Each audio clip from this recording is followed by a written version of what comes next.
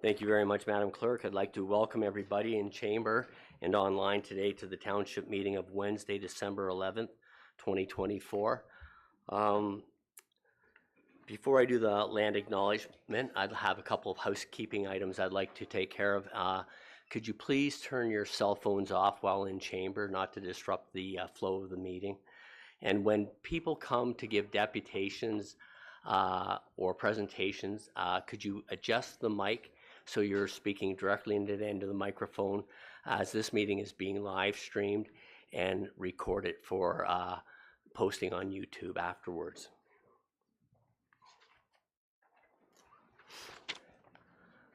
The Township of Oro-Medonte acknowledges that we are situated on the traditional land of the Anishinaabe people and ancestral territory of the Huron-Wendat. The Anishinaabe include the Odawa, the Ojibwe, and the Potawatomi nations, collectively known as the Three Fires Confederacy. It continues today as the home for diverse Indigenous peoples, including the historic Métis community in Penetanguishene. The Anishinaabe people continue to have an enduring relationship with this land, specifically the Chippewas of Rama First Nations, the Chippewa Tri-Council, and the Williams Treaties First Nations. The Huron-Wendat Nation also continues to pay respect and protect their ancestors and heritage on these lands. We honor the Indigenous history and culture that has thrived for millennia in this territory and the treaties that bind us together as partners in the spirit of a shared, sustainable, and prosperous future. We are all treaty people. Our commitment begins with acknowledging the truth so that we can move forward together towards reconciliation. Miigwech. Madam Clerk, may we have a draft motion to adopt the agenda, please? Moved by Lavoie, seconded by Bard. Be it resolved that the agenda for the council meeting of Wednesday, December 11th, 2024, be received and adopted as amended to add items 11K, DS 2024-20, Michelle Jacoby, Director of Environmental Services, War Minister, Municipal Water, Drinking Water Storage Expansion, Housing Enabling Water Systems Fund, Transfer Payment Agreement. 11I, OCS 2024-40, Roz Llewellyn, Manager, Community Services, Award of Tender OCS, RFT 2025, Shanty Bay Fire Hall renovation. And 17D, Bylaw number 2024-136, a bylaw to authorize the execution of the Ontario Transfer Payment Agreement, Housing Enabling Water Systems Fund. Thank you very much, Madam Clerk. I'll call the vote. All in favor? Opposed? The motion is carried. And may we have a motion to go past 4 hours only if necessary? Moved by Shell, seconded by Lavoie. Be it resolved that Rule 14.20A, as per the procedural bylaw number 2023-043, be suspended in order to allow the meeting to proceed past the 4-hour adjournment requirement if necessary. All in favor? Opposed? That is carried. And is there any member of council that has a pecuniary interest to disclose at this time? Councillor Shell. Yes, thank you, Mayor Greenlaw. Item 15B, the Chamber of Commerce presentation. My spouse is employed by the Chamber of Commerce, so I will withdraw from that section. And also 18C regarding solicitor privileges regarding STR. I own and operate an STR, so I'll remove myself from that discussion. Thank you very much, Councillor. Any other councillors? Seeing none. Okay.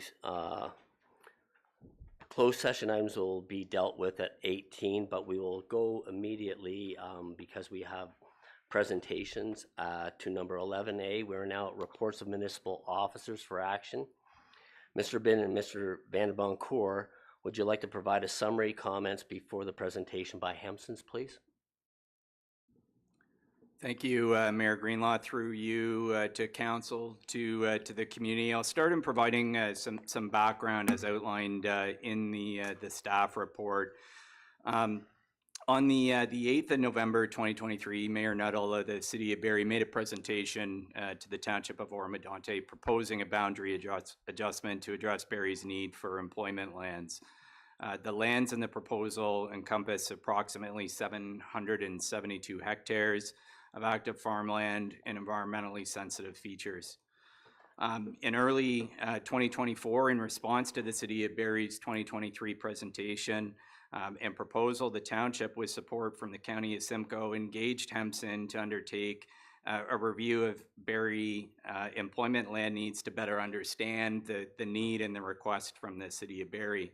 That April 2024 review concluded three things. The City of Barrie has sufficient employment lands as outlined in their official plan, that the proposed boundary adjustment lands in the township of Oro-Medonte are not well suited for employment uses given the distance from existing and developing employment areas in the south end of Barrie, and also due to the presence of an existing adjacent residential area to the west. And lastly, that Barrie's existing vacant employment area supply concentrated mainly in southern Barrie is superior across a number of site selection considerations in comparison to the proposed boundary adjustment lands.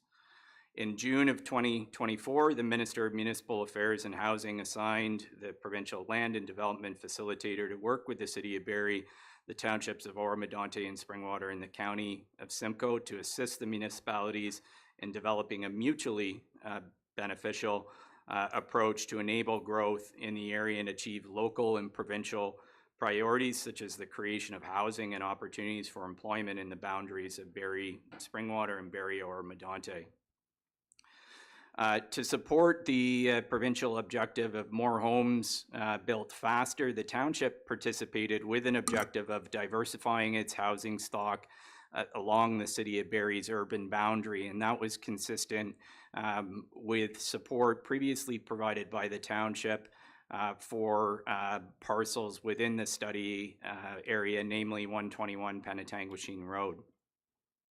As a first step, the municipalities, the City of Barrie, Township of Springwater, County of Simcoe, and Township of Oro-Medonte engaged Hempson Consulting to undertake a joint land needs analysis and study pertaining to that defined study area looking out to 2051.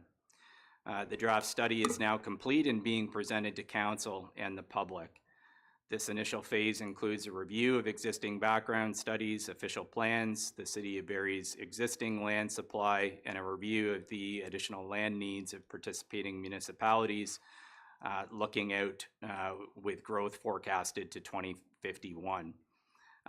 The information reviewed will help determine if additional study phases are required. We do have Stefan Kristjunowicz from Hempson Consulting, who is in attendance virtually and will be presenting a summary of the report and its findings for council's information. With respect to next steps to arrive at a decision to either continue with the process or opt out, staff are recommending the following. That staff continue to review the details and recommendations from the Phase 1 study. 2, that staff continue to work with the City of Barrie, Township of Springwater, County of Simcoe, and the Office of the Provincial Land Development Facilitator and Hempson Consulting to develop a proposed work plan for further analysis of the options presented within the report with an aim of accommodating growth. And it's anticipated that this work would take into account considerations such as recommendations for any further studies to satisfy the determination of needs and the associated timing of those needs, as well as environmental site suitability and servicing, as well as what a public and stakeholder consultation program should look like, and financial impact analysis, and report back to council at its January 2025 meeting with an options report. So Mayor Greenlaw, members of council, Ms. Aubuchon, if we can confirm that we have Stefan prepared to present on behalf of Hempson. Thank you very much for that overview and update. And CEO Binns, I'd also like to thank your staff who put a lot of time and effort into making sure that we are fully engaged in this and have the detailed specifics to the challenges that we seem to be facing at this time. Thank you for that. So is Mr. Christian Novich available? He is, Your Worship. Christian? Yes. Can you speak one more time so I know we have you loud enough, please? Yes. Can you hear me now? No, we're still very low. We could, I don't know if you can adjust on your end. If not, we'll have IT try to increase the volume at our end, sir. How does that sound, Mr. Mayor? Much better. And just so I don't butcher your last name, sir, I'll just refer to you as Stefan. Is that okay? That's quite all right. Okay, thank you. So if you want to proceed whenever ready, that'd be greatly appreciated. Great, thank you, and thank you, Madam Clerk, who's going to be sharing the screen for me today. So just by way of preface. Oh, you're fading a bit, Christian. Sorry.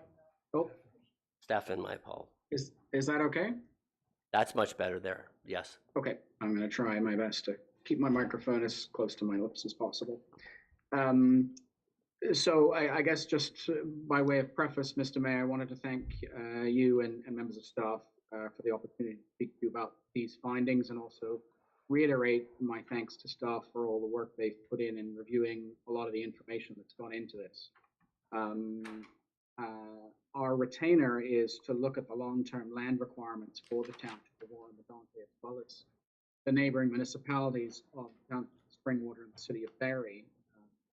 And as you've laid out, there are 4 participating municipalities in this process, including the townships, the city, and the county of Simcoe, and the process has been supported by the Office of the Provincial Land and Development Facilitator. And really the purpose of today's presentation is to summarize, I think if we go to the previous slide, is just to summarize the findings of this sort of stage 2 work, which is, can we go to the next slide, please? Excuse me, I don't mean to interrupt, Yeah. but you are fading in and out. I'm just going to see if IT can assist. IT can do something yeah. with the sound, or if there's something that they can assist with from your side. Thank you very much, Madam Clerk.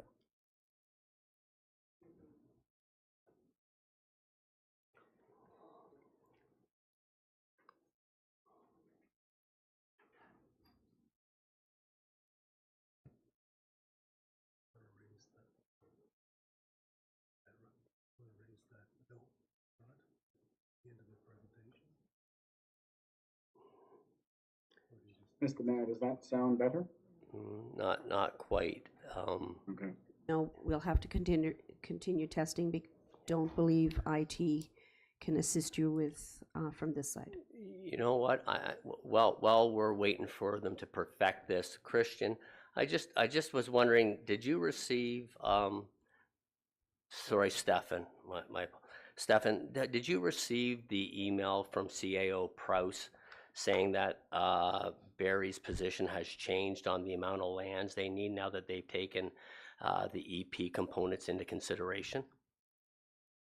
I did receive that, Mr. Mayor, and I have read it, yes. Okay. You sound much better now. So, anyways, we can maybe circle back to that later on after your presentation. I just wasn't sure if you were aware we just received it ourselves. Thank you. Yeah, I can respond, I think, to some of the messaging in that memorandum. Thank you. So please continue. Okay. So really the purpose of this phase of the study is to address 2 questions. One is whether Barrie, Oro-Medonte, and Springwater have enough land to accommodate their projected long-term population and employment growth to 2051. And if they do, then really, the study can wrap itself up, and we can pick up land needs analysis again in 10 years or whenever the city and the county next do their official plan updates. But if they don't have enough land, then the second question is really to look at what options are available within a defined study area to accommodate that growth. And the defined study area is on the map that you can see on the screen. covered by, the boundary between the three local municipalities. I did want to acknowledge from the get-go that, the city of Barrie plays a somewhat unique role in this study area, and indeed in the broader Simcoe region, simply because of its size, its location, its central location, the scale of growth that's going on there, and its core function as a regional service center. And of course, Barrie is the prime mover in this process. And in many respects, this process is responding to claims and proposals by the city. So much of what you're going to see in this presentation is a response to these proposals. But I certainly don't want to marginalize the fact that Oro-Medonte and Springwater and the county also have their own land needs. And I will be speaking to those as we go forward. Next slide, please. Sorry, Mr. Mayor, is that better? Much better. Thank you very much, sir. Okay. So I just wanted to start with employment areas because it's really the city's claims about a lack of employment lands that is driving this process. Next slide, please. And our overall conclusion about Barrie's employment area land needs is that over the long term, the lands that they have appear to be sufficient to meet the forecast demand for those kinds of uses. We have done a lot of work to look at the vacant supply of land in the city, including a desktop analysis as well as site visits. Our view is that when the city did its land needs analysis work as part of its municipal comprehensive review, it made some fairly ambitious assumptions about the density of employment that it was going to be building on those lands. And it also planned to build out every scrap of vacant land that it had, which is not great for providing market choice. You always want some sort of vacancy built into your system. So taken together, the city has in theory enough long-term land supply, but probably needs some more sometime in the 2040s. But that kind of planning can be done as part of the next official plan update that it does, within the next 10 years. That doesn't necessarily need to be done right now. However, the city certainly has a shortage of what we call shovel-ready lands, lands that are serviced, ready for market.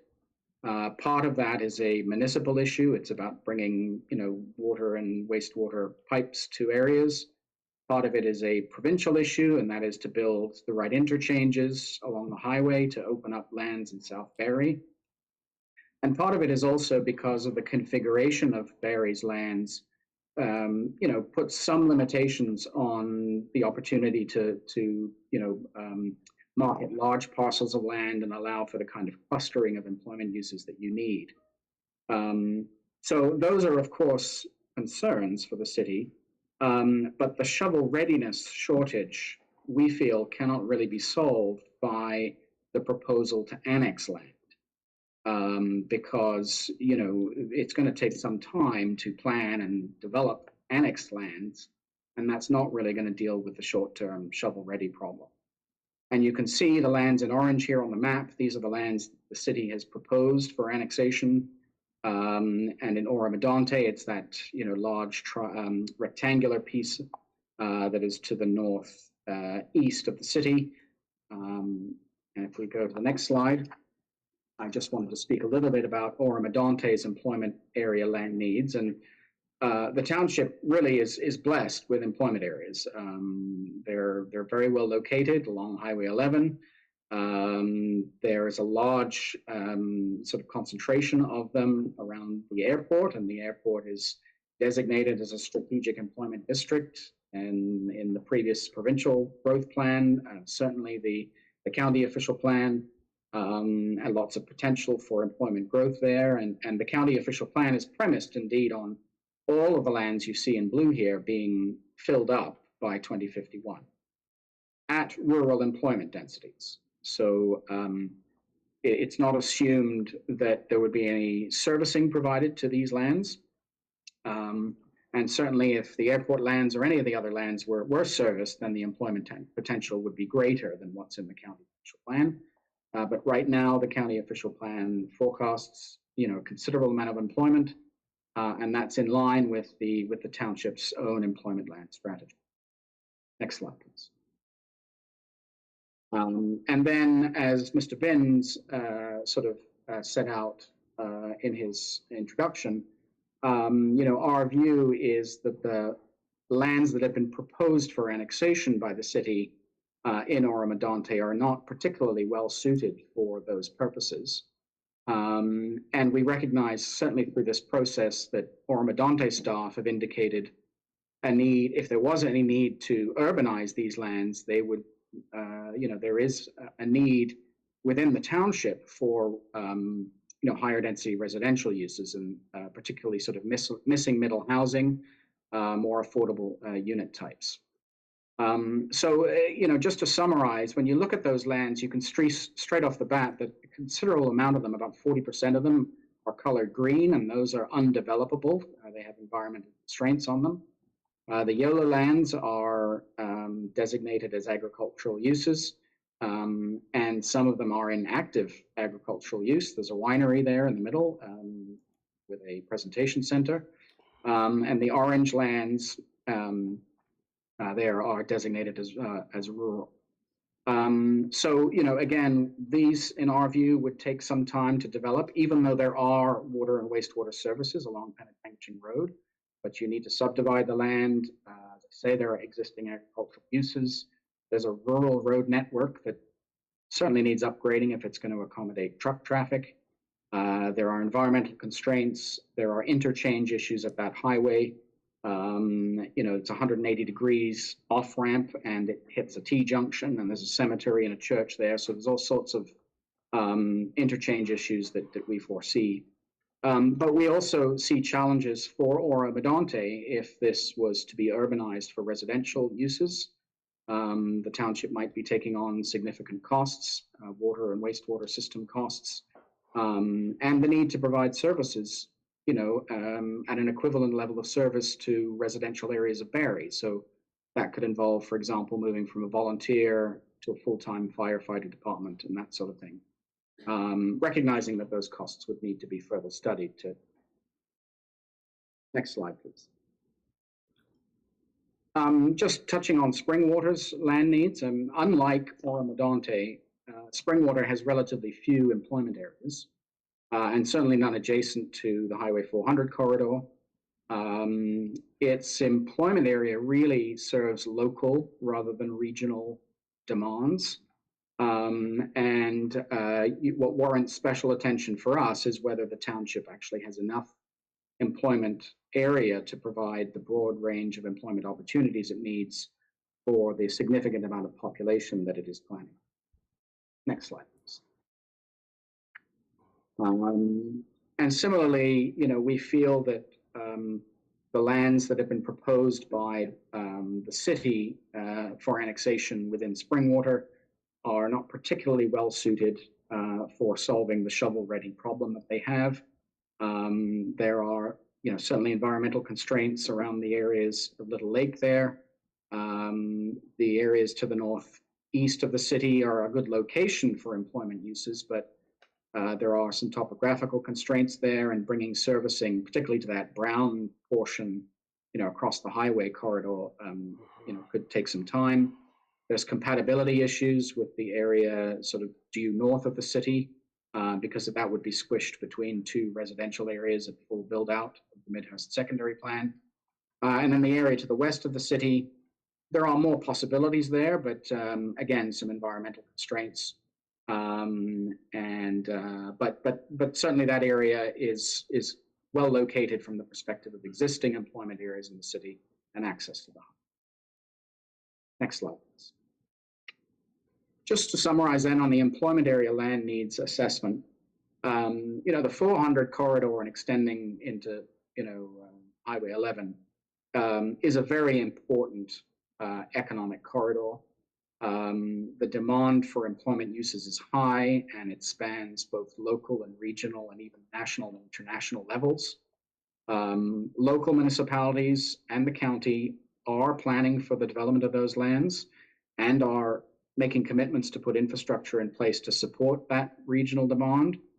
And there's no reason why Barrie's employment areas, particularly in the southern part of the city, once they're serviced, wouldn't answer that demand. And in fact, many of the areas in South Barrie have advantages that the other areas don't have, very close to employment, to labor supply, to rail, to transit, that sort of thing. Barrie's employment area then is sufficient to meet long-term demand, notwithstanding the short-term supply challenges. And the case for annexation to deal with the short-term shovel-ready challenges is relatively weak. Next slide, please. I wanted to just speak quickly about community area land needs. So just to be clear, community areas are centered around housing, but also the lands that are needed for supporting infrastructure and services, local retail, local institutions like schools, to sustain residential communities. And if we go to the next slide, I just wanted to take a minute to speak a little bit about housing and housing demand in the study area and more regionally, because the housing markets in this area are not confined to each municipality. There is a clear sort of relationship between the housing markets of Barrie and Springwater and Oro-Medonte, and certainly municipalities to the south. And if we just, Madam Clerk, if we can go to the next slide, I'm hoping that this slide will sort of illustrate that a little bit. And this just gives you the population growth annually in the sort of Simcoe Census Division, which is covering the entire county and the cities of Barrie and Orillia. So Barrie's growth is in green, Orillia's is in gold, and then the remaining counties in red. And you can see in the early part of this century, Barrie accommodated most of the growth in this census division. And then from about 2006 to 2007, it ran out of greenfield land for housing. And that was coupled with a recession in 2008, 2009, where growth slowed across all of Ontario. And then as we came out of the recovery of the recession, Barrie's growth stalled because its greenfield supply was still low, but the slack was picked up by the municipalities in the county. And there was rapid growth in the county, particularly in the southern part of the county, peaking in around 2017. And then we can see in the sort of COVID period and coming out of COVID that Barrie's supply has now come back online. And there's been a shift back to Barrie accommodating much of the market, and the county, the county's share reducing, although overall growth picking up in general. But the point I want to make here is that the demand for housing is a regional demand. It's relatively finite. Barrie has certain advantages that make it very attractive to key segments of the housing market, especially the apartment market. For retirees, for example, who want access to the hospitals.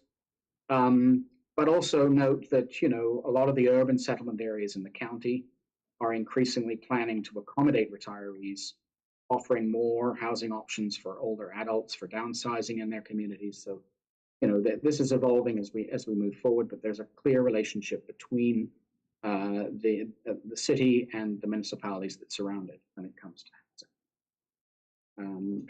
Next slide, please. I just want to illustrate one other thing about this, and that is that when you look at Barrie's housing construction, in its heyday in the late 90s and early 2000s, it was mainly building single detached homes. And when you look at the growth that has been occurring in the last few years, the range of and mix of housing has been, much greater than it was in the past. So many more row houses and apartments in the gold and yellow there in the bars than before. Next slide, please. I really want to emphasize too that although Barrie's growth has picked up in recent years, it needs to grow a lot quicker in order to achieve its 2051 official plan targets. And it certainly needs to grow a lot quicker in the short term in order to achieve its housing pledge targets. The current city growth trajectory is shown in the white line there, and the dotted green line is what it needs to grow at in order to meet the housing pledge by 2031, and the gold line is the rate of growth it needs to achieve right up to 2051 to meet its population forecast. And I really can't emphasize enough how important this is in the current context and where we come to in our overall conclusions. Next slide, please. I just want to speak a little bit about Barrie's community area land needs. Barrie's official plan is premised upon 50% of all new homes to be built will be accommodated in existing built-up areas of the city as intensification, mostly as apartments. The remaining 50% of homes would be built within designated greenfield areas, so the greenfield areas of the city, the more suburban type areas of the city. Next slide, please. So just a few numbers for you so that we can, understand the numbers that are being recommended at the end here. So when Barrie did its official plan work, it was planning for growth to 2051 of around 56,000 people. And that was premised on it hitting 61,500 people by 2021. It grew slower than it anticipated. So the actual population of the city in 2021 was just over 55,000. So in order to get to the population target by 2051, it needs to grow by 62,000 people. Half of those then would be in the built-up area, 31,000, and half of those would be in the greenfield area, 31,000. About 1,000 people per year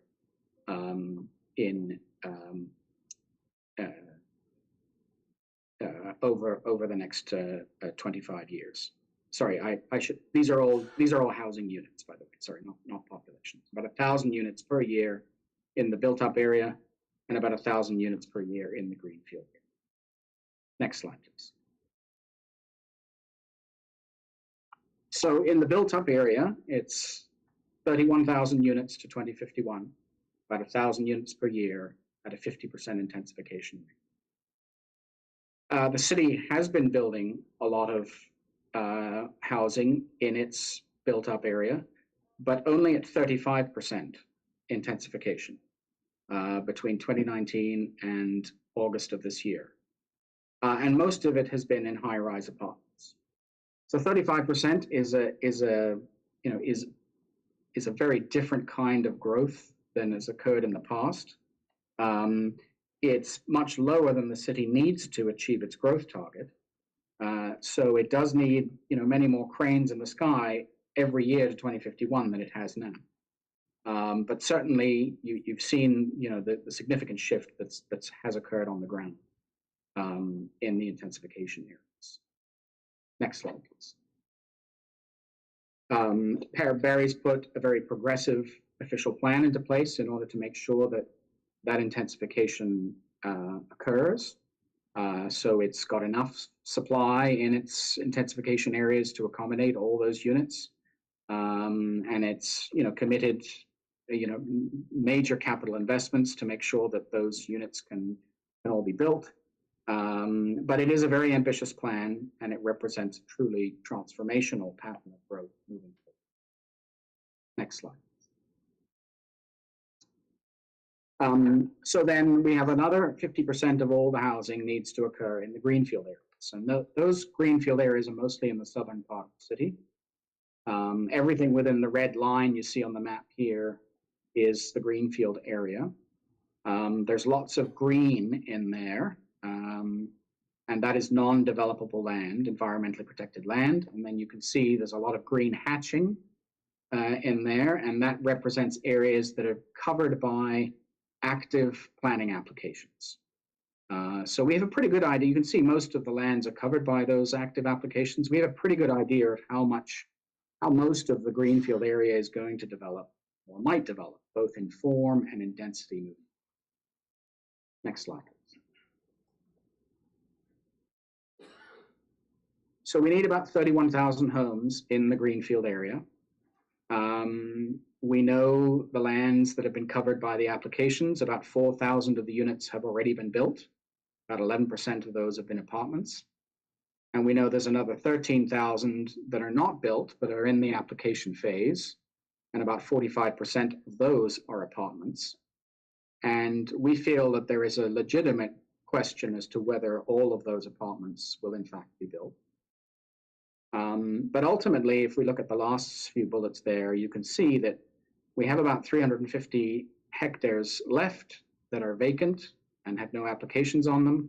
And we need to accommodate around 14,000 units on those lands. And the key question is, can you squeeze 14,000 units on 351 hectares of land? Next slide.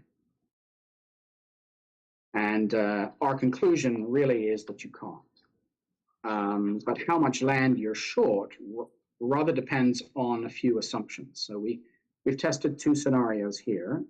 Scenario one assumes that city achieves 50% intensification and builds the units in its applications as they are planned for. So 45% of all those units get built as apartments. And what we have here is that we assume that the remaining 351 hectares gets built at the same density, very high density of those current applications. And we're still 265 hectares short. In scenario two, we think you need a more realistic view of what might happen. So for scenario two, we've assumed the 50% intensification, but we've assumed that the applications will develop at densities that are more typical of high-density GTA suburban areas. Still very high densities, but the sort of stuff that we're seeing on the ground in the GTA. And here, when this is run through the analysis, we see that you would need around 630 hectares of additional land. Next slide, please. So just to summarize then, in terms of Barrie's housing needs, the city, can we go to the next slide, Madam Clerk? Thank you. The city has an ambitious plan for more compact development, more intensification. Our view is that, this is a very progressive plan and it represents good planning, of course. Achieving the targets the city has set for itself will be a challenge. On the intensification side, it is intensifying, but not at the rate it needs to, and with much lower growth than it needs to.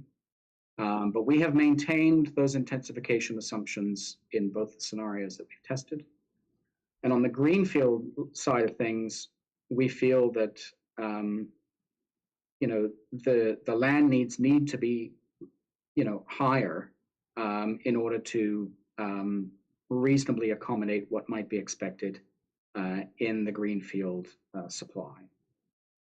And on the next slide, you can see that, just to put this in a little perspective, in order to plan, in order to build on the existing supply at the densities that Barrie's planning for, it would need to put units in place that would generate about 100 persons and jobs per hectare on those vacant lands. And, that compares, that's very, very high compared to any of the other greenfield areas that are being planned for in the GTA. You can see in York Region, it's anywhere between 55 and 70. So it's higher in Peel Region, around 70. It's lower in Durham Region, around 53. But importantly, look at Simcoe County on the bottom right there. They're planning for densities of anywhere between 45 and 55. So, about half of what Barrie would need to build. And remember, some of these municipalities are part of the same housing market as the city. If Barrie's supply cannot meet the housing demand, then that demand will shift to these areas of the county. Next slide, please. I just wanted to finish up with the remaining slides, Mr. Mayor, speaking about the township community area land needs. The majority of Oro-Medonte's land needs for community areas are focused in, its serviced settlement areas in Craighurst and Horseshoe Valley. The county official plan anticipates a slight shift in the mix of housing, towards some higher density forms, but again, no real massive restructuring of the kind of housing pattern we've seen in the past. No real, no broad urbanization of the township as a whole. Still very much a sort of rural-based kind of demand being met in the township. Next slide, please. And then when we look at Springwater, Elmvale is the only serviced settlement area right now, although the Midhurst secondary plan area, there are water and wastewater treatment plants being constructed as we speak, and considerable amount of housing being planned for in the Midhurst area. But the township has more than enough land, in our view, to 2051 to accommodate the growth that might occur, however fast Midhurst grows. Next slide. Now we can see here too that there's lots of development in the pipeline in Springwater. How quickly it proceeds is very much an open question, but the township has and is putting into place all the pieces that are necessary to allow development to move very swiftly. As I mentioned, water and wastewater treatment facilities and community infrastructure as well. Next slide, please. So just wanted to summarize that the case for additional lands for Barrie is relatively weak if we're only talking about employment areas. But we feel that there is a strong case for Barrie needing additional lands for community areas, principally sort of housing. And for that reason, a sort of a more comprehensive approach that would include some employment areas that would meet demands beyond 2051. And so we've, plotted out two sort of annexation scenarios, if you like, for testing. One would be the scenario at the current planned densities, which would have about 400 hectares, 1/3 employment area, 2/3 community area. And then the scenario two, which we think is more realistic, which is about 930 hectares, again, 2/3 community area, 1/3 employment area. Next slide, please. And really, in terms of addressing these land needs, there are all sorts of different options, but very broadly, there's really two pathways here. One is to maintain the existing municipal boundaries that exist right now. And if that were to occur, then at some point, probably in the next 10, 15 years, Barrie's residential growth becomes denser and starts to slow because it does not have enough land to provide the full range of housing to meet demand. That demand then would be absorbed by the surrounding municipalities, certainly the township of Springwater in Midhurst, somewhat perhaps by Oro-Medonte, recognizing the limitations there, but also in the south of the city.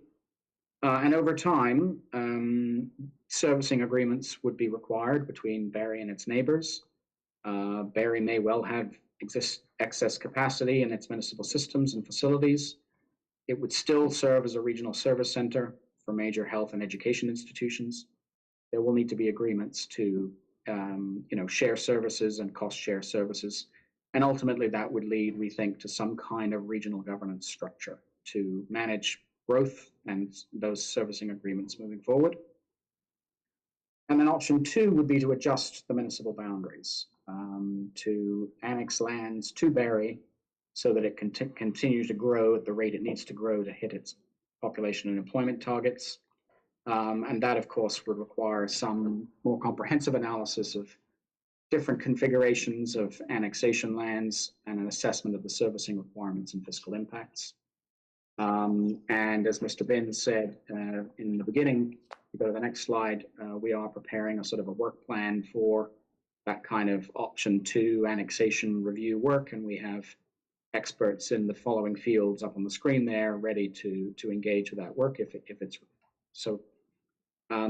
thank you, Mr. Mayor, for your time, and I'm of course happy to answer any questions you or council may. Thank you very much, Stefan. Council, I will open the floor for any questions at this time.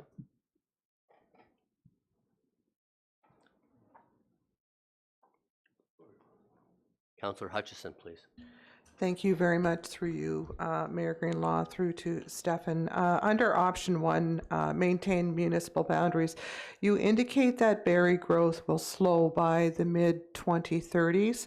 Based on current development trends in Barrie, what form of development do you envision occurring? High density to medium density, or do you think that Oro-Medonte is positioned well to accommodate low to medium density developments?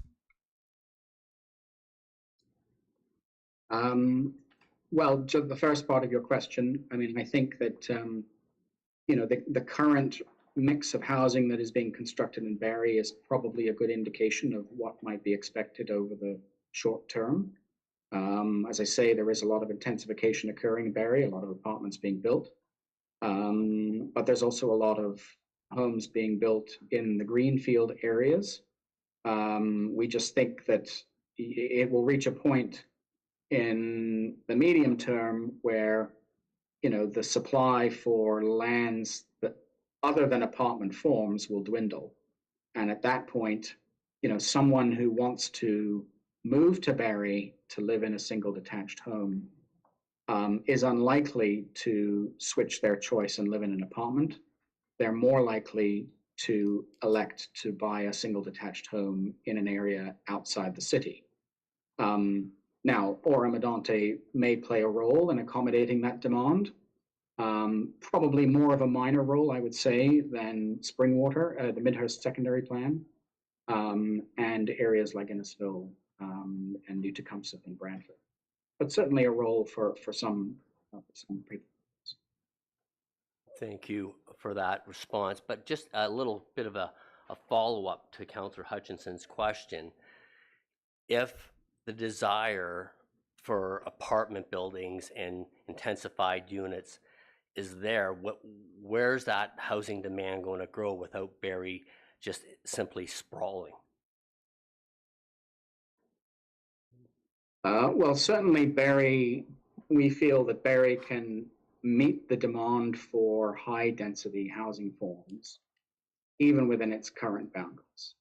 So, you know, it does not need land for additional apartment units.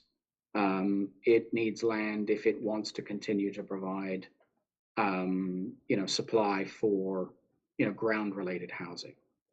I understand that, sir, but the findings in the report say you're 15% behind the intensification target.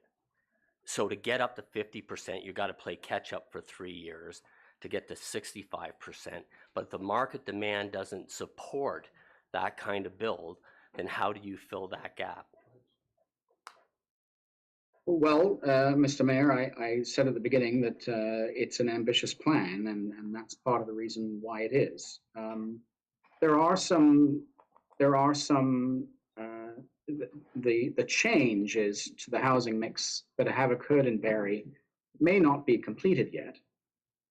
So, for example, you know, there are significant investments that are being made in GO Transit to the city, and there are plans for the development of high density sort of apartment forms around major transit station areas. So, you know, that may swing the pendulum even more towards the kind of higher density that the city wants to achieve. So it may not be over yet. We may just be seeing, you know, part of the evolution that is not quite finished yet. Yeah, no, Stefan, and please, I'm not trying to be difficult, but if the market doesn't support the supply that's in existence, developers are not going to build more apartment buildings, intensification. The norm is people gravitate from Barrie and Orillia to Oro-Medonte to have single family dwelling units. We need a more diversified housing stock to help with our tax base. So I guess my question, is this number that they've signed up for realistic or ambitious? Because there's a significant difference between a realistic target and an ambitious target. And from what you laid out, I think ambition is a very conservative word you're using. Well, Mr. Mayor, our scenarios are not premised on the city not achieving its intensification target. Okay. So we feel that it's ambitious but possible. We just to cycle back to Oro-Medonte's needs. I certainly think that Oro-Medonte will have people who are living in the communities there who may well wish to downsize to an apartment form and remain in the communities that they've lived in for decades. So I certainly think that there will be an increasing demand, particularly with the baby boomers retiring and aging, for apartment forms in Oro-Medonte that is quite independent of what's going on in Barrie. Okay, thank you. And this is the last one before I'm going to let my counsel continue on. But your comment was the goal to 2031 is the goal that they have to hit with their housing number. Yet your report says that there's enough land to get the housing market to 2041. Therefore, why is Barrie not implementing a municipal comprehensive review and going through the standard provincial process in determining whether or not they need more land, rather than doing this Coles Notes version, is kind of what my question is. And if you can bring some clarity to that, it'd be greatly appreciated. Well, Mr. Mayor, I'm not sure I can, because I think in part you're asking me sort of the rationale and reasons for Barrie's taking the actions that it's done, and I'm not sure that I'm the best person to speak about that, nor do I know. Certainly, just on the sort of provincial policy front, there is no requirement anymore to do a municipal comprehensive review for these kinds of things. So certainly there's a process set out for reviewing land needs and doing settlement area boundary expansions. But it's quite different from what Barrie did in 2019 to 2020 or 2022. So, but I guess, and that's fine. But so I guess what you can't. So I'm hearing you properly. They have enough land to get to their housing target of 2031, which is the objective that's been set, and they have enough industrial land to get them to 2051, correct? We think that on the employment area side of things, they're probably going to run short for 2051, but after 2041. But on the housing needs front, it's a little bit more short term, and I would say they have enough to get them to 2031. The report not say, but did the report not say 2041? And like the numbers aren't jiving with what I have the goal. Their goal target is to 2031, and they may have a shortage on residential land as of 2041.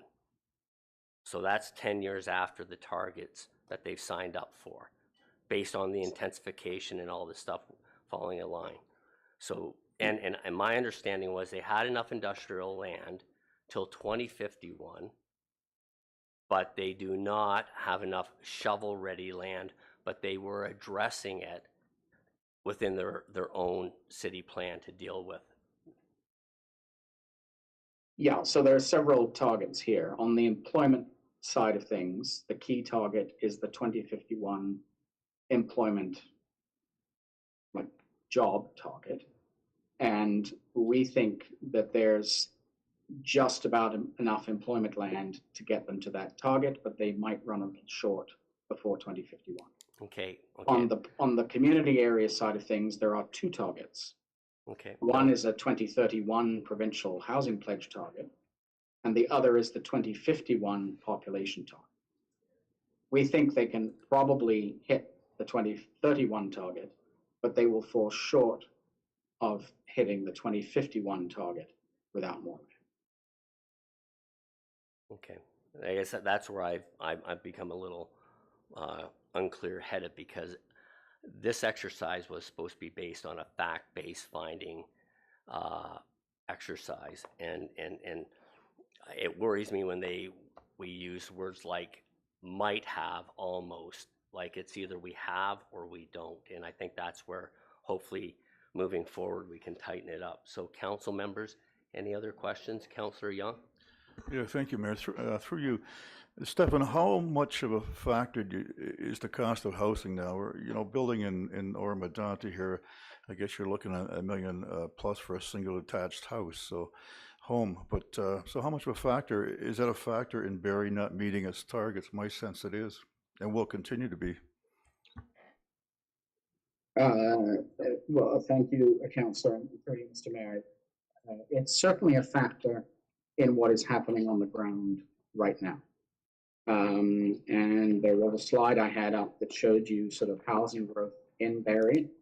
And you may or may not have noticed, but, that notwithstanding that, growth has picked up in the city, the housing starts in Barrie have declined in 2023 and 2024. And that is due largely to the affordability problems that we're in, but that is of course not unique to Barrie. That is you would see a similar kind of slowdown elsewhere in Simcoe, and indeed many other parts of Ontario. And now how long that continues is another. Okay, thank you. Councillor Hutchison? Thank you, Mayor Greenlaw, through you to Stefan. So we're talking a lot about the pledge, 2031 pledge, and then a target of 2051. And can I ask when these targets were actually set? Do we know when they were set by Barrie? Yes, through you, Mr. Mayor. So the 2051 population and employment targets were established through Barrie's official plan process. And the housing pledge target was established more recently after the election of the most recent provincial government election. The province, I think it was when about 8 or 10 months, established these housing targets for fast-growing municipalities. Okay, so supplementary, if you don't mind. Please continue. I guess sort of jumping off where the mayor is going as well, it's very difficult because we don't have facts in front of us that are going to help us really determine that 2051 number. We now have reduction in immigration policy happening. We have, as you say, the price of just the affordability factor. And of course, we now may be hit with some significant economic pressures as we move to a new regime in the United States. So, I have difficulty accepting the targets that Barrie's proposing that they're going to achieve in 2051 when we have all of these factors that are going to mitigate that in the interim. So I just wanted to make that comment more than a question. Oh, thank you very much. Very valid comment. Councillor Hutchison. Deputy Mayor Lavoie. Thank you. You've anticipated me. Yes, and I guess my point would be consistent with that as well. I think that ultimately what we're seeing here is sort of a supply side analysis as opposed to a demand side analysis. I'm not entirely convinced that the supply side analysis is valid anymore given the federal government's direction. I mean, we've seen where the colleges and universities are going to be hundreds of millions of dollars behind their budget because there isn't sufficient foreign students. And I don't doubt that the same isn't going to happen with regard to housing. So setting that aside for the moment, I do think if we were to go forward, if the municipalities decide on proceeding with a stage 3, Hempson is proposing to undertake infrastructure studies for water, wastewater, electrical, and gas services. Can you describe what would be involved in that kind of work, please? Yes, through you, Mr. Mayor. So I think, very broadly, we've outlined these two options. And I would imagine that the stage 3 work, would certainly want to focus on assessing both options. But in option 2, obviously that would be dealing with land annexation. So I think the municipalities would probably want to understand what, for perhaps 2 or 3 different potential configurations of annexed lands, what might the upfront engineering costs be to, to urbanize those lands? What, natural environmental constraints might exist in those areas, because that might increase the land need. And also, what are the financial consequences to all of the participating municipalities of annexation, both from the sort of tax revenue side of things, but also from the servicing cost, side of things, not just the initial upfront engineering works, but also the long-term, asset management and operating cost impacts. Supplemental? Yeah, thank you very much. And thank you for that, Stefan. I think just by way of follow-up, certainly in the township of Oro-Medonte, the development service charges and the ongoing residential tax rates are much lower than Barrie's. And so there would tend to be, in my view at least, not that I'm biased in any way, a preference to increasing or diversifying perhaps the housing supply in Oro-Medonte to improve its tax base and sustainability. And it would also, for the sustainability of the housing market itself and for making it more affordable, it would seem to be advantageous more to develop in the townships than in the city. And I suppose you can't comment on that now because it wasn't part of your original study, but would that be part of something that you would examine in stage 3 where there were a stage 3? Thank you. Well, through you, Mr. Mayor, I think that would be the sort of thing, as Mr. Bin said at the beginning, is that, although we are preparing a work plan, it's anticipated there would need to be, some kind of discussion about exactly what the scope of work for stage 3 would have to be, and get all the municipalities to sign off on it. So I don't see any reason why that sort of thing couldn't be analyzed as part of the stage 3 work. It certainly falls within, the area of expertise for the team that we have to analyze those sorts of things. Supplemental, please continue. Yeah, thank you very much. I think as well going forward,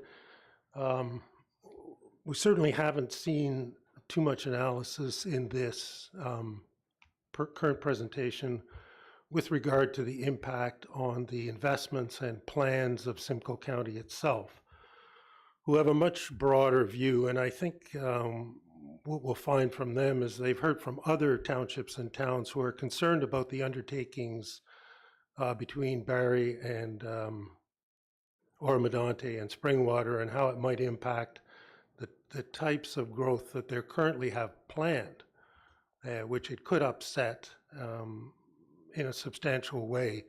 So a couple of things with regard to that going forward might be that the county, being the much larger 500,000 resident municipality, should play a much larger role in this process for certain. And obviously their plans with regard to their planning phase and the plans they already have in effect, and the developers who will be affected by these potential changes or shifts that Barry is proposing ought to play a larger role. So I don't know if you have any comment on that, but certainly I would also recommend that in the future, and I would want your commentary on this, that the discussions that we have be an open session. I mean, I think quite frankly, we've gone through a process more recently where the parties did sign on to public releases only to be made by agreement, and that has not always been the case. We've had one municipality who has repeatedly made statements in the press, and the other two parties or three parties have had to keep to the signed agreement. And so I think that going forward, even with the land facilitator in place, that these discussions should be in an open forum. Could you comment on that? Because I think that's ultimately, although no longer necessary, the MCR process was that kind of a process, and it did give the public an opportunity to participate, which is what we lack right now. And quite frankly, that's difficult for people in our positions who adhere to the terms of reference that we signed. Thank you very much.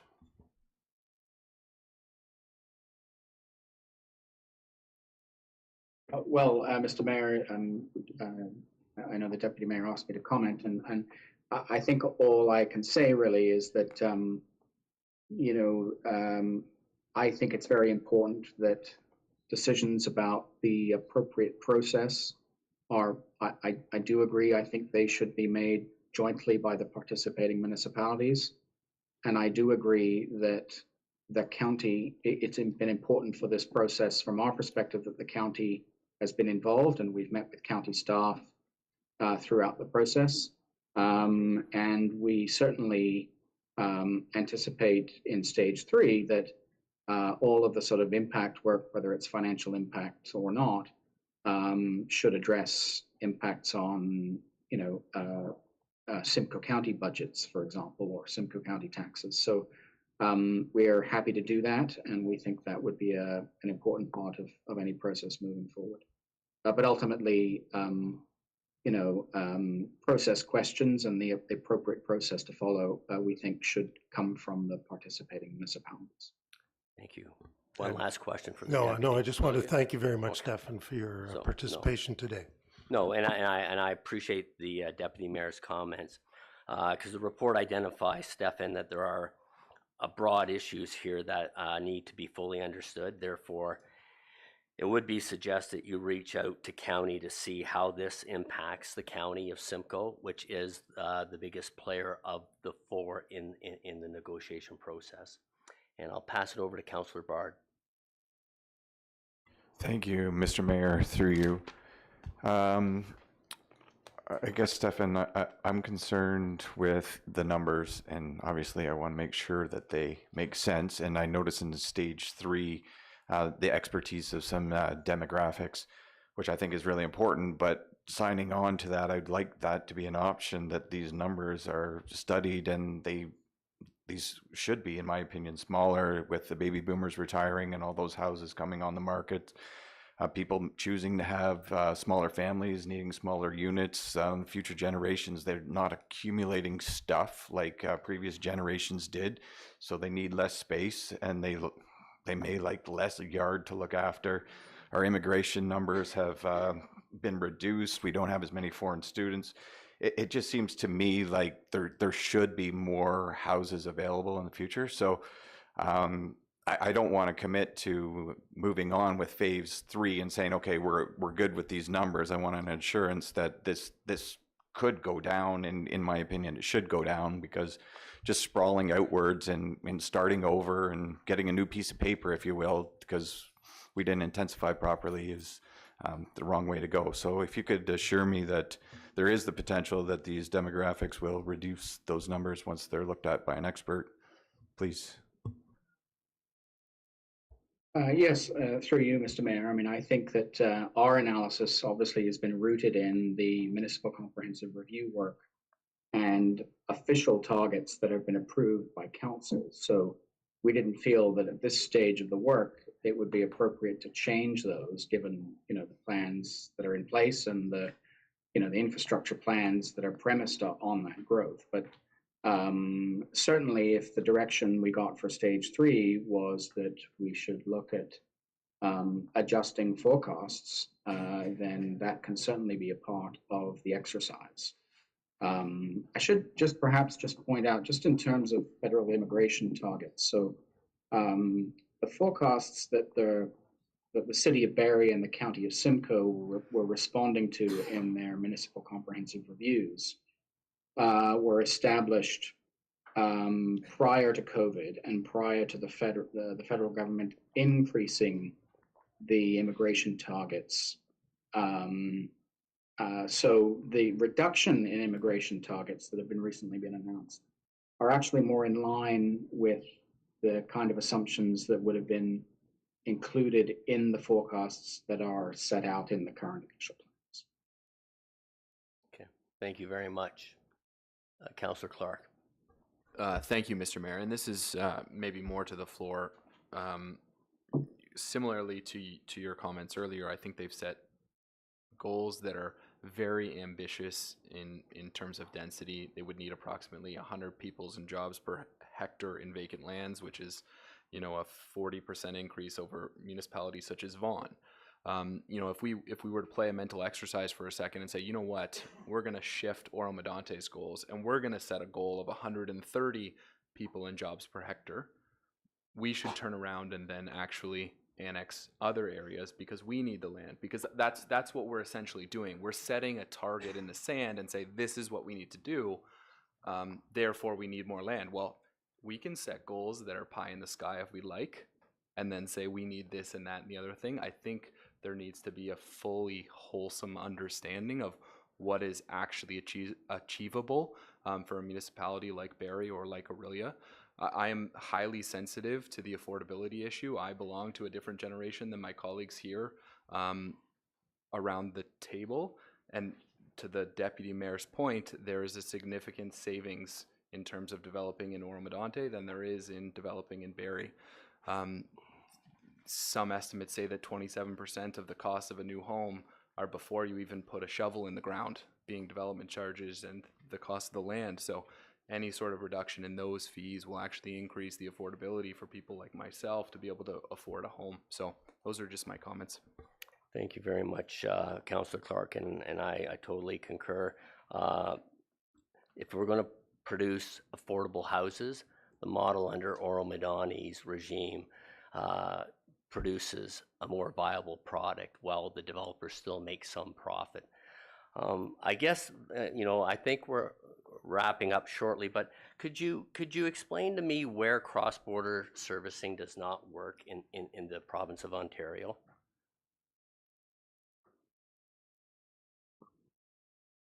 Well, Mr. Mayor, it's an awkward question. Sorry, I can't. You have to speak a little louder. My apologies. So I was going to say, Mr. Mayor, it's a difficult question to answer where it doesn't work, but certainly it's not uncommon. And if we take the example of the GTA, for example, the city of Toronto's boundaries are fixed. And we have regional and local governments surrounding the city. And, there are servicing agreements between the regions and between the regions and the city of Toronto on any number of services. So there are good examples there. There are examples of servicing agreements between separated cities and counties in the province as well. So, these things are not at all uncommon. Okay, so a simple closed-ended question. So the vast majority examples of cross-border servicing is a success. Is that correct? I'm not sure I can say whether that's the case because I don't know enough about the issue to say that for sure. They do exist? They certainly exist. And they've existed for years without any challenges, it seems, or anything that is blown up in the public media eye anyways, correct? They can be contentious and on occasion, but they exist and they have an important role to play in many areas of the province. So can marriages, but anyways. So, and Councillor Shell has a question as well, if you don't mind, sir. Yes, thank you, Mayor Greenlaw, through you to Stefan. Stefan, I've lived through 2 previous annexations, and I understand the importance of both parties to present their need and their desire to protect. Can you run down the results of us not coming together and finding a common ground? Who makes that final decision? Well, through you, Mr. Mayor, I think that, and I'm getting this from news reports, of course. I mean, I think it's clear that there is a strong provincial interest that has been expressed, that the municipalities, the participating municipalities, participate on finding a solution. I think certainly that is one reason why the provincial facilitator is involved. If you're asking whether the province has the authority to impose a settlement, it certainly does. But I'm not privy at all to what provincial plans are in this particular case. No, I thank you for that. Thank you. Comment, and I agree with what you said, and as we have met with Minister Calandra, and he is strongly encouraged that all municipalities work collaboratively together to come to a solution, as he doesn't want to, but if he has to come up and make the decision himself, he will. Okay, so Stefan, any more questions, or can we? Thank you very much for your presentation, and thank you very much for your time of answering our questions. And we will look forward to what comes back as the suggested next steps, and in order before council makes a decision on whether we move forward on this matter or not. So, Madam Clerk, may I have a motion to receive the presentation, please? Moved by Young, seconded by Hutchison. Be it resolved that DS 2024-154, Sean Binns, Chief Administrative Officer, and George Vadabancourt, Manager, Planners, Special Projects, City of Barrie Proposed Boundary Expansion, receipt of Hempson Joint Land Needs Analysis and Study be received and adopted. That Council receive the revised Joint Land Needs Analysis and Study Memorandum dated December 6, 2024, and that Stages 2 Summary Presentation dated December 11, 2024, prepared by Hempson Consulting for information. That the Township of Oro-Medonte continue to engage with the Office of the Provincial Land and Development Facilitator, Hempson Consulting, and the Township of Springwater, the City of Barrie, and the County of Simcoe to develop a draft work plan for further review, support, and consider the options identified in the report, and to prepare a cost estimate to complete the proposed scope of work. That staff report back to Council with recommended next steps, proposed work plan, and associated costs at the January 2025 Council meeting. Thank you very much, Madam Clerk. Everyone's heard the motion. All in favor? That is carried, and we will be taking a 10-minute break and then resuming council. So I want to thank everybody for coming in, and if you just can be patient, 10 minutes, we'll make this. We'll be back in live just before 4:30. Thank you.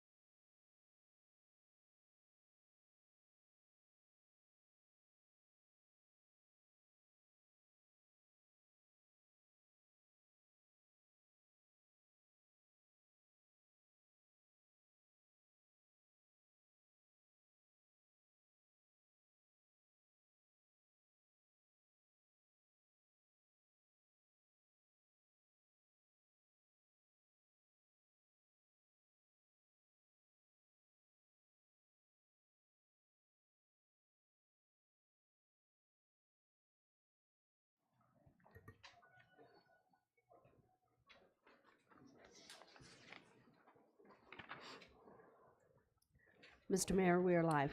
Thank you very much, Madam Clerk. Madam Clerk, may we have the, oh, sorry, just 1 second. There I am, thank you.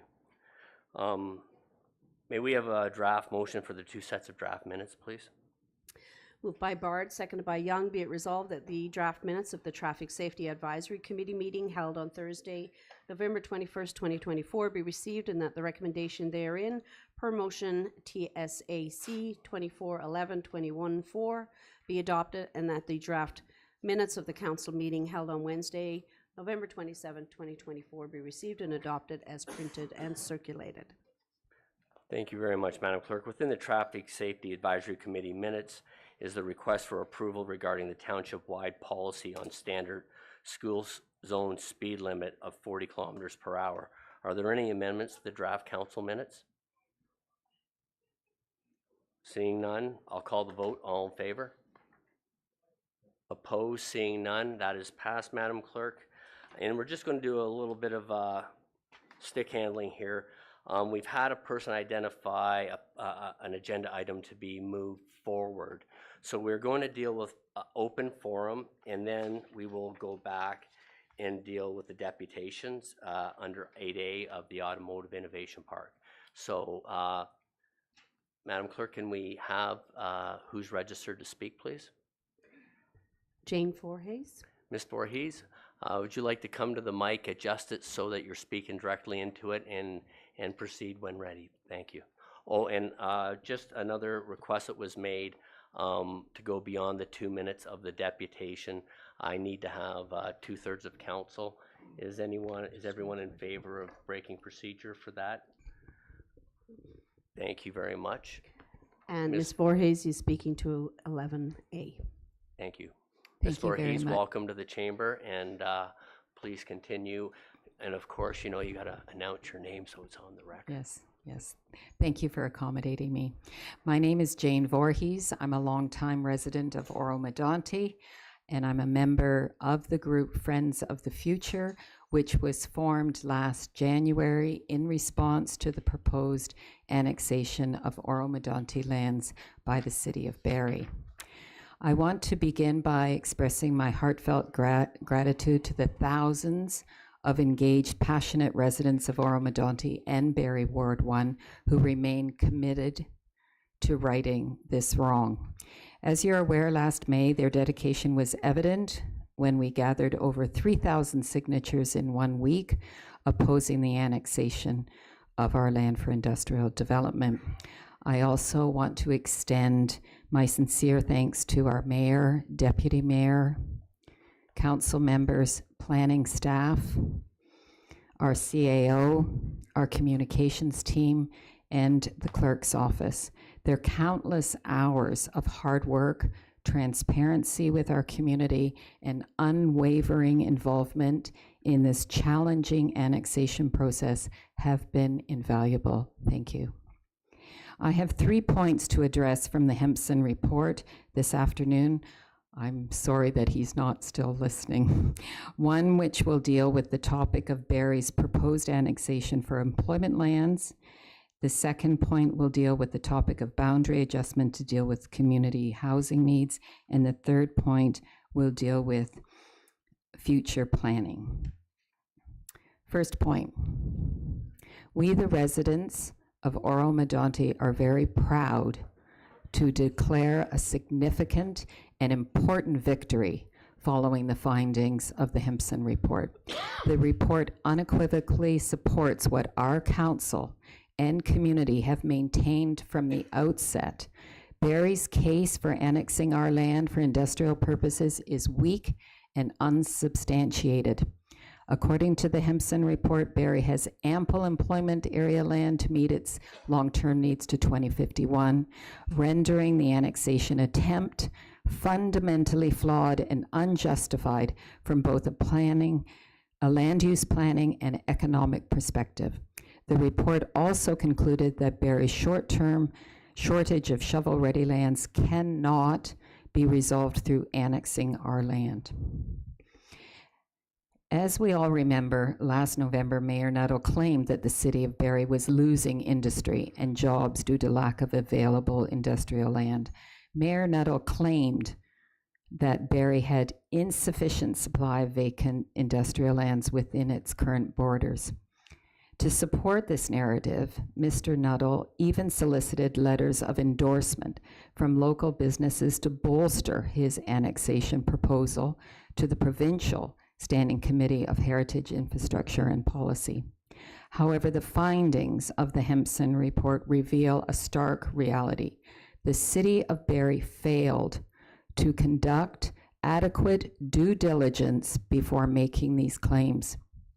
If Barrie had properly analyzed its employment land supply, the residents of Oro-Medonte would not have been forced to spend time and resources addressing these baseless assertions. Our township has incurred over $20,000 in taxpayer-funded expenses for facilitated discussions and a land needs assessment. The residents have experienced stress and anxiety about their farm and their environmentally protected land, and our staff have worked overtime battling this annexation issue. These costs would have been entirely avoidable had Barrie acted responsibly. So, we call on the City of Barrie and Mayor Nuttall to demonstrate accountability for their unfounded industrial land needs claims by issuing a formal apology and compensating Oro-Medonte for the unnecessary financial burden placed upon us. Moreover, Barrie's broader pattern of poor land use planning, such as the mismanagement of their Barrie waterfront sports field, highlights the need for greater responsibility in municipal decision-making. These repeated missteps waste taxpayer money and unfairly burden neighboring communities like Oro-Medonte. Our community of Oro-Medonte stands united in defending our farmland, our environmentally sensitive land features, and our resources.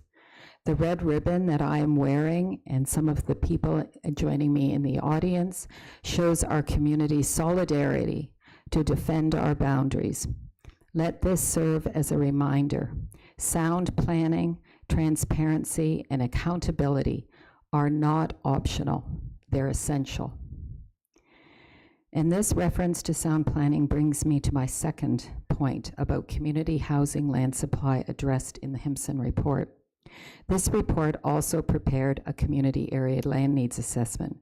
Of particular importance to our community is the report's finding that Barrie will likely face shortfalls in its community area land supply to meet residential demand. This conclusion raises the possibility of annexing additional land, potentially our land, to accommodate more housing for the city of Barrie.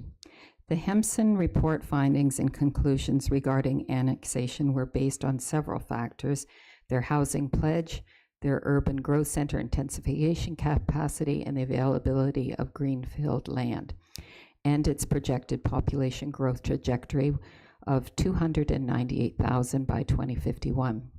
This brings me to a critical point that warrants significant reconsideration. The Hempson report based its conclusion on Barrie's 2023 growth report, which predicts that the city's population will grow by 50,000 over the next 6 years, followed by an additional 90,000 over the next 20 years. This projected growth was a key driver, I believe, behind the Hempson's report conclusions that Barrie would need more land for housing in community areas. However, it's important to note that the Hempson report analysis was conducted prior to the federal government's announcement of a new immigration plan. Immigration Minister Mark Miller recently stated that the plan aims to alleviate pressure on the housing market and stabilize population growth. According to the government, this plan will pause rapid growth to achieve a more well-managed and sustainable development in long term. Supporting this outlook, Oxford Economics has noted that while Canadian cities like Barrie have experienced dramatic population growth over the past few years, this is expected to slow significantly starting in 2025. Their analysis predicts an average population growth of just 0.8% annually, following this past surge of 23-24. The federal government's immigration plan is expected to substantially reduce population growth, particularly in Ontario. Given this, I believe that Barrie's projected growth rate of housing dwelling units of 2,100 per year for the next 30 years is totally unrealistic, as the city has only managed 600 units per year over the last 15 years. So any plan that suggests more land is needed for Barrie is predicated on a growth number that Barrie is not and cannot achieve. I would suggest to the Hempson consultants that using Barrie's actual growth numbers suggests that they will not need any more residential land for 2051.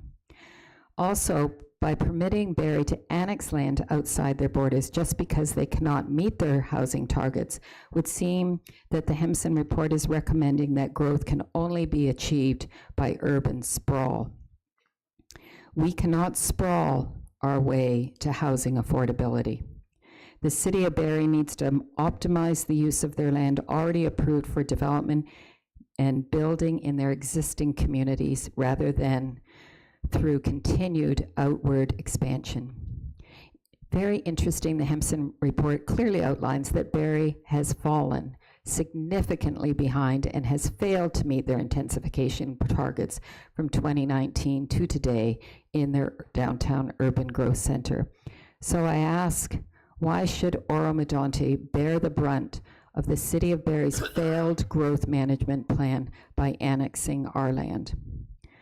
My third and last point is, if the City of Barrie is allowed to annex our land, which will give them full planning control, I believe this will allow them to do as they please with the lands. Given Barrie's past track record with annexed lands from Innisfil 14 years ago, which they did not finance properly to service those lands, should be a red flag for any proposed annexation going forward. Sadly, I have strong suspicions that if annexation is permitted of any of our lands by Barrie, this will simply mean that Barrie will fulfill their intent to use the lands for industrial development, as their 2-year unwavering narrative has been suggested today. So in conclusion, and in light of these immigration developments, failed downtown intensification, and questionable growth target numbers I've just outlined, we are strongly recommending that the conclusion of the Hempson report that Barrie needs to annex land to accommodate housing growth be revisited. We are strongly recommending that the Hempson report consultants revise their population growth projections to reflect the updated federal immigration plan, economic downturn, as well as revise Barrie's questionable and sustainable projected growth target rates for housing needs. This adjustment may significantly alter the conclusions regarding Barrie's land supply needs and the necessity of municipal boundary changes or annexation of Oro-Medonte land. I am confident that if Hempson Consulting re-examines the growth targets and the numbers, it will show that Barrie does have sufficient land supply to accommodate its growth in housing, and we can get right another wrong. Thank you for listening.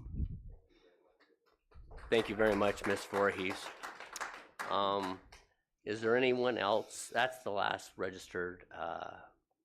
Is there anyone else in the chamber that would like to speak at this time? If not, then we will move on in the agenda. Thank you very much for your time and your commitment to this. And you know, it's great to see the community get involved and let this council know what direction and how we should move forward. Thank you very much. And I want to thank you as well for your idea to allow the public to participate, if possible, in the next stage, if it goes in that direction. Thank you. No, thank you. Okay, so Madam Clerk, I'll zip back to recognitions of achievements. There are none. There's no public meeting, so we're now at item 8A, which is a deputation by Brad Rogers of Groundswell Urban Planners, Inc., and Jim McIntosh of Barrister's Law. Gentlemen, if you'd like to come to the podium and begin when ready, and welcome, and thank you very much for your patience for that adjustment to your schedule. Thank you, Mr. Mayor. Mr. Mayor, members of council, thank you for allowing us to come to speak to you today and provide an update on the Automotive Innovation Project that's taking place at Oro Station here in Oro-Medonte. As you've noted, Mr. Mayor, I'm Jim McIntosh. I'm from Barrister's Law. I'm a partner at the firm in Barrie, Ontario. And I'm joined by Brad Rogers of Groundswell Urban Planners, who's a partner with that firm, and he's here with his partner, Heath Pertle Sharp. And we're here with our client to provide an update and answer any questions. And so if council has questions of us or our client, Jeff Campbell, who's here on behalf of the developer company, we'll be pleased to deal with them after our presentation. If I could go to the next slide, please. So the site, as you'll note from the overhead, is located across the road from Lake Simcoe Regional Airport. And it was interesting in the previous presentation that council saw from Hempson that this is part of the lands that had been designated as supporting the airport industrial park and development in the area. Our client had a vision to develop these lands as an automotive innovation park to foster automotive development and innovation in the province of Ontario, and came forward with that idea when he started to acquire the land across the Line 7 from the airport facility. And in doing so, he decided to early on engage all of the potential stakeholders, including Township of Oro-Medonte, County of Simcoe, and the province of Ontario with his idea and the process. If we could go to the next slide. In 2012, the province of Ontario came out with an update to its provincial growth plan and included the Lake Simcoe Regional Airport Economic Development, Economic Employment District as an employment area designated within Oro-Medonte to help support the growth and well-being of the airport. And over many years, I'm sure you've seen how the airport has grown and has become very successful as a regional airport. Our client's idea in locating next to the airport is that his facility would be attracting people from around the country and possibly around the world. So coming forward with that idea and having approached the township, county, and the province, he wanted to ensure that his development would receive approval to go forward, and sought the approval of a minister's zoning order that would adjust the permitted uses within the economic employment district supporting the Lake Simcoe Regional Airport. And so he had the support of Township Council, he had the support of the county, he had the support of Lake Simcoe Regional Airport, and ultimately got the support of the province with the issuance of the municipal zoning order, which has permitted this development to go forward. At this point, I'm going to turn this presentation over to Brad Rogers, and he's going to take you through the planning and approval process as it has evolved since 2019, show you the vision for the development and ultimately where we're headed, how we're going to get there, and what the anticipated timing is, as well as the benefits that this project, once it reaches completion, is going to bring to the township. Thank you. Thank you very much, Mr. McIntosh. But Mr. Rogers wants the paper. Thank you, Mr. Mayor, members of council. Brad Rogers from Groundswell Urban Planning. I just wanted to go to the next slide, the conceptual site plan, just to talk about the overall plan. I'm sure you're well aware of it. It's 212 acres, and nothing on this plan has changed since our client was here last December of 23. It still includes a 55-acre employment park to the south, approximately 490,000 square feet of automotive industry gross floor area, which does include a 50,000 square foot Georgian College campus focused on automotive studies. In addition to that, there are 21 private automotive storage barns at the north end of the property, 6 condominium automotive storage buildings with approximately 150 units in the northwest corner, along with a 4-kilometer accredited automotive motor circuit. Next slide. I'm not sure if council has seen all of these renderings, but I just talk about some of the renderings. In the top left image is looking southwest across the property. The top right image shows the agricultural rural barn architecture that is being proposed in the development. On the bottom left image is looking east from the 7th line at the employment park entrance. And the bottom right image is looking south with the racetrack buildings in the foreground and the employment park in the background. Next slide.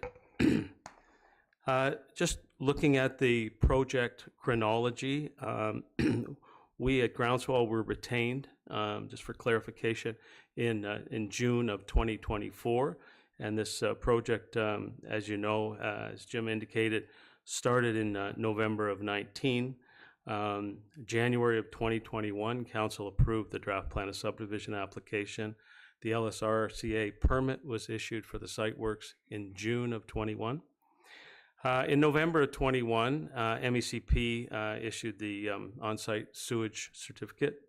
And May of 22, the phase 1 site plan approval was issued and the site plan agreement was registered. In June of 22, a month after that, the site plan approval site works started. However, in January of 2024, the draft plan of subdivision approval that was issued in January of 21 lapsed. In February of this year, right through to today, the applications to construct the model barn structure have been submitted. And in November of 2024, Groundswell, with Jim's help, we submitted the application to staff to reinstate the draft plan of subdivision approval. And that application is currently under review. Next slide, please. This is the phase 1 site plan that was approved in May of 2022. This plan shows the phase 1 limits associated with the approval. It includes the racetrack, the associated buildings, the 21 automotive barns along the north, and the areas of infrastructure extending south into the site. And there are future site plan applications that will be submitted for the employment area as needed. Next slide. This is the proposed model barn application. It was submitted for zoning review in February of 2024. And the site plan amendment application was submitted in September of 2024. And this is a process that is very similar to a model home agreement. The model barn is proposed on the block adjacent to line 7 at the northern extent of the site. The access to the model barn is to be by the access entrance on the 7th line. And footprint of the model barn, the roadway locations, the existing access are all consistent with what was reviewed and approved in May of 22, other than the parking lot across the street from the model barn is the only thing that has changed here. Next slide. There was a revision that we made on the draft plan submission. This application, as I indicated earlier, was submitted in November of 2024. And it was to reinstate the lapsed approval of the plan of subdivision. The submission also included a request for a minor red line revision to the draft plan. The revisions maintain a total of 4 industrial blocks as before, but we revised the limits between blocks 1 and 2 so that the racetrack is separated and contained in its own block as block 2. And this is to facilitate separate construction, ownership, and financing of the track. So that was the purpose for that red line revision. Next slide. So the anticipated next steps, just for everyone, is the approval of the model barn applications and the commencement and the completing of that construction. The reinstatement, hopefully, of the lapsed draft plan of subdivision application and the approval of the associated draft plan red line revision that we described. And then we will go forward with clearing the subdivision conditions of approval, executing and registering the subdivision agreement and the plan of subdivision.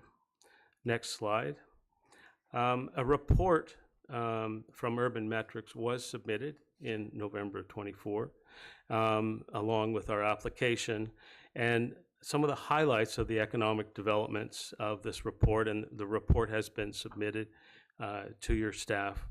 We're looking at expenditures of almost 534 million for this project. The gross economic output over $1 billion.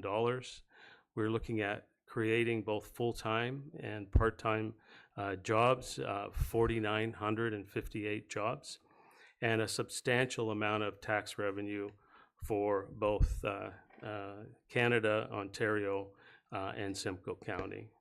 Next slide.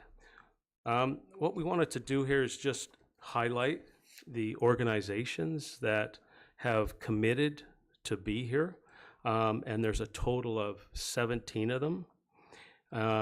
Just wanted to show you that they are all related to the automotive industry. Just in summary, I think I'd like to thank Mayor Greenlaw and Council for allowing Jim and I to give you this update. It's been a year. You're probably wondering what's going on. We're happy to give you as many updates as you'd like. But in summary, the development is well positioned to become the center for high-performance automotive innovation in Canada, the province, and the country. This supports and fosters global innovation to reinforce Ontario's competitive position in the automotive sector. The development provides for significant one-time capital expenditure impacts with the construction of this project, and importantly, continues to provide significant and annual reoccurring financial impacts throughout the operating costs, the jobs, and the annual visitors and tourism spending. Thank you very much, Mr. Mayor, and Jim and I or Jeff are happy to answer any questions that you may have. Thank you. Okay, well, Mr. McIntosh, Mr. Rogers, thank you very much for the presentation, and we appreciate the update. You know, one thing we never turn down is information. We find it helps us, you know, make decisions and lead the township, hopefully always in the right direction. So council, I will open the floor up for questions at this time, if anyone has any questions. Councillor Young? Thank you, Mayor. I got 3 of them, but I don't know who's going to answer these questions here, but you mentioned there's 17, I guess, people that have signed up to be part of this when it's completed. How old is that list? Is that from 2019? The reason I'm asking that, how many are still on that list and how many have left? Perhaps Mr. Campbell can answer that. Thank you. Hello, good afternoon, Councillor. Good evening now. Welcome, Jeff Campbell. I mean, I put your name in for you just because I want to make sure my clerk is that we're on top of everything. So through you, Mr. Mayor, Councillor Young, that list is ongoing as we've been engaging with the different companies that are eventually coming to Oro Station.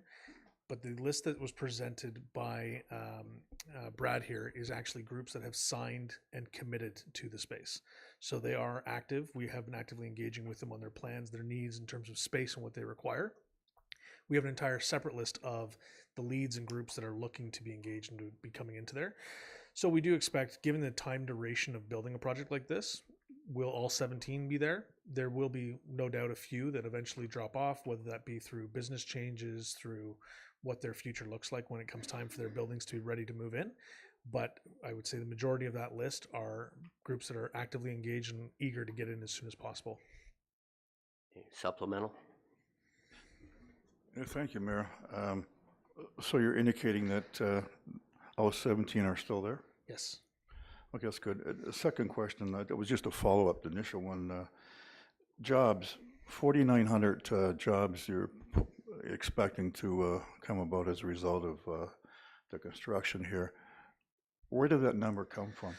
So that number is prepared by a consulting group called Urban Metrics using the federal government's projection plans for jobs based on expenditure growth in the number of buildings. That impact is not limited to directly on the site. So when they forecast 4,900 jobs, that is regionally. So as a result of the construction, you end up with additional people that are required at the diesel mechanic shop that's servicing the bulldozers, or you have more people at the restaurants in the region. So that's a total impact in the region during the construction due to the activity. But the numbers themselves are modeled and set by the federal government. And I believe you had 3, so that's 2. You counted. That's good. That's good, Mayor. You're keeping track. The last question I have, Jeff, you keep referring to this building that's proposed as a barn. I have a barn. Is that a racetrack phrase? I think I've heard that. But just on that as well, if I look at that, it looks like there's a residence upstairs, and this sort of building we see around the township, it's a secondary residence on a property. That certainly gives the same appearance of that proposed construction, the garage and the residence upstairs. Can you comment? Is there in fact a residence upstairs? No, there are no residences on site. So this project is industrial in nature. These barns that we refer to at the north side of the site are privately owned storage facilities for vehicles. Now, we've had many requests from people that say, given where they're living, locating, and moving all of their cars to here, they want a place in which they can work, spend the day, etc.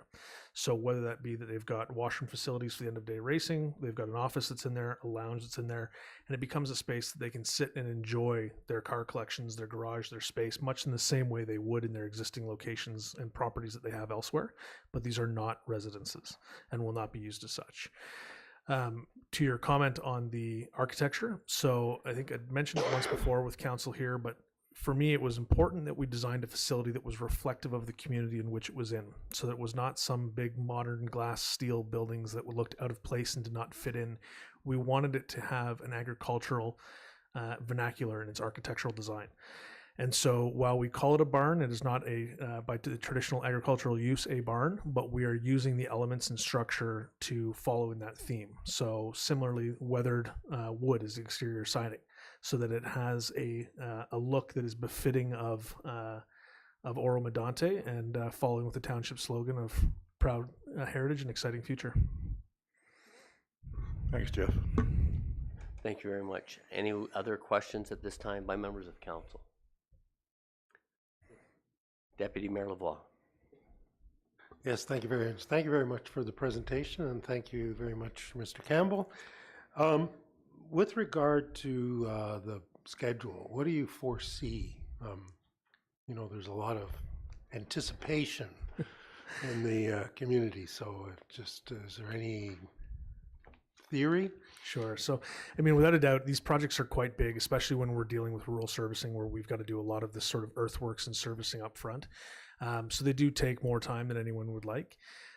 Over the course of this past year, we've been working diligently on stripping the topsoil on the north side of the site and compacting the engineered fill back into place, which makes the foundation of both the circuit as well as that first 21 barns within the site plan agreement area.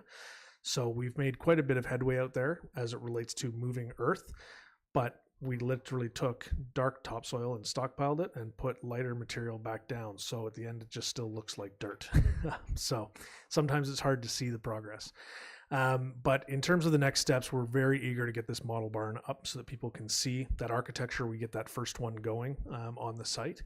But overall, in terms of timeline, for the next year, 18 months, you'll still see quite a bit in terms of earthworks happening out there on site, driveways being installed, the circuit grading being undertaken. By this coming spring, we'll be moving to underground services. So that is digging in stormwater pipes once the frost has left the ground, putting in our catch basin systems, starting to backfill with gravel. And then from there, we start to build up and come out of the ground. So we do anticipate that the circuit is still going to be open in that 24-month timeline. So we'd like to see this open in 2024 on the circuit portion. And with that, 26, correct. But with that, there would be 22 buildings that we'd be targeting to have open at the same time, so that we do have a portion up and running. And that way, as we continue to execute on those subsequent phases of work in the employment park and in the campus, the facility is still up and open and operational. Now, we have seen with some of the tenancies that they're asking for accelerated schedules. Georgian College is an example of that, in that they've said they would like an interim building as fast as possible in the campus so that they can get open. So we're going to do our best to accommodate that. But one of these first steps is getting the plan of subdivision back underway in terms of separating the 3 parcels of land into their respective phases of the project, being block 1 with the condominium garages, block 2 with the circuit, and block 3 with the campus. And at that point, we can start working on our site plan applications to be able to facilitate Georgian College opening sooner rather than later. Perfect. Thank you very much for that. Any other questions at this time? I want to thank, I just don't want to cut anyone off. You know, so anyways, I want to thank you gentlemen for coming and giving us an update.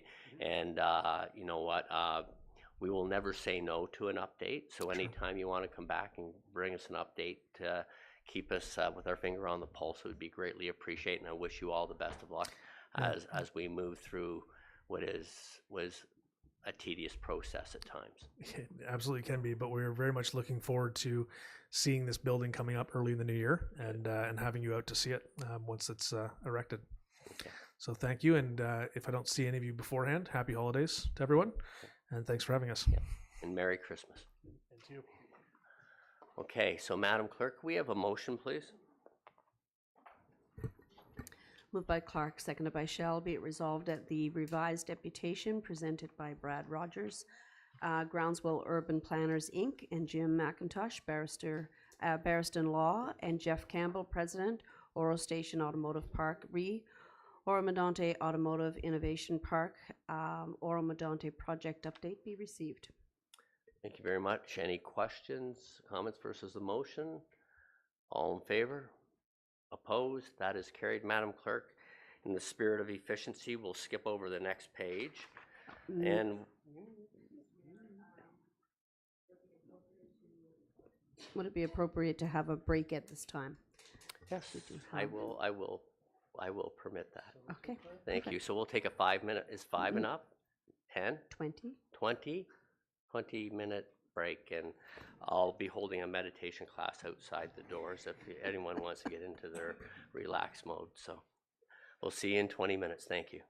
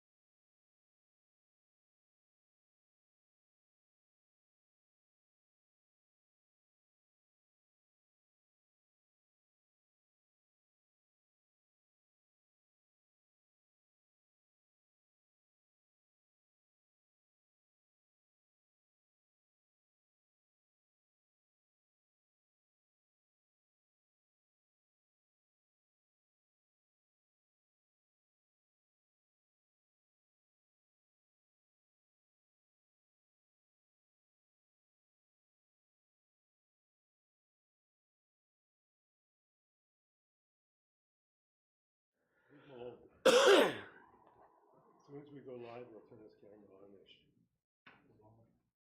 Mr. Mayor, we're live. Thank you very much, Madam Clerk. We are now on item 11B. May we have a draft motion for item 11B, please?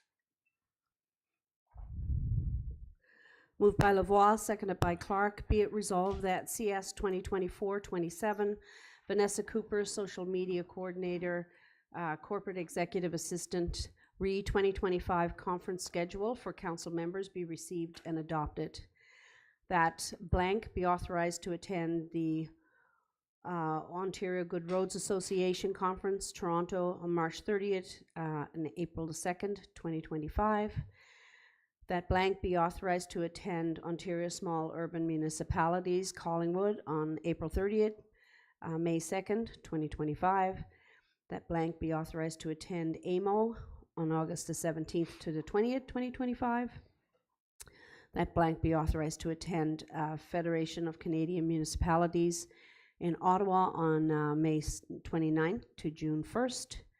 And that blank be authorized to attend Canada's Rural and Remote Broadband Community Conference, Orillia, June 9th to the 11th, 2025. And that the Social Media Coordinator, Corporate Executive Assistant, makes the necessary arrangements accordingly. Okay. And Mr. Mayor, I will leave it to your discussion. Okay. So council, it's basically of those conferences that have been listed, if we can decide what conferences you would like to attend so that we can mark it on and pass it as a motion approved by council. So which end of the table do we want to stop? Councillor Young, do you know of any of those conferences you'd like to attend? No, I haven't decided yet. I've been busy. Okay. Mr. Mayor, may I suggest that we call out the Ontario Good Okay. Roads Association and see who would like to attend and then go accordingly? Okay, fair enough. I'll let you have the position to execute that, please. So we'll start with Ontario Good Roads Association, and the conference is from March 30th to April 2nd. Toronto. Yeah. I may be attending that. My intention is to attend that, but it'll depend whether or not we get delegations at the conference, Madam Clerk.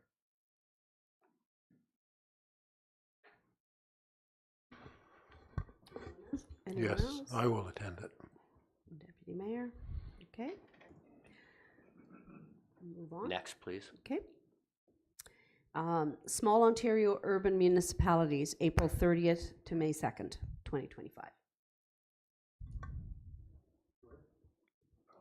Collingwood. Oh, and Collingwood. Yeah. Deputy Mayor as well. And who else? Well, Deputy Mayor, I can't speak for anyone else. Okay. Nobody else? Okay. Moving on. Federation of Canadian Municipalities, AMO, in Ottawa from August 17th to August 20th. With the county. So it's probably me and, And I've already registered with the county as well, Yeah. so. Okay. So will anyone from council be?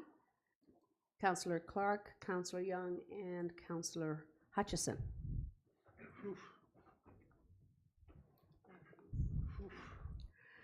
Okay.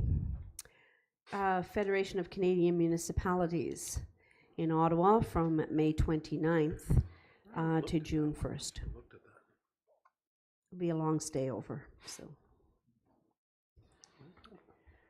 It's in Ottawa. No? No, Okay. not at this point. I have-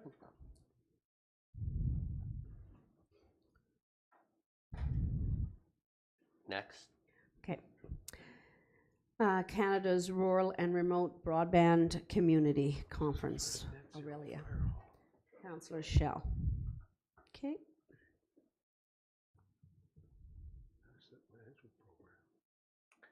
Next. That's it, I believe. That's it. Okay, no. Well, thank you very much, council, and we'll,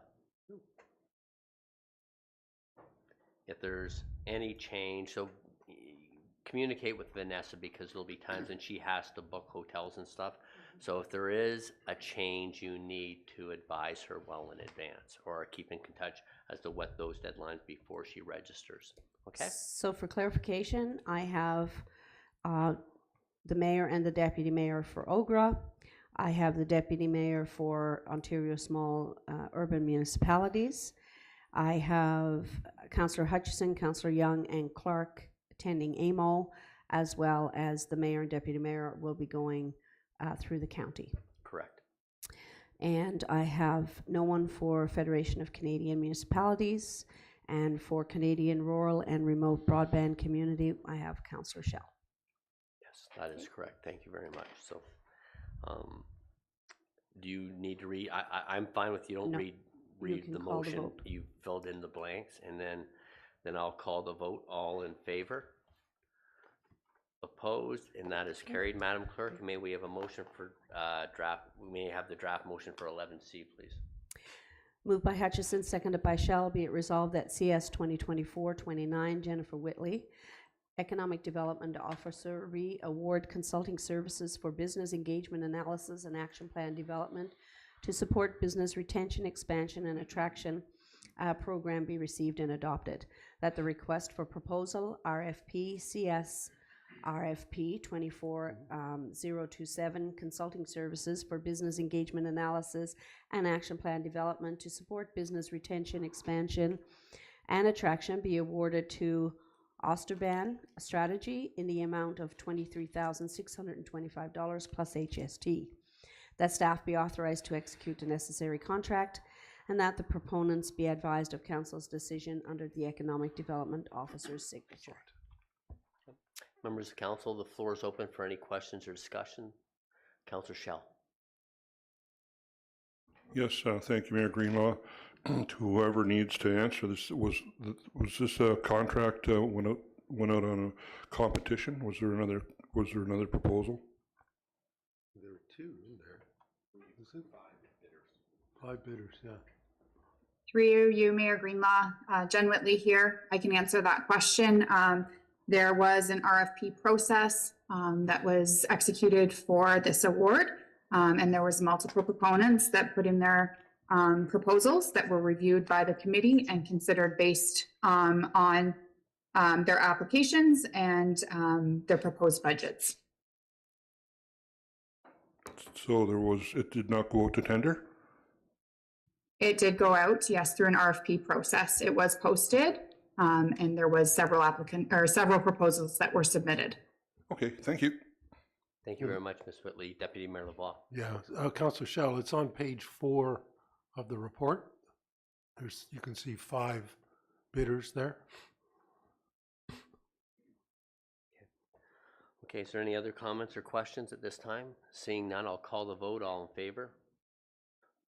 Opposed? Seeing none, that is passed, Madam Clerk. May we have a draft motion for 11D, please? Moved by Young, seconded by Lavoie. Be it resolved that OCS 2024-38, Mark Pritchik, Technologist Supervisor, Operations, Rossiter Award of Quotation, OCS RFQ 24-23, Tree Maintenance, Removal, and Emergency Response Equipment, Operator and Crew, 3 years be received and adopted. That quotation, OCS RFQ 24-23, Tree Maintenance, Removal, and Emergency Equipment Operation and Crew, 3 year of Rossiter be awarded to the following contractors: Wes's Tree Service Inc., Kodiak Tree Service, and North Shore Tree Experts. That the Director of Operations and Community Services be authorized to execute the appropriate agreements on behalf of the township.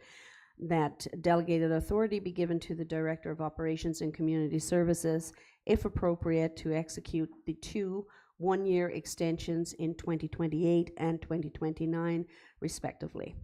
That the bidders be thanked and notified of their position within this rotation roster under the Director of Operations and Community Services signature. Thank you very much, Madam Clerk. The floor is now open for discussion, comments, or questions. Seeing none, I'll call the vote. All in favor? Opposed? Seeing none, that is passed, Madam Clerk, and may we have a draft motion for 11E.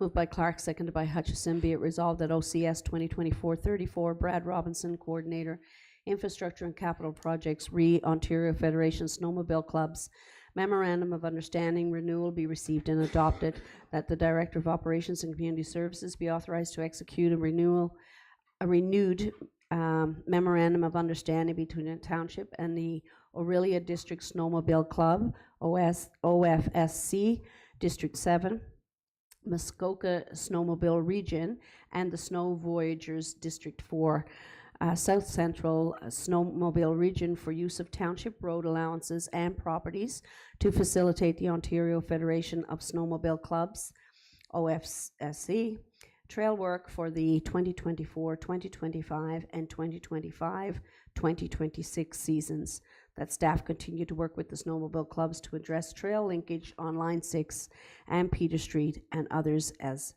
needed. Thank you very much, Madam Clerk. The floor is now open, Council, for questions and comments. Councillor Young. Yeah, thank you, Mayor. Just two questions, Brad. That space or that area where it doesn't continue, it has to go again through Moonstone Street. What's the problem there? Is it just a matter of the property owners don't want to participate, or is it a matter of us having to purchase some land, or what? Are you referring to actually down Moonstone Road or the unopened road allowance that we mentioned? Yes, the fact that we have to go into Moonstone as part of the trail. Yeah, Councillor Young, through your worship. Currently, right now, 2 years ago, Moonstone community did not like the fact that the snowmobile trail ran down the sidewalk in Moonstone, and they had issues with and safety concerns. So that trail was discontinued through Moonstone as a result of that. We did have landowners that were providing access previously, and those lands had been removed from the agreement. And with the trail being forced onto the road and the safety concerns in the residents, it was decided that we would not approve the section of the sidewalk for use through Moonstone. Snowmobiles are still allowed to travel on the roadway due to the Motorized Snow Vehicle Act, but they just do not have the liability insurance from the Ontario Federation of Snowmobile Clubs because that linkage is broken in that area. In the report where we refer to working with the Moonstone Trail, we are looking at an unopened road allowance that is north of Moonstone Road that travels on the Peter Street road allowance, but there are some difficulties there with the Sturgeon River and some crossings, as well as some environmental concerns, and obviously some topography within the Pretty Valley area that is very steep, that is dangerous for the snowmobile club to use at this time. We are working with them, but the township does own a road allowance through there that could be used in the future. Thanks, Brad. Yes, thank you very much for your response. Any other questions on this matter? Seeing none, I'll call the vote. All in favor? Any opposed? Seeing none, that is carried. May we have a draft motion for 11F, Madam Clerk?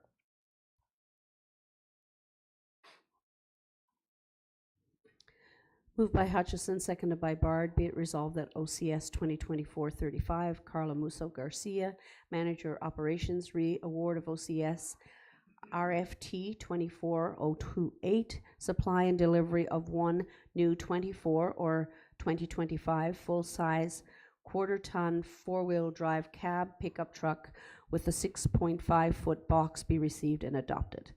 At OCS RFT 2428, supply and delivery of 124 or 2025 full-size half-ton four-wheel drive crew cab pickup truck with a 6.5-foot box be awarded to Hannah Motors Sales Company Limited in the amount of $58,709 plus HST. That the Director of Operations and Community Services be authorized to execute the appropriate agreement on behalf of the township. Thank you very much. The floor is now open for discussion or comments or questions. Seeing none, I'll call the vote. All in favor? That is carried. And may we have a motion, draft motion for 11G, Madam Clerk? Moved by Shell, seconded by Hutchison. Be it resolved that OCS 2024-36, Carla Musso Garcia, Manager Award, OCS RFT 24029, supply and delivery of one 2024 or 2025 full-size 3/4 ton four-wheel drive cab pickup truck with a 6.75 foot box be received and adopted.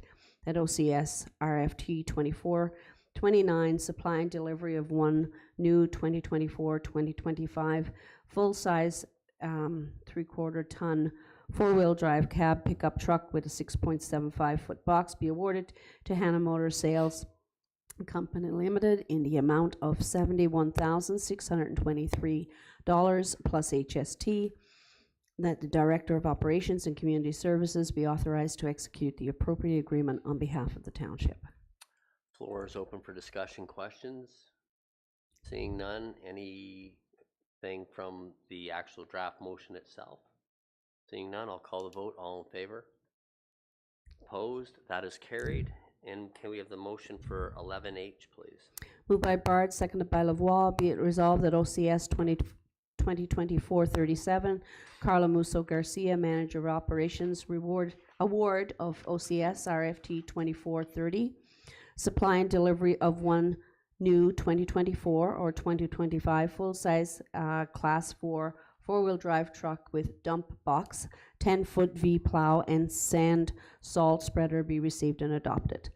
At OCS RFT 2430, supply and delivery of one new 2024 or 2025 full-size Class 4 four-wheel drive truck with a dump box of 10-foot V plow and salt sand spreader be awarded to 2281-610 Ontario Inc., Ford Downtown / Lincoln Downtown in the amount of $125,239 plus HST.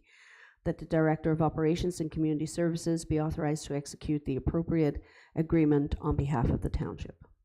Okay, Council, once again, bit of a truck sell, but Deputy Mayor Lavoie, and I know you're going to ask, was there no one out there with a buy two get one free offer likely? Oh, I just wanted to say Merry Christmas, Carla. Oh. She's not talking to you. So, anyways, no questions or comments, then I will call the vote. All in favor? Opposed? There are none. That is carried. May we have a draft motion for 11I, please, Madam Clerk? Moved by Clark, seconded by Bard. Be it resolved that OCS 2024-39, Dylan Flannery, Director of Operations and Community Services, re-policing strategic policies, response to Couchiching OPP Detachment Board request for priorities be received and adopted. That the recommended top 3 strategic priorities regarding police services be endorsed as outlined in OCS 2024-39. That the requested response to the Couchiching OPP Detachment Board be sent on behalf of the Township of Oro-Medonte under the Director of Operations and Community Services signature. Thank you very much. Council, the floor is open for discussion, comments, or questions. Councillor Clark. Thank you, Mr. Mayor. Through you to the floor, I just wanted to voice my support for the suggestions of staff. I think they will go a long way in providing accountability and transparency. I mean, I know myself and other members of council get a lot of questions about how the police force operates, and so this will hopefully provide some transparency into that.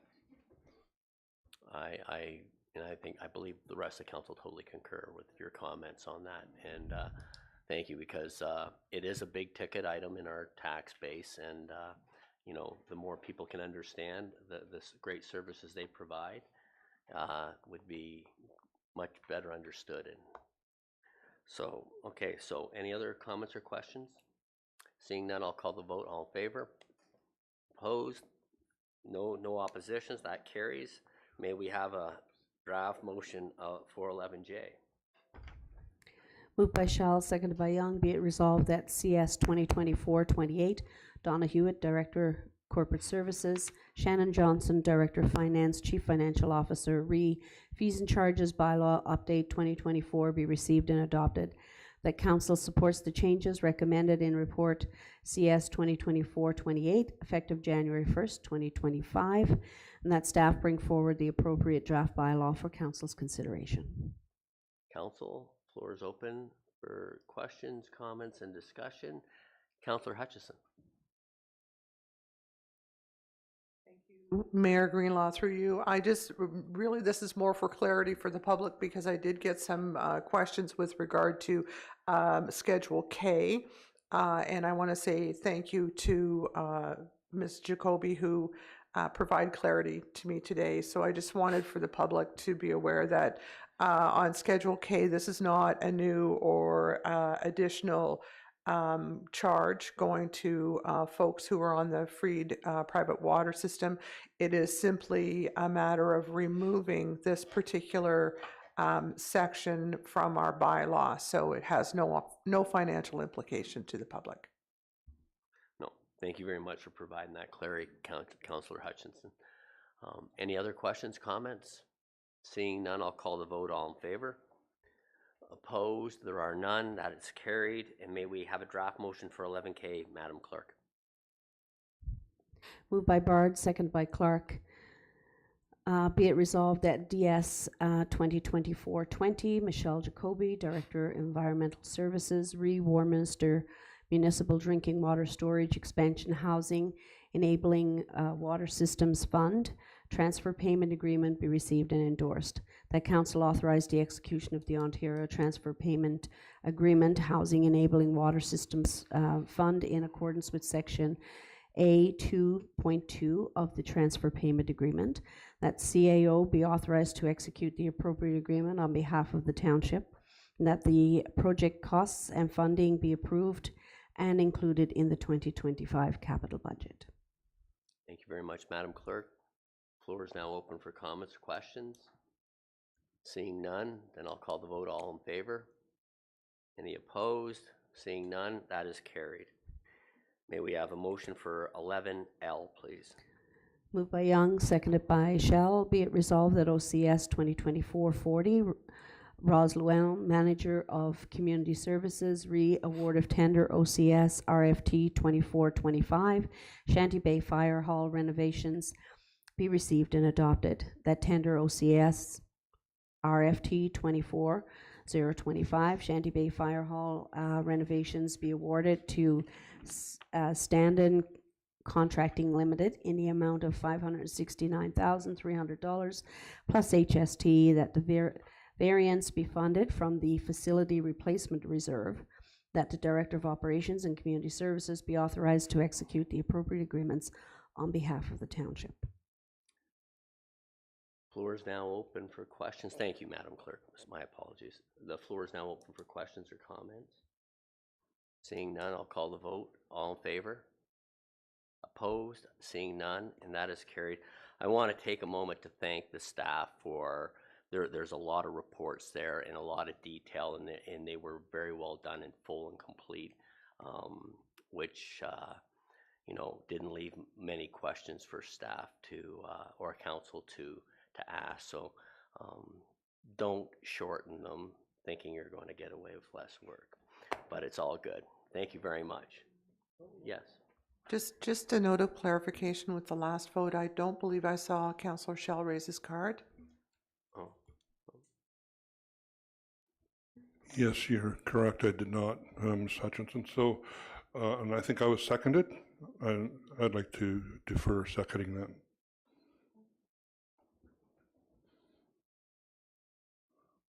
I'm sorry, Councillor Cheryl, we're talking about the vote we just took for the cost of the restoration of the fire hall?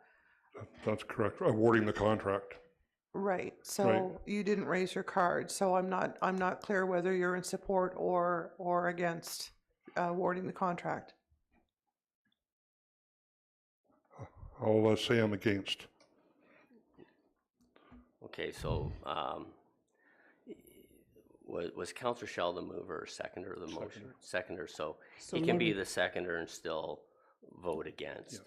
So which is fine, but he has asked to be removed as a seconder. Is that correct? Or you're okay with the seconder? I'm still okay with the seconder. Sure, not a problem. okay.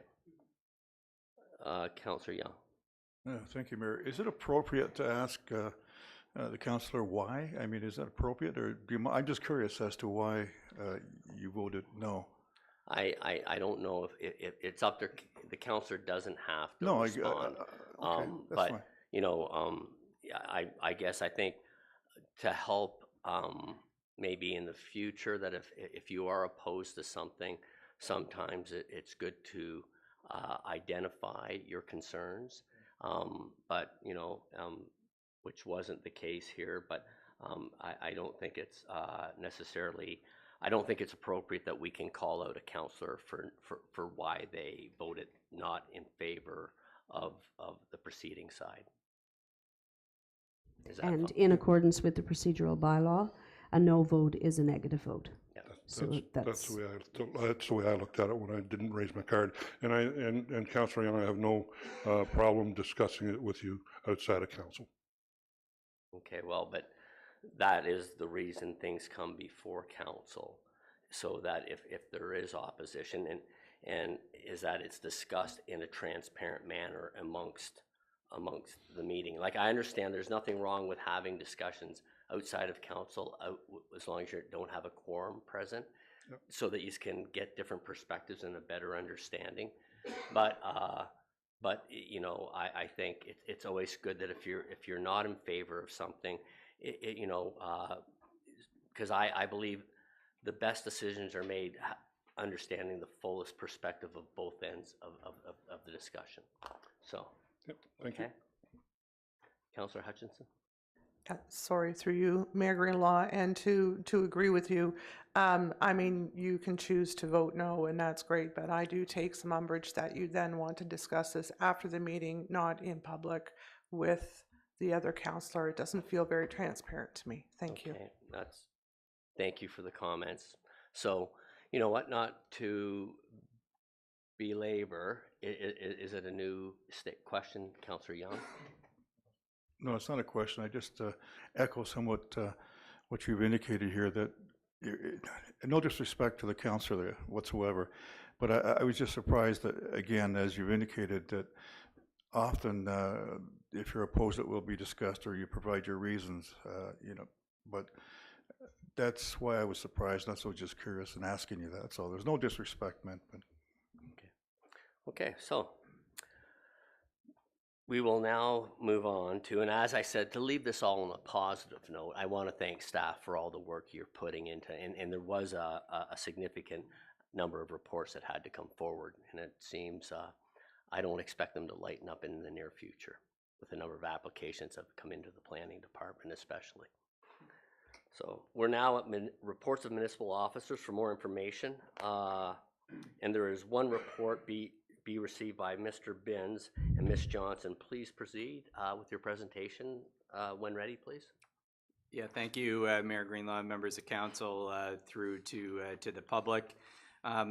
The presentation that Ms. Shannon Johnson and I will walk through this evening is really an overview of the start of the 25 and 26 budget process.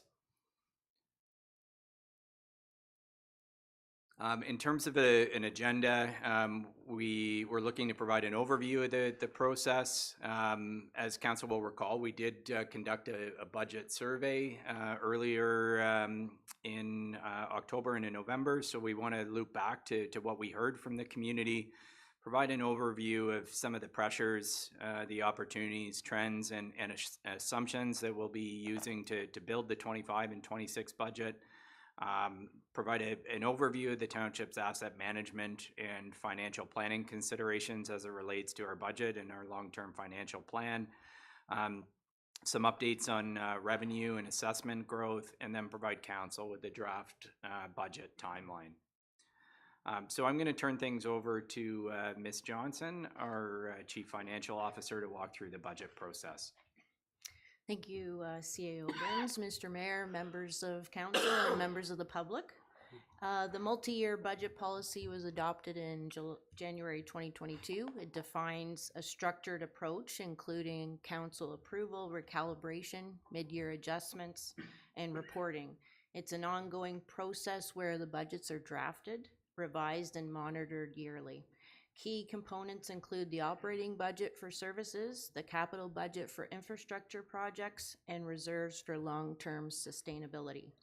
This approach aligns with the township's strategic objectives and ensures financial sustainability. Next slide.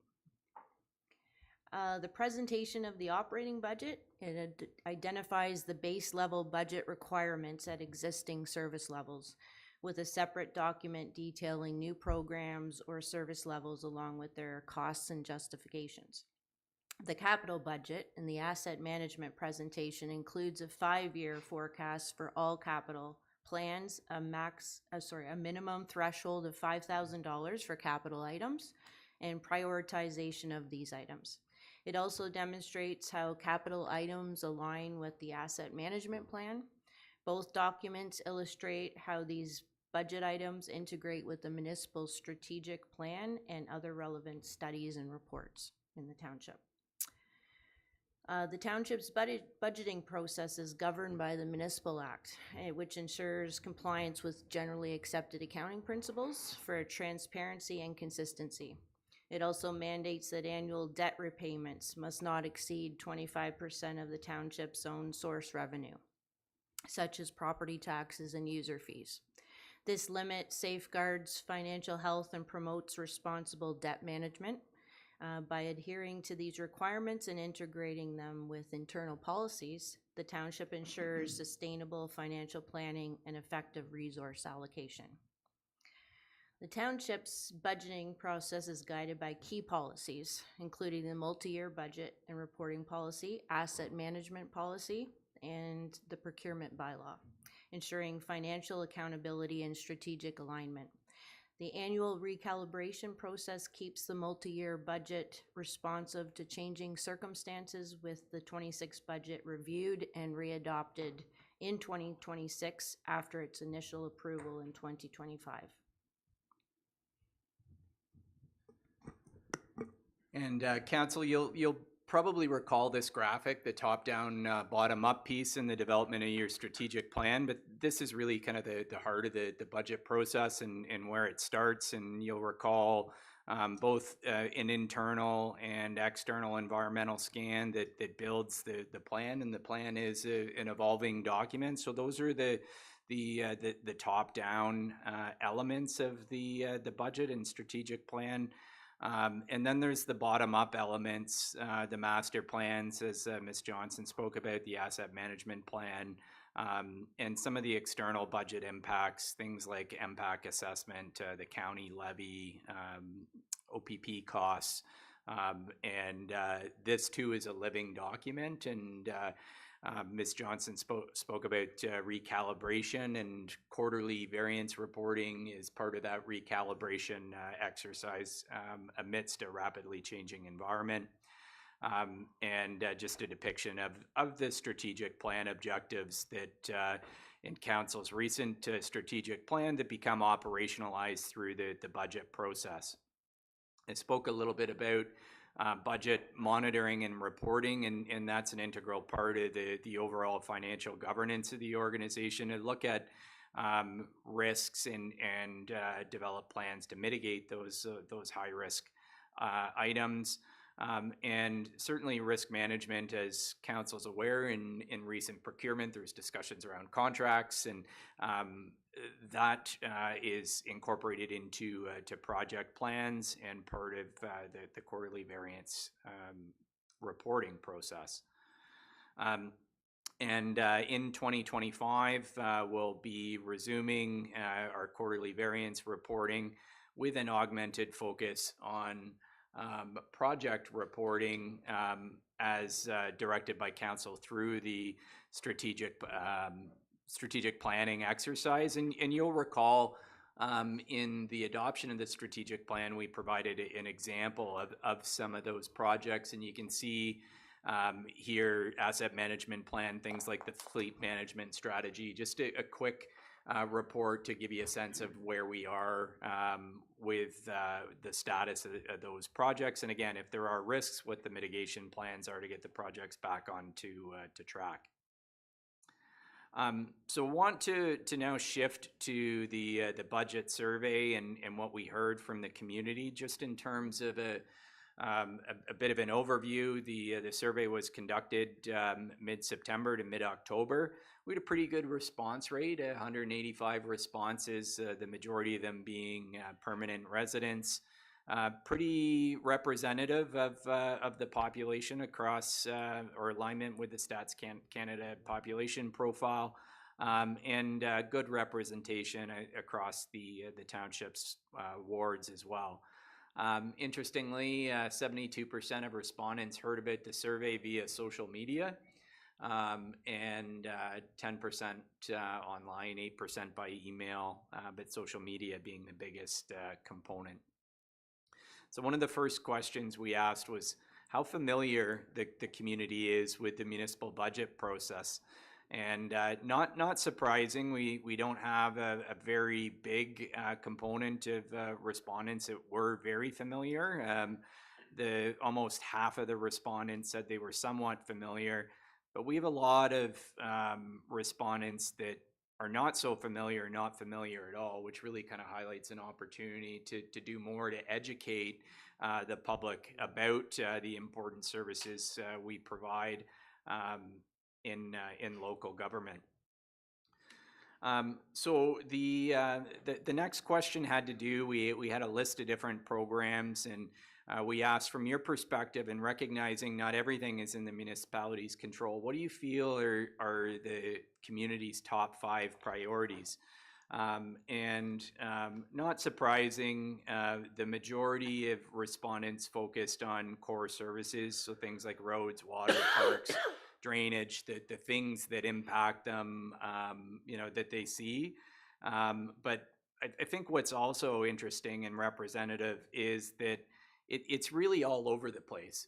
So, and I think that's to be expected. So if you think about things like recreation may be, the top priority for somebody who uses those services and a low priority for someone else. So there really wasn't anything that stood out as, being a bit of a gap, I would say. So very much, it depends on the specific needs. However, core services was identified. We also asked, recognizing the challenges that exist in long-term financial planning and managing our extensive network of assets, would you support the township adding an annual dedicated increase to our budget to fund infrastructure and asset replacement or rehabilitation? The majority of respondents said no, and that's not really surprising either, because you think back to the first slide around the knowledge of the budgeting process, and I think just by nature nobody wants to pay more for taxes or government services. But it did highlight, I think, or reinforce the need to do more on the education front as it relates to infrastructure and infrastructure management. The next question had to do with thinking about the services each area provides, and indicate if the respondent would like to see those services enhanced, maintained, or reduced. And this was very similar to the top priorities that, again, the focus on maintain was really kind of across the board, and a fairly high percentage, not surprising, on maintaining and reducing general government. And again, that's probably a contributing factor, is a lack of understanding of what general government does. Sorry, I jumped slides there. One of the other pieces that was an area of interest to enhance was parks, facilities, and recreation at 36%, although not a significant portion of respondents. So just some general observations. There were a number of open-ended comments and questions that I think reinforce a lot of the things that we tried to draw out in the previous slides. But Responses suggest that residents are generally satisfied with levels of service. There's nothing that's really kind of polarized in the responses. A number of comments surrounding general government, potential opportunities for efficiencies, in particular legal fees. And this may also highlight a need for enhanced sharing of public information, as I alluded to, surrounding general government functions. Services and priorities are generally aligned, as I mentioned, as well as the opportunities to further engage and inform the public in the financial planning processes. Now I'm going to speak to some of the pressures, opportunities, trends, and assumptions as part of the 25 and 26 budget. As we heard tonight, the growth of the cities of Barrie and Orillia and municipal boundaries, a lot of growth coming on stream through the planning department now with Craighurst and along the corridor, Horseshoe Valley, Phase 4, Eagles Rest, Eagles Landing, and Warminster. And as that moves through, those units get built, puts pressure on the building department and then into operations in the operating departments to maintain.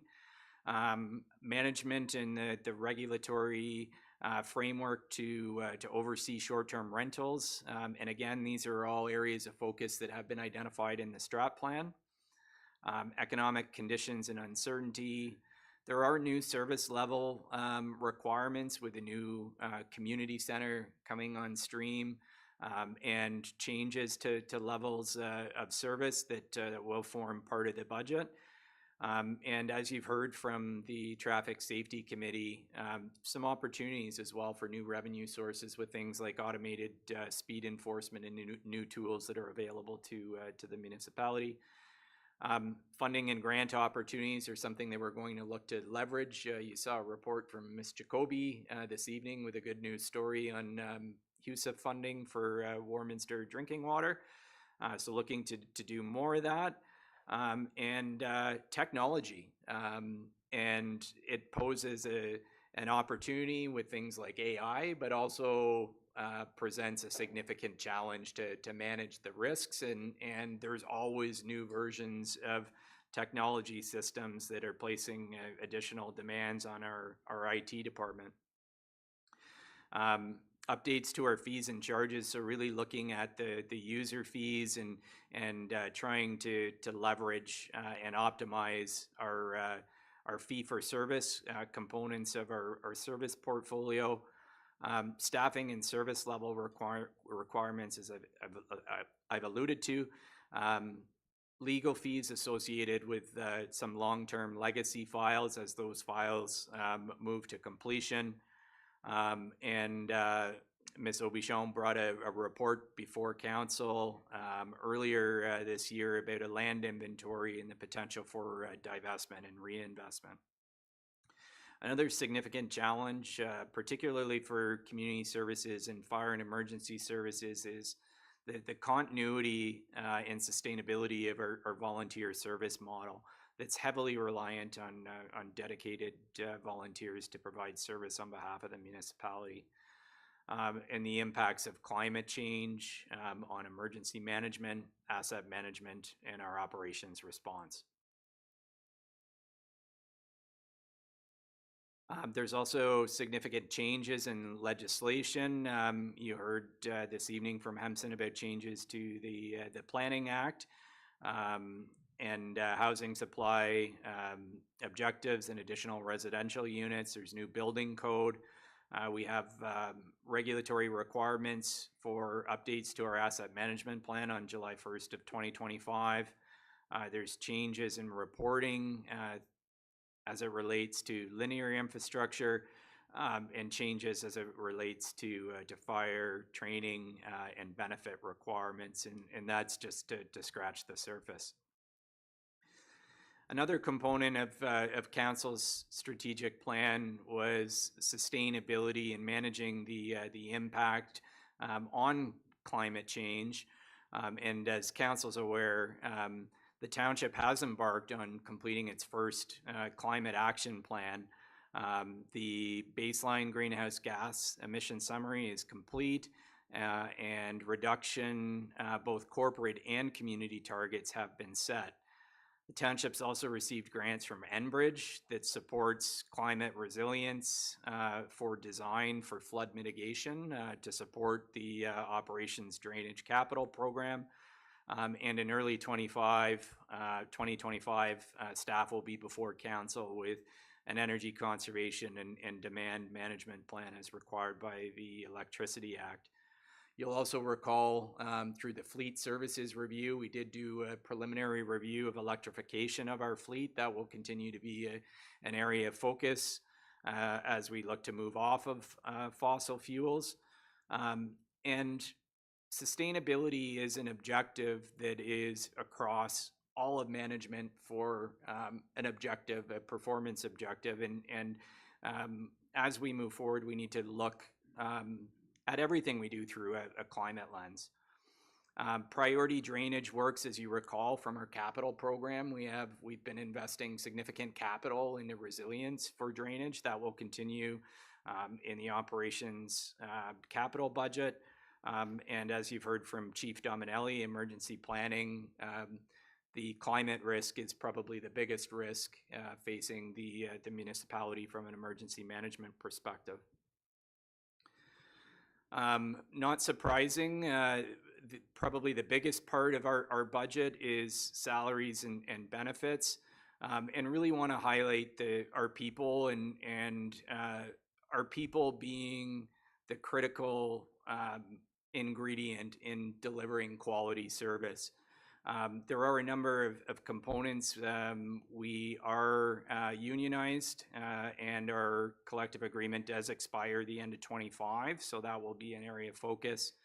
Part of the strategic plan is to continue to build on recruitment, development, retention, and employee engagement will be a core area of focus.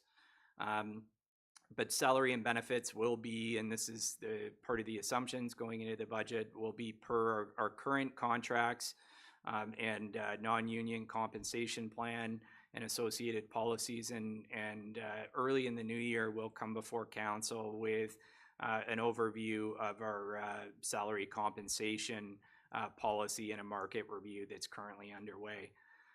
Other pressures, as you've seen this evening, with respect to the report for facility space or accommodation space for municipal law.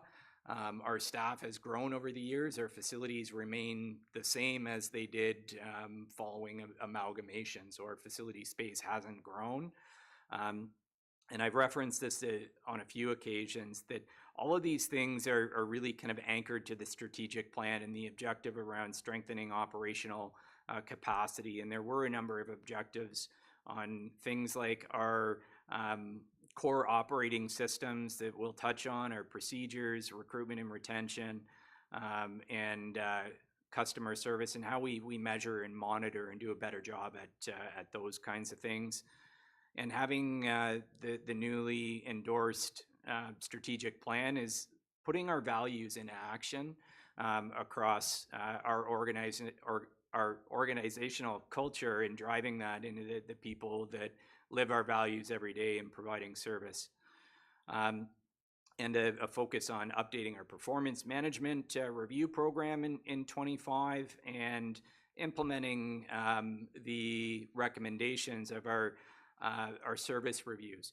So if you look back in the rear view mirror, even over the last 12 months, there's been a lot that's been done with service reviews, putting things into motion, and really looking at strengthening operational capacity. And we're, as staff, thankful for your support on those matters. Wanted to provide council and the community just with a bit of an overview of technology. You probably hear terms from staff on different systems, and wanted to give you a bit of an overview of kind of the core operating systems and technology really kind of being core to improving how we provide service. So I've mentioned some of the pressures that exist on our IT department, but we've invested quite heavily over the last number of years to be able to get systems to be able to help us do our jobs as staff more efficiently and effectively. The first component is what we call our ERP, Dynamics 365, and you'll hear a lot more from Ms. Johnson on this, but this is really our financial system. This was highlighted as part of the recent financial services review and Ms. Johnson's report at the last meeting of council that provides an update in terms of where we are.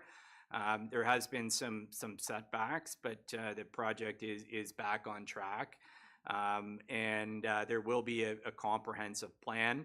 So just I want to jump back to the slide where we had the core project, where we identified the work plan for the projects and where the projects are in terms of completion. So these are the very projects that we'll report on, so that council can have a good sense of significant investment, significant effort to ensure that from a project governance perspective, the projects are meeting the intended objectives and are on track. The other component, and this is in Mr. Spagnol's world, is Cloud Permit. So Cloud Permit is an interface that allows for residents to interact with the building, planning, and municipal law department fully remotely, get automated updates in terms of the status of their plans and permits. It is currently being updated for enhancements for municipal law. So these are all ongoing implementations with the core parts of the functionality being implemented and currently operational. The next is what we refer to as a Human Resources Information System, or HRIS. The system we use is ADP. That's been implemented by our Human Resources Department, and it allows for payroll, our talent, time, tax, and benefit administration. And the next phase of that implementation will be the training component and having automation of those processes. So the nice thing about these systems as well is that they will provide dashboards and metrics, and that's important for management to be able to look at things like lost time, track trends, and we're still in the stages of infancy, I would say, with this implementation. But once we have that historical data, we'll be able to get better reporting out of those systems that we didn't have in our legacy system. The other one is Perfect Mind, and that's used by community services. Again, a front-facing platform that allows people to go in and look at facility availability, book a recreation facility, sign up for a recreation program, and do that in an automated way. And it also allows staff to be efficient in the process of ensuring that payments in, how the lists are generated to instructors, all elements of operations flowing out of that specific workflow. Another one that you've heard about, I think, over the last year is Mesh, which is our work order system. So, you know, when you get a call from a resident about a pothole and you send it to Dylan, and Dylan says, we're going to put a work order in, and this is where it goes. And you can see the dashboard here. So our supervisors and operations have access to this. You can pull it out spatially. It is linked to GIS. It'll give a report of how many work orders are open, what type of work orders there are. So linking to budget, it's really important because we could pull a specific area and say potholes and how much deferred maintenance is there on this road. And it's really a tool to manage the customer interface of the work order to make sure that it gets managed, but also to provide staff with better information to make more informed decisions. You've also heard about telematics and GPS in our fleet, and The image that you see on your screen is, I think this may be in Bidwell Trail, but this is the kind of information that we get from those advanced fleet telematics systems that we can see at any point in time if a plow was out, whether its wing was up or down, how much material it put down, and it really helps us optimize our routes and manage the winter material. In 25, we're looking at moving to an active system, which allows real-time visibility of those systems. And you may have seen the application Map My Plow. I don't know about you, but whenever I do my driveway, it's like as soon as I put the snowblower into the driveway, the plow comes by. So this, you can actually, yeah, and maybe that's done on purpose, but on Map My Plow, you can see where your plow is at real time, and it just enhances, I think, transparency around the services that are provided. And our corporate services team, we produce a lot of records. If you think about just everything that comes through digitally and organizational memory, Laserfiche is our system, and our corporate services team has been going through a modernization process with Laserfiche, which is our system for records management. And Honk Mobile is newly implemented from municipal law. Again, it's a mobile app that instead of having residents come down to pick up a paper parking pass, they can simply do it all online via the app to get parking passes for township facilities. And ArcGIS is our GIS, our spatial information system that allows all of the assets as it relates to land and spatial data all in one location. And we leverage this currently with the County of Simcoe and their GIS. But as we move towards more enhanced asset management, and if you think back to the slide that I showed on mesh, that's all spatial. So all that information, you're an operator, you're out, you're at a water main, you can pull that water main on the system, look at what was done, you know, where it's connected to, having all of the field capability and asset information really at fingertips to make those informed decisions. Because sometimes if you don't have that information, you're looking into files and trying to track it, and you can imagine the amount of time that's lost in doing that. And lastly, our township website as our platform. And you'll recall the report from Ms. Leggett and Mr. Flowers related to engagement and how we can enhance engagement, and that'll be a build-on platform for 25 and 26. So a lot of emphasis on technology over the past couple of years, and certainly into 25 and 26 as we move forward, I think to really look to leverage those investments in technology. And Mayor Greenlaw, Deputy Mayor Lavoie, this graphic is probably very familiar to you. But I did want to flag the County of Simcoe proposed insurance pool, and Deputy, I think you raised this in one of your county updates at a prior meeting, but really want to acknowledge Mark Aiken, the CAO at the county, and Trevor Wilcox, the Director of Corporate Performance, for their foresight in this. Insurance has been a cost that has really been ballooning across the municipal sector. I think there's 2 insurers that will insure municipalities through the county's leadership. The county has implemented an insurance pool program. There will be a report coming to council early in the new year to opt into the program. The program does anticipate, and these are real savings. There's savings that go into a pool to pay out potential claims, but the anticipated savings to Oro-Medonte alone over the 5-year period is almost $1 million. It's $802,000 over a 5-year period. So a really great opportunity to highlight that reduction in our operating budget. And you can see in the graphic We are anticipating year 1 and 2 a 10% savings on our current policy. But having that expertise, I think, at the county level as well will help us as a sector do a better job in terms of risk management, and having that expertise in county staff that we can reach out to as we develop our internal programs. So I'm going to turn it over back over to Ms. Johnson to talk about some of the assumptions as it relates to property tax. Thank you, CAO Binns.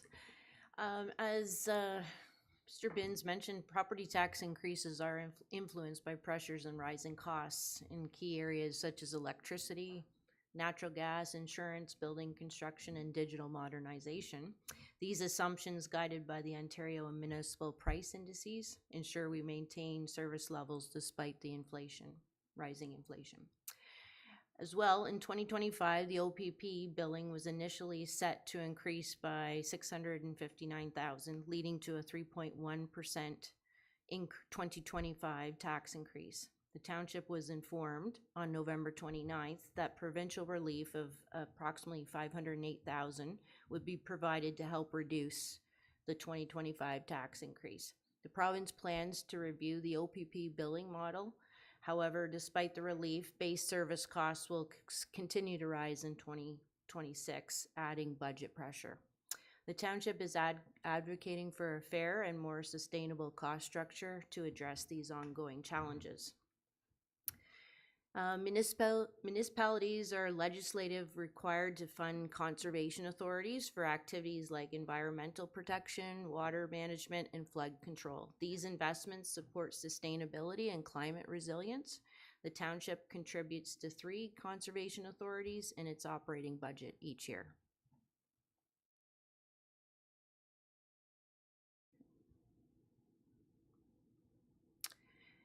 As of 2024, the township operates and maintains infrastructure with an estimated current replacement cost of $793.8 million based on the township's tangible capital asset registry and the 2024 asset management plan. The distribution of this value across various asset classes shows that roads and related assets account for over half, 57% of the total, followed by buildings at 19%, with all other assets making up the remaining 24%. The asset management plan guides strategic investments to maintain critical infrastructure, ensuring long-term functionality and alignment with service and community needs. The township's key infrastructure, such as water systems, stormwater, roads, and buildings, is generally in good or very good condition, reflecting strong maintenance efforts. However, vehicles, equipment, and park amenities require improvement as they are more likely to be in fair or poor condition. For assets lacking formal assessments, conditions are estimated using age and life cycle expectations to guide maintenance and replacement priorities effectively. Our next slide shows the township's fleet replacement strategy, which now considers factors beyond age, including operational costs, reliability, fuel efficiency, and condition. This data-driven approach aligns with our 2024 fleet management strategy and uses scheduled condition assessments to optimize our fleet utilization and reduce costs to the township. Specific service needs like administration vehicles versus snow plows are also factored in, ensuring assets are managed efficiently and support reliable service delivery while aligning with long-term financial sustainability. The township's long-term financial plan integrates asset management with financial strategies to sustain infrastructure and services while maintaining service levels. By July 2025, a financial strategy will be developed to identify funding shortfalls, prioritize life cycle activities, and establish performance measures. This strategy will also address risks associated with deferred activities, ensuring resources are allocated efficiently and effectively, and future needs are met while supporting the sustainability. The township's core infrastructure is generally in good condition, but a $16 million annual funding gap exists due to insufficient contributions for maintenance and replacement. Life cycle costs average $21.8 million annually, while current funding is $5.8 million annually. This gap has led to deferred upkeep, increasing the risk of deterioration and reducing service levels. Addressing this, the 2025 to 2026 focus will be on refining the asset management plan and developing a long-term financial strategy to ensure sustainability, infrastructure management, and service delivery.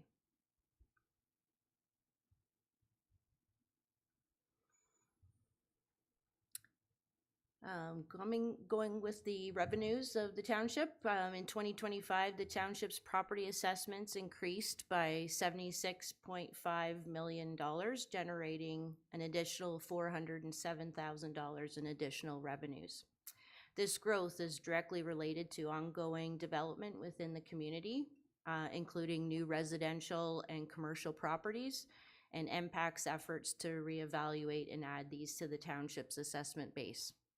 The additional revenue supports essential services and infrastructure while helping to mitigate tax rate increases, reflecting the township's expanding assessment base and continued economic development. Property tax revenues are allocated to township at 51%. The county collects 31%, and education collects 17%. For services. For a $500,000 averaged home value, this equates to $2,432 for township services. A 1% tax increase generates $260,000 in additional revenue to support budgetary needs. Another revenue source are other grants and user fees. The township's user fee charges bylaw sets fees for municipal services like water, sewer, and waste management, ensuring cost recovery and billing transparency. User fees represent approximately 17% of the township's total revenues, serving as a vital funding source for operations and services. Together with grants, they diversify revenue streams and reduce dependency on the property tax increases. One of the grants that we receive annually is the Ontario Municipal Partnership Fund. It's known as OMPF.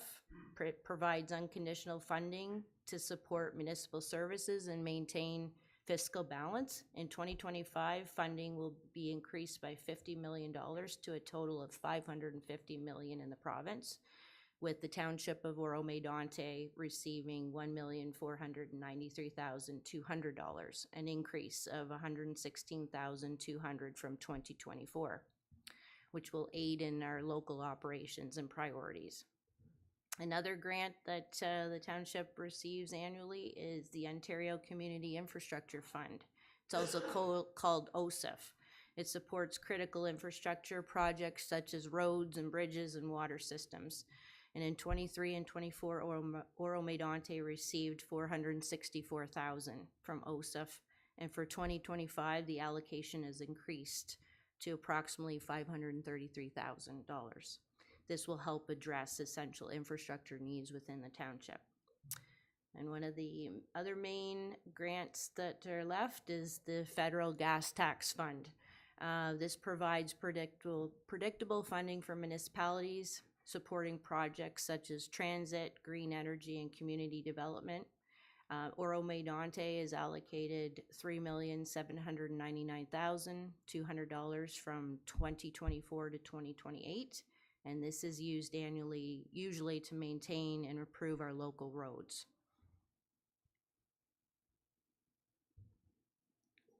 And I'm going to round out just providing the draft budget timelines. As I mentioned, September to October, we completed the survey. We're before you this evening to provide council and the community with an overview of the process.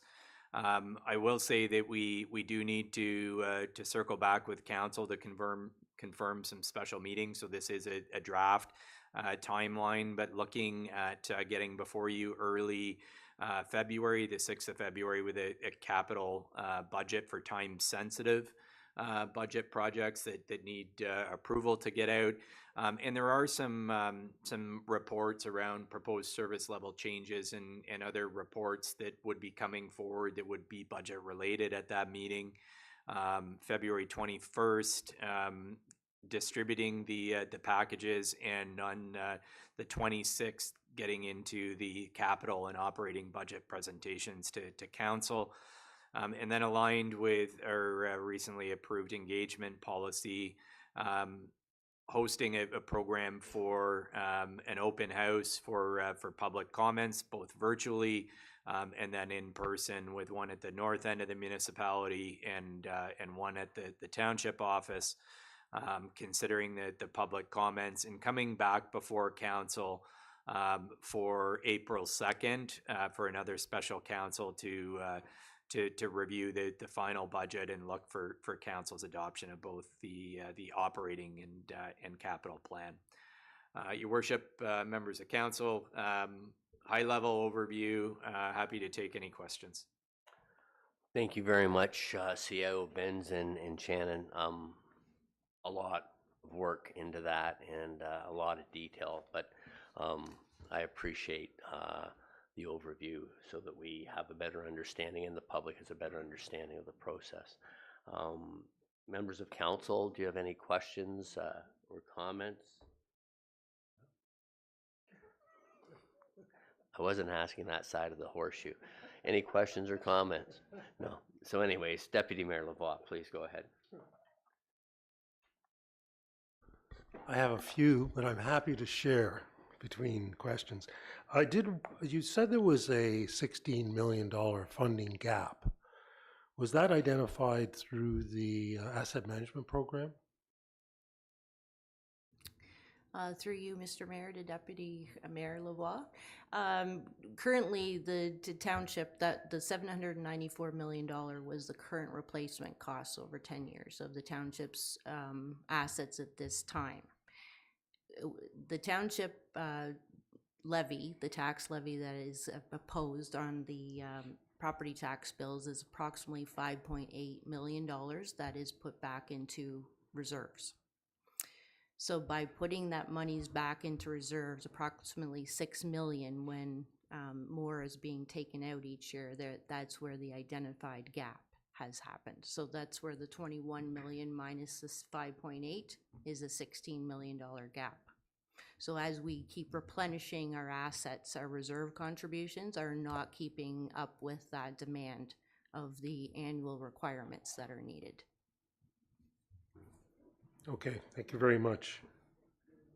Can I maybe just add to that and do jump in, Ms. Johnson, and I think not to scare you by the number, because it is a big number. And Ms. Johnson did speak to the refinement of our 2025 asset management plan that really looks at levels of service and condition.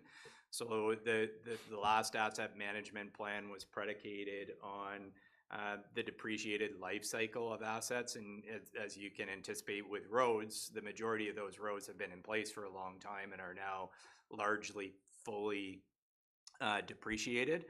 But then you look at the slides and the condition of the roads are still in good condition. So taking a longer term view of condition and what the actual replacement cost will be will refine what that number is and allow for, I think, a more accurate financial plan, but it gives us at least a baseline. I do think it's probably much higher than what it actually is in reality. Thank you. I'll pass the microphone. Councillor Hutchison. Thank you, Mayor Greenlaw, through you. First of all, boy, that's a lot jammed into your presentation, and I have to say congratulations. You touched on a number of points that we've been discussing since the start of our term, and just an observation as to how you've really pulled this all together through the strategic plan and the strategic vision of the township. So thank you for telling us that we're going to get quarterly reporting on variance to plan. That's something that a number of us have been looking for over the last couple of years. So I'm so delighted to see that that's coming. And I know that it's a huge lift to be able to provide that to us. CAO Ben spoke around education of the public and communication, and I couldn't echo more my agreement in misunderstanding as to the cost of government and the cost specifically you noted legal fees and legacy files. We have legal fees. The public is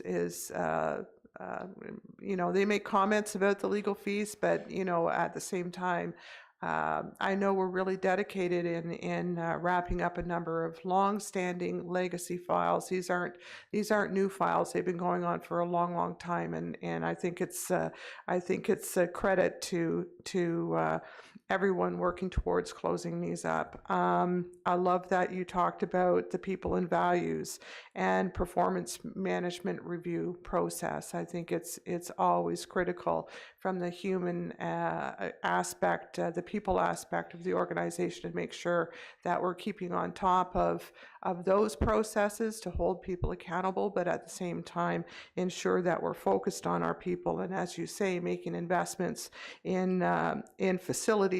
Specifically, you mentioned bylaw, who have been working out of a trailer in different areas. It's very, very powerful for those folks to be able to have a place that they can work comfortably in. I do have a question. You had mentioned about the insurance, pooling of insurance at the county level, so that's going to provide a nice discount for the municipalities. Do we know if there's been any discussion around the pooling of investment funds or reserve funds so that we could potentially get greater returns on investable funds for the township? That I'm not aware of, Councillor Hutchison. I think it's a really good question. Perhaps Deputy Mayor Lavoie or Greenlaw, I'm not sure if you may be aware, but certainly something I can take back to our next county CAO's meeting and look at what opportunity may exist there. No, and that was brought up in the past as well, that, should it be managed by a municipal financial investor, and how do we manage those resources that are sitting in reserves in order to make sure we get the maximum return, right? So that's a good point. Thank you very much. Deputy Mayor Lavoie. Yeah, and I just add to that, perhaps even on the debenture side, we might get a better rate if we have to borrow. I notice, and forgive me for not thanking you for this excellent report. There is a number of IT projects and a number of IT systems. Do they talk to one another?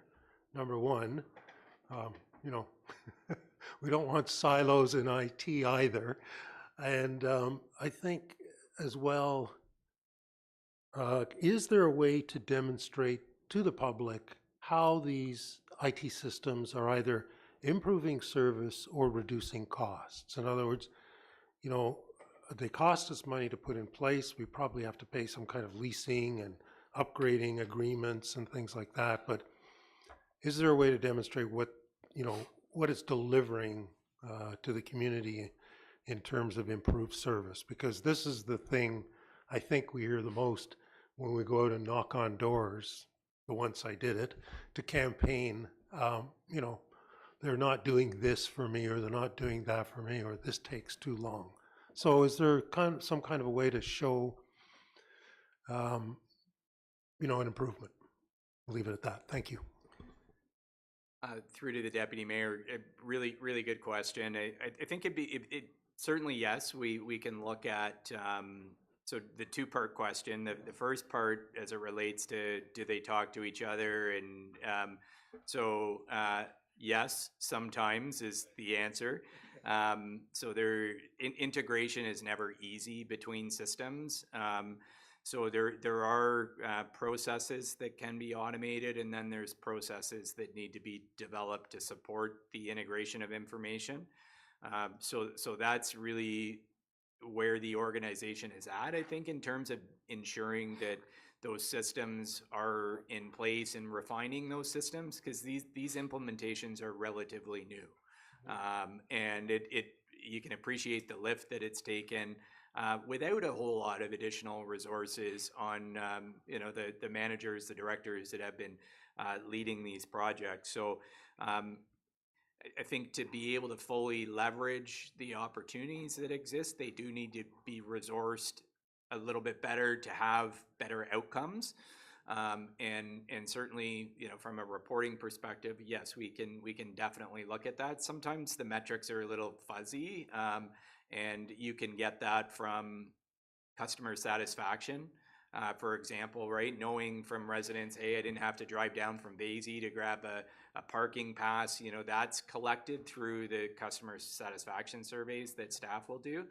And I think the other piece too that's a little bit difficult to quantify is that if you think about when these processes weren't automated, what staff were having to do. So that those low value activities that are now like being replaced by technology frees up capacity that may defer hiring a full-time position.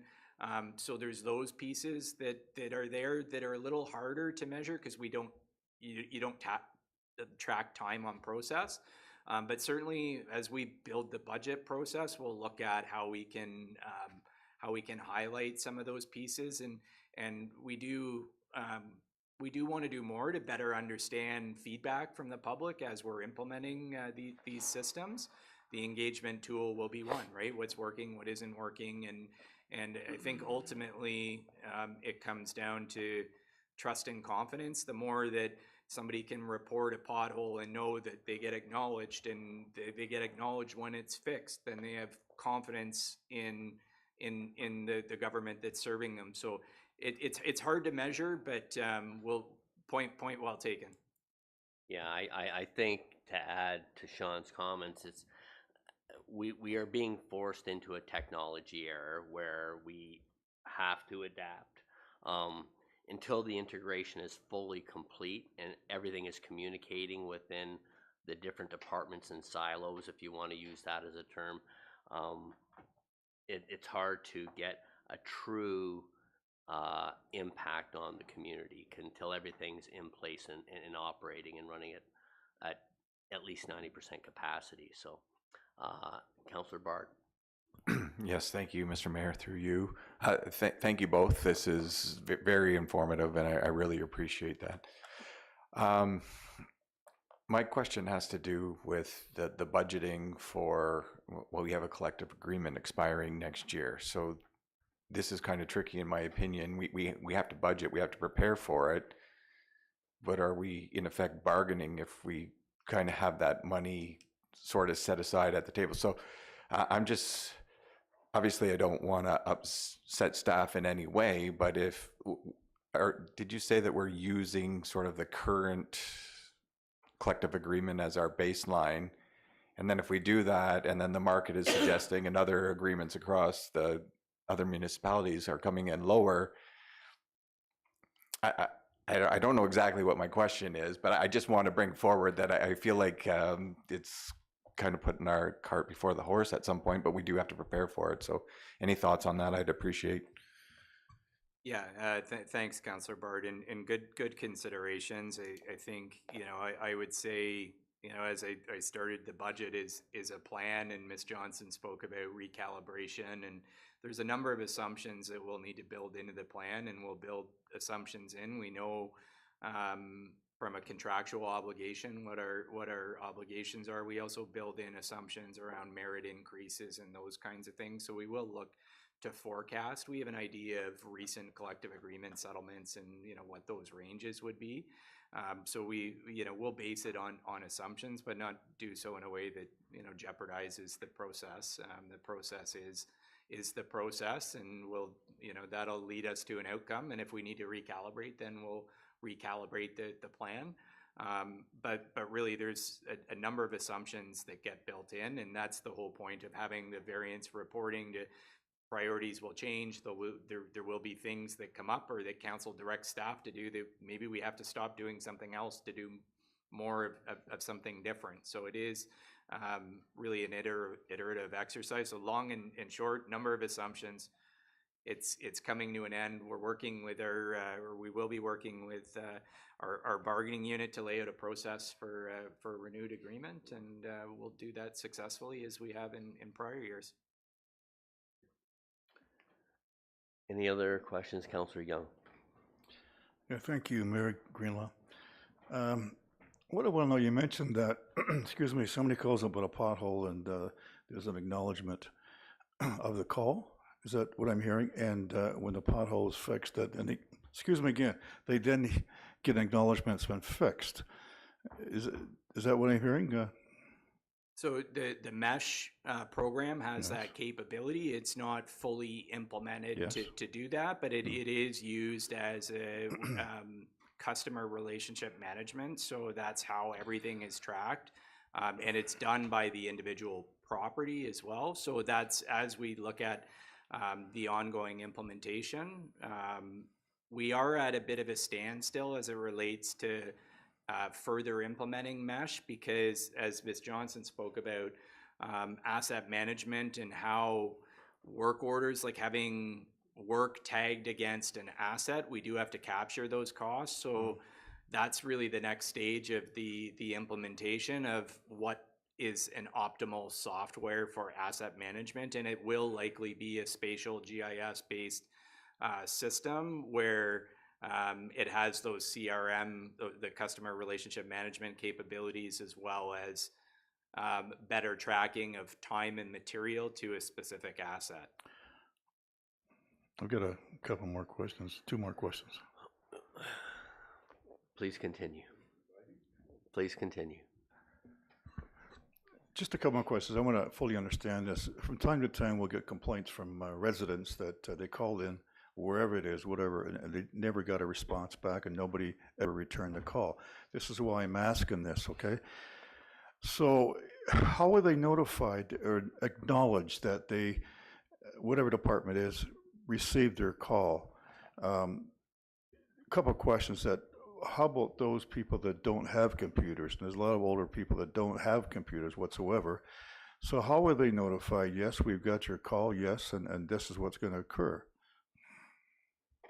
That's a good question, Councillor Young. Those that submit by email, and it is different by department, and I mentioned these programs have just started to be implemented, and an example would be municipal law and occurrence tracking. So they're just in the process of using the cloud permit to do that, and no different than in cloud permit. If you submit a building permit, it's reviewed. The reviewer will put comments in. As soon as those comments are in, it does a push notification to the applicant to say it's been reviewed. There could be comments that, there may be an engineer report that's needed. So it automatically pushes that out.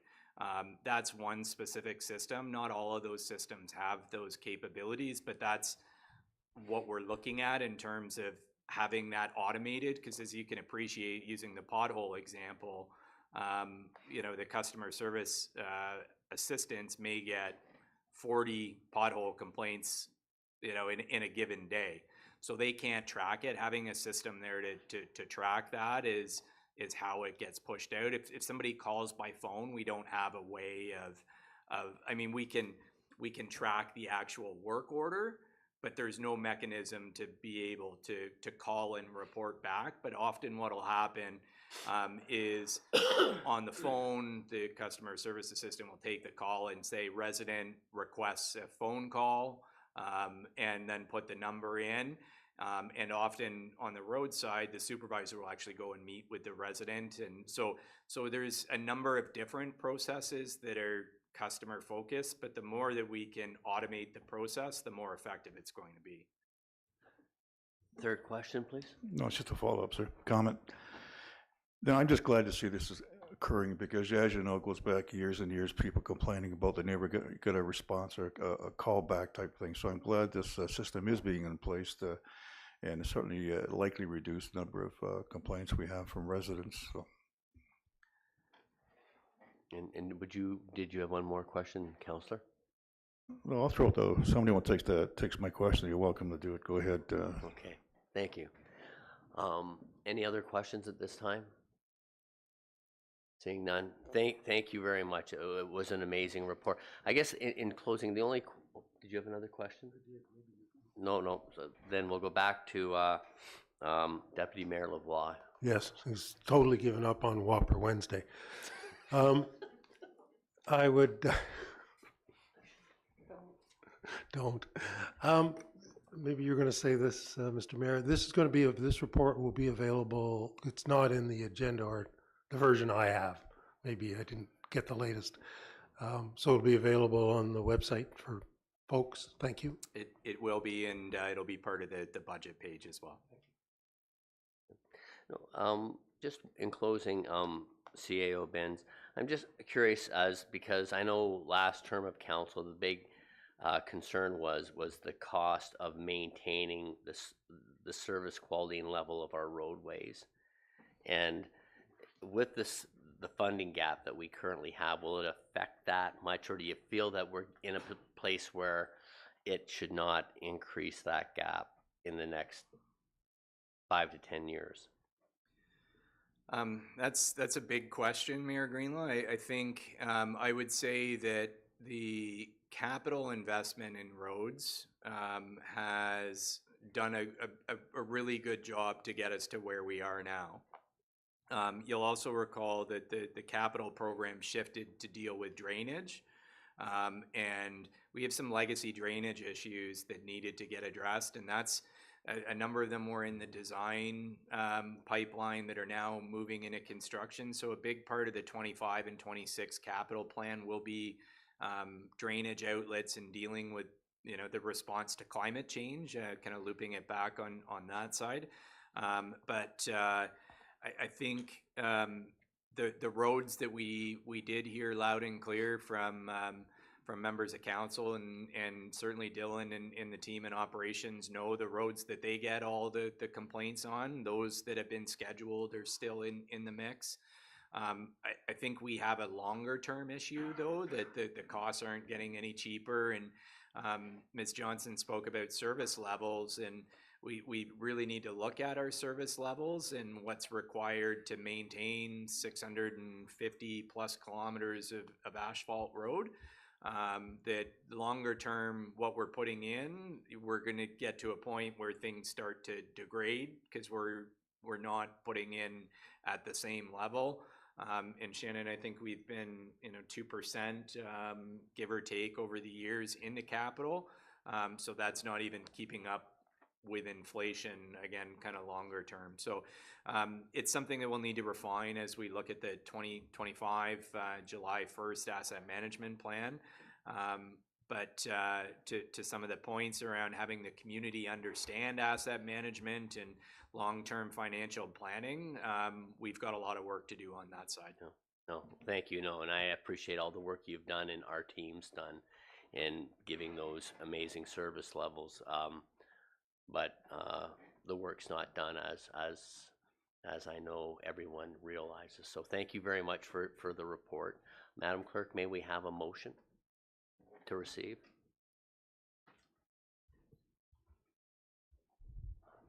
Moved by Hutchison, seconded by Clark. Be it resolved that the report, as listed under item number 12, reports of municipal officers for information only, be received.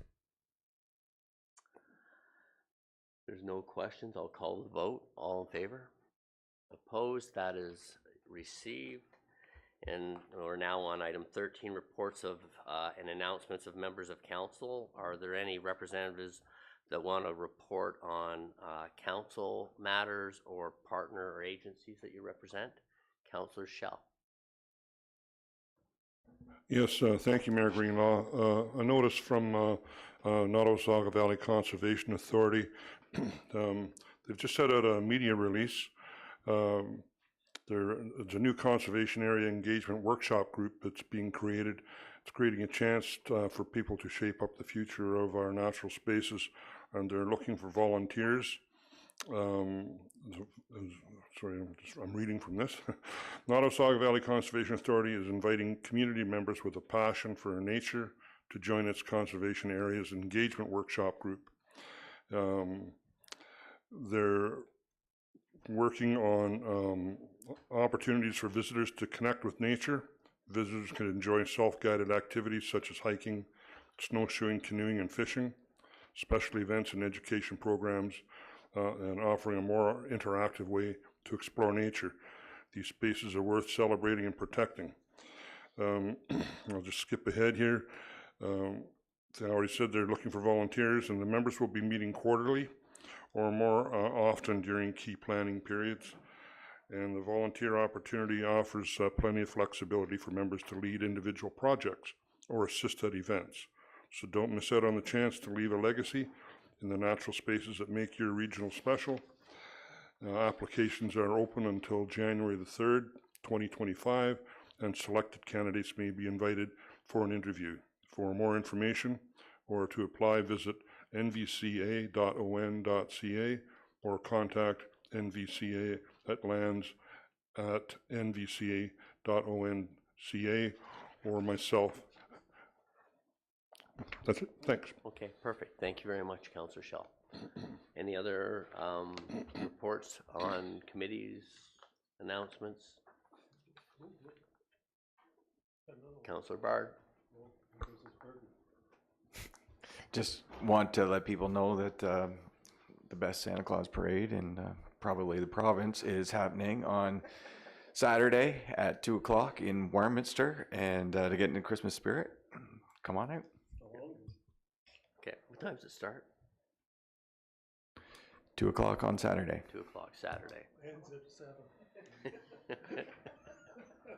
It's a great parade. They do encompass I give them credit. They do encompass the entire neighborhood, and that's great. So, Councillor Hutchison. Oops, great, thank you. Through you, Mayor Greenlaw, I just wanted to express my thanks to the community in Ward 1 for an amazing giving weekend.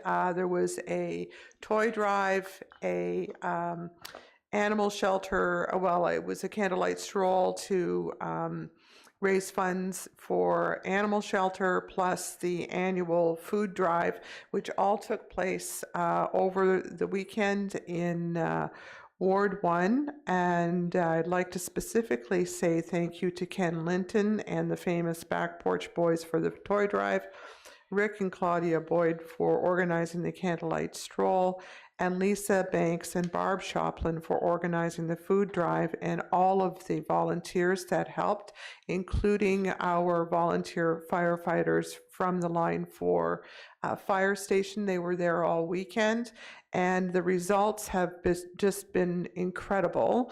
The toy drive, 227 toys and $2,345 in monetary donations. 40 pounds of pet food plus supplies, and $40 for the Comfy Cat Shelter, and $300 for the SPCA, and 2,386 pounds of food, $225 in gift cards, and $7,980 in monetary donation for the Salvation Army, plus an additional $3,450 in monetary donations directed to the Sharing Place in Aurelia. So can I say, like, Ward 1 rocks? But I do have a special note of thanks from the Salvation Army, where they quote, "Cannot say how much we appreciate all of the time that goes into these events. The number of folks we are helping has gone up this year significantly. 625 families with food and toys, which is up 60 families over last year." So amazing. That's amazing. Well done. You know, it's great, and there's no doubt Ward 1 has a very active community, but all the wards have very active communities as well. So, but maybe we'll put a little competition out amongst the wards. You know what? Year. I think that'd be fantastic. Yeah, We should have a ward competition. Yeah, and we'll just handicap you accordingly. So, Any other reports or comments from anyone or announcements? Seeing none, I just want to thank the fire department for all the work that they've done throughout all the stations this year, bringing Christmas cheer and awareness. And I don't know, I don't want to speak on your behalf because you speak much better than me, Chief Dominelli. So would you like to make a comment about the work that the fire department's been doing? Yes, through you, the Mayor. The fire prevention, Chief Fire Prevention Officer organized parades going through all the communities, which was well received. The food was donated again throughout that community, and the fire safety messages were, again, the important thing about the whole parade. And again, our guys participated in the Ready Santa Claus parade, and also I imagine they'll be in Warminster on Saturday. And again, I can't say enough about the individuals that commit all the time to this, volunteer their time to all these associations.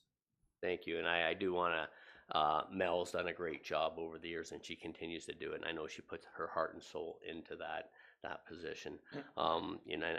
Councillor Barr just whispered to me to make sure that the fire truck is full of fuel for the parade, just so it makes it to the end, but that's just a little bit of silly humor. If there's nothing else, is there any other reports or announcements? Seeing none, we're now on to the consent agenda. Is there any items that anyone would like to have pulled from the consent agenda for further discussion? Seeing none, then Madam Clerk, may I have a motion to receive the consent agenda, please? Moved by Bard, seconded by Shell. Be it resolved that the staff recommendations with respect to the items listed under consent agenda correspondence be adopted as printed. All in favor? Opposed? I see none. That is passed. Communications petitions, Madam Clerk, is there a motion to be read at this time? For item 15A? Yes, please. Yes. Moved by Lavoie, seconded by Hutchison. Be it resolved that the report as presented by John Eward O'Dwyer, Integrity Commissioner, IC, be deferred, and that the report be returned to the Integrity Commissioner for further review. Okay. Any comments or questions? Seeing none, I'll call the vote. All in favor? That is carried. Opposed? Seeing none. May I have a draft motion for 15B, Madam Clerk? Moved by Young, seconded by Clark. Be it resolved that the correspondence dated December 2nd, 2024, from Andrew Emmons, Vice President of the Board of Directors, on behalf of the Oro-Medonte Chamber of Commerce and Tourism, RE 2024 funding request to be received. That the request to release the approved 2024 funding allocation in the amount of $15,000 be, there's an option here, approved or denied, sorry, and that the Oro-Medonte Chamber of Commerce and Tourism be advised of Council's decision under the Director of Corporate Services, and if required, staff proceed accordingly. Thank you very much. I'll open the floor now for comments, questions, or Councillor Young. Yeah, thank you. Have we received yet the audit of their finances, or is that forthcoming? Ms. Hewitt, would you like to answer that, please? Thank you, Mr. Mayor. Through you to Councillor Young. Mr. Emmons is on the line, so should there be specific questions to the Chamber, he would be in a position to answer. What I can say from my conversations with the Chamber is that they have been working to identify a qualified individual to complete that audit, and part of the challenge that they're dealing with right now is the cost of an audit is quite significant in comparison to other financial costs they've incurred in the past. And I do believe that these funds would be used for that purpose. But if Andrew would like to add anything to that, he is available, Mr. Mayor. Andrew, would you like to add anything to that, or are you? Yeah, can you guys hear me? Yes, please go ahead, Mr. Emmons. Okay, great, thank you.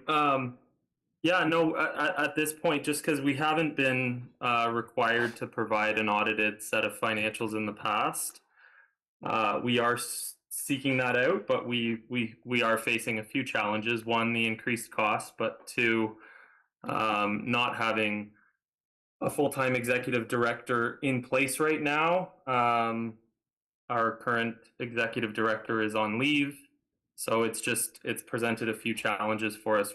I am happy to say we did hire somebody temporarily to take on that role, or sort of a management role. But at this point, she's really focused on just really administrative duties and sort of catch up from the last 2.5 months of not having an ED in place. But that is the intention, is to get a full set of audited financials over to the township and for future use. Yes, thank you very much, Andrew. So also to bring a bit of clarity for you, Robert, or Councillor Young. So the support for the Chamber of Commerce was approved on a 2-year basis in the initial budget review of this council. Because they have grown to such a degree, and the amount of money that's being, they do have to fulfill an audit report, and they present, both Andrew and Luke presented at the last meeting, and they are working diligently to try and get the chamber to the place where it needs to be from a financial perspective, and therefore we feel confident that we can consider releasing the funds for this year. Moving forward, then they will have to adhere by the new policies that have been laid out. Does that answer your question? And I'll let Deputy Mayor Lavoie, who also has been involved in this. Well, I'll wait for Deputy Mayor Lavoie, so he can fill in the spaces that you left out there. Oh my. Just to add a little bit of context,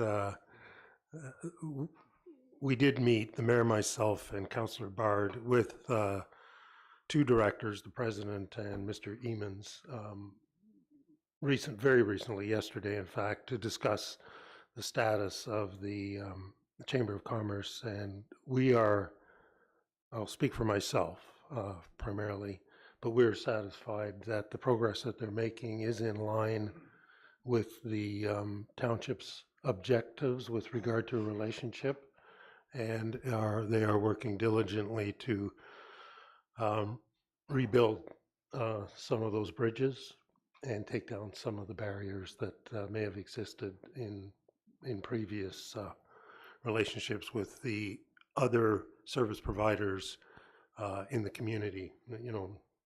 So I'll leave it at that for now. And I think I'm certainly in support of the motion to release the $15,000 on that basis. Thank you for that comprehensive answer. We're just here to make sure you're as informed as we can. But I think at the end of the day, what is really key here is the chamber does great work for this township, and they are an important role to the many small businesses we have, and hopefully they will evolve where we can get them to help out also with the agricultural community, which is a huge part of our economic success as well. So, Madam Clerk, you've read the motion, and you read it well. So I will let the deputy. Would you like to suggest the option, please? I believe the option I would select would be option 1, which is to release the money to the Chamber of Commerce. Be approved. I'm going to put that on the floor for a vote. And the whole motion is on the floor for a vote. So Thank would you like me to read the motion again? No, with the I think approved? we understand it. Okay. Well, no, you know what? You leave this lasting impression in my memory. So it's So can we take the vote? All in favor? Any opposed? I see none. That is passed. And so, yeah, do you want to let Councillor Shell know that he...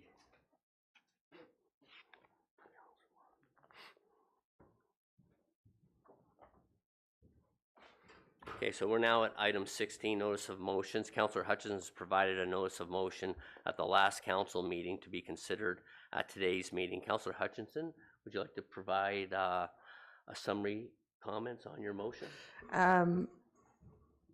Yes, as circumstances have changed somewhat since the time that I put this notice of motion to the table, in that, as we're aware now, that on November the 29th, the Solicitor General did actually provide relief to the township in the amount of $508,071 for the OPP billing.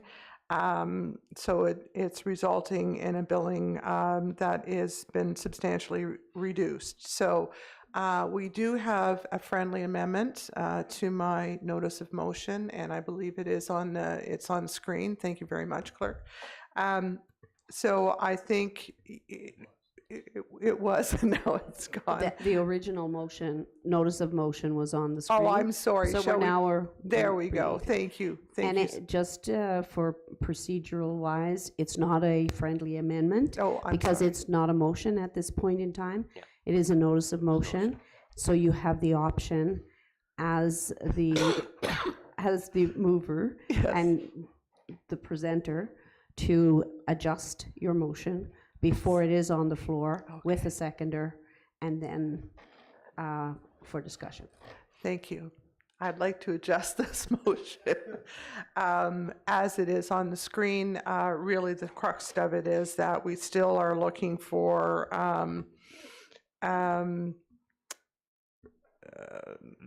the OPP bill, the billing model still needs to be reviewed. It's given the fact that we are, home to Burles Creek and Horseshoe Resort, Mount St. Louis, Hardwood Ski and Bike, and other large venues, they require paid duty policing and paid for by event organizers as a component of their traffic and safety and security plans. And we don't have a way currently with the OPP billing to differentiate or reconcile our paid duty contracts with core policing functions associated with large-scale special events.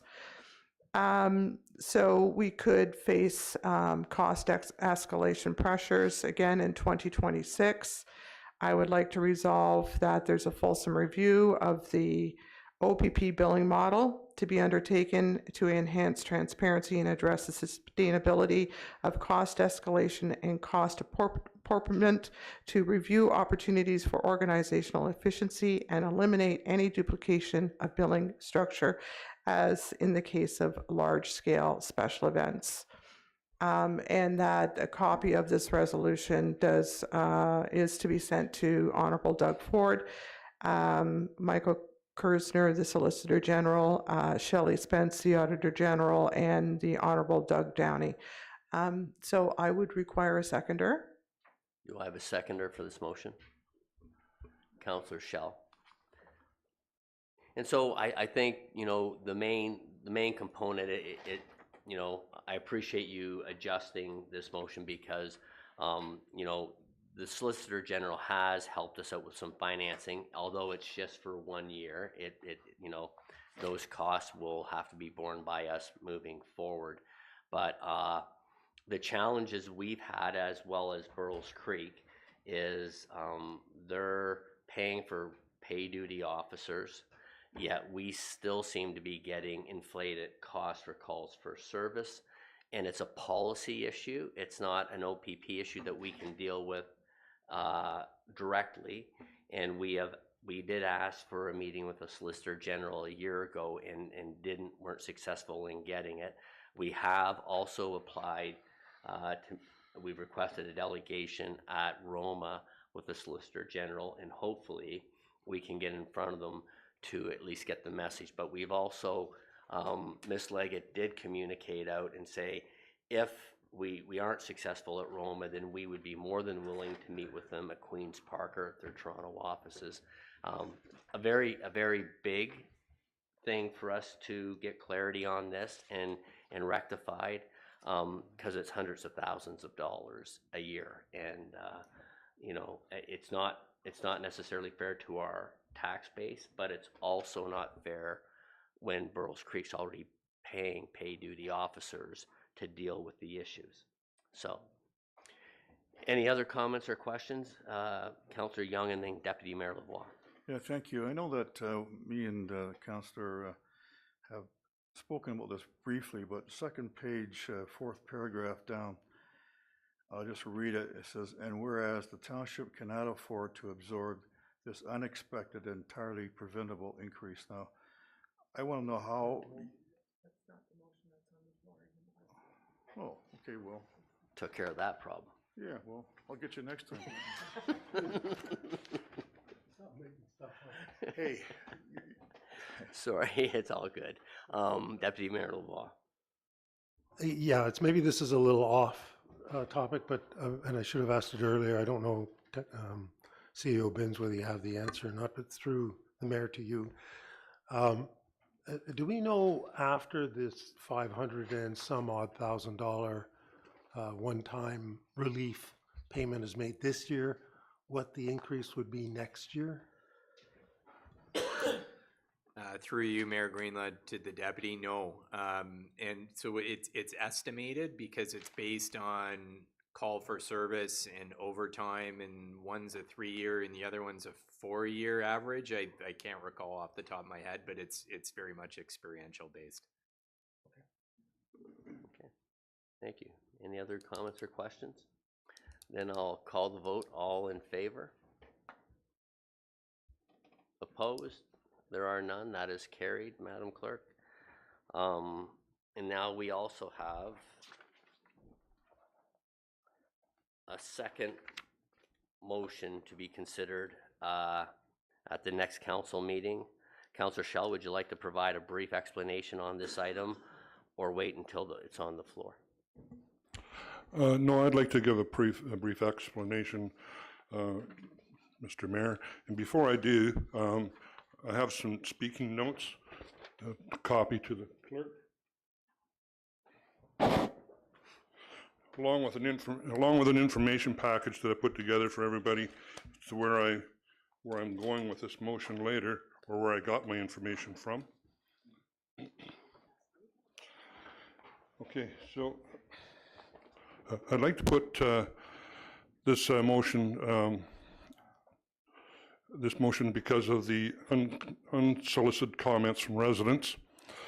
They are of the mistaken belief that representatives of county council vote the way they do at the direction of Oro-Medonte Council. County council drew the displeasure of the Premier of Ontario, who media across the province quoted him as saying, "They voted themselves, are you ready for this one? A 167% increase in salary. Wouldn't it be great if we could all just increase our salary?" He said further, "This has to stop." Point of order, Friday, please. that this was frustrates me point of order. when you're Point of order's been called. speaking. No, it's a point of order. Order's been called. Councillor Schell. So please, the point of order, sir. Well, the point of order is it has nothing to do with the motion that you're talking about. Premier, I'm getting to that, if you'll allow me. Okay. Well, just get right to it. I am. Thank you for the interruption. This has to stop for declared Friday morning. That's what frustrates me, when you're wasting taxpayers' money and then you're out on the other side screaming, "I need more money." So stop blowing the taxpayers' money and be responsible. Not only did the residents who spoke with me agree with the Premier, they blamed me personally and all members of Oro-Medonte Council. While we know that our council has not been consulted nor voted to give direction to Oro-Medonte's representatives to county council on how to vote, the public does not. So the mayor of Innisfil asked for a recorded vote, because she wanted to be able to show the Minister of Municipal Affairs that she had voted against the reason that she did not want to have the province put requests from Innisfil in the no pile.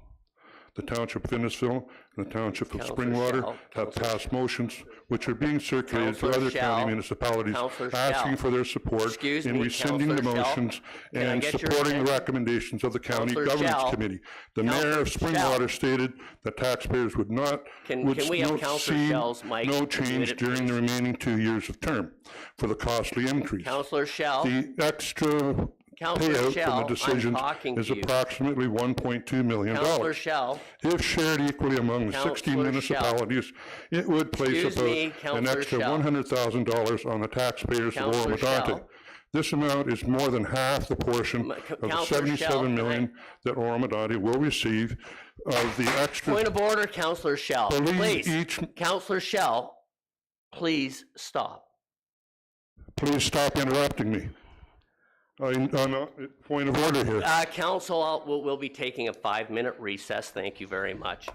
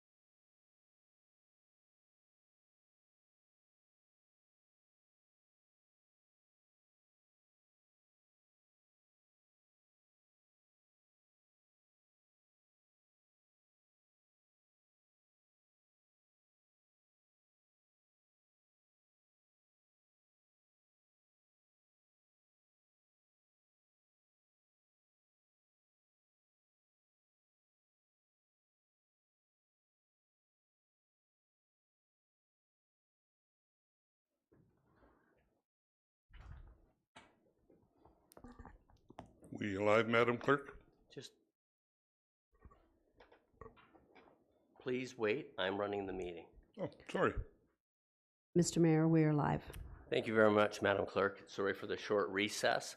Councillor Schell, what we are going to do is I'm asking you to give a brief overview. We don't need to get into the details because that's not what this is about, because this is a motion coming forward. Okay, so please continue. Okay. Thank you, Mr. Mayor. I'll be very brief. I believe that each councillor, each member of council, Oro-Medonte Council, should be given the opportunity to have their position publicly recorded, similar to the county council members and the members of other municipalities. This would have the added benefit of the representatives from Oro-Medonte knowing the positions of council. So, Madam Clerk, I'm putting forth a motion in a similar manner to county council to have procedures waived and have my notice of motion dealt with at this meeting. This is necessary because county council Okay, Councillor will be Schell, reconsidering Councillor Schell, that is all, there is what all you had to say. You're asking, okay, just pause 1 minute, please. You're asking for us to break from procedure in order to get this to the floor. That is all you had to say to fulfill what you're looking to do. Thanks for your coaching.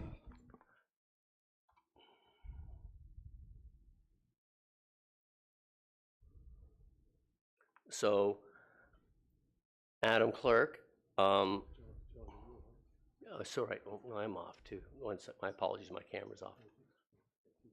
Yeah. So here's what Councillor Schell is asking for us to break from procedure in order to vote. We need a 2/3 vote to break from procedure to allow this motion to come to the floor now for discussion and debate. Deputy Mayor Lavoie, question? Does that motion require a seconder? Madam Clerk, I believe it does. Yes, it does. Okay. So do I have a seconder for Councillor Schell's motion to break from procedure? Councillor Bard. So we have a seconder.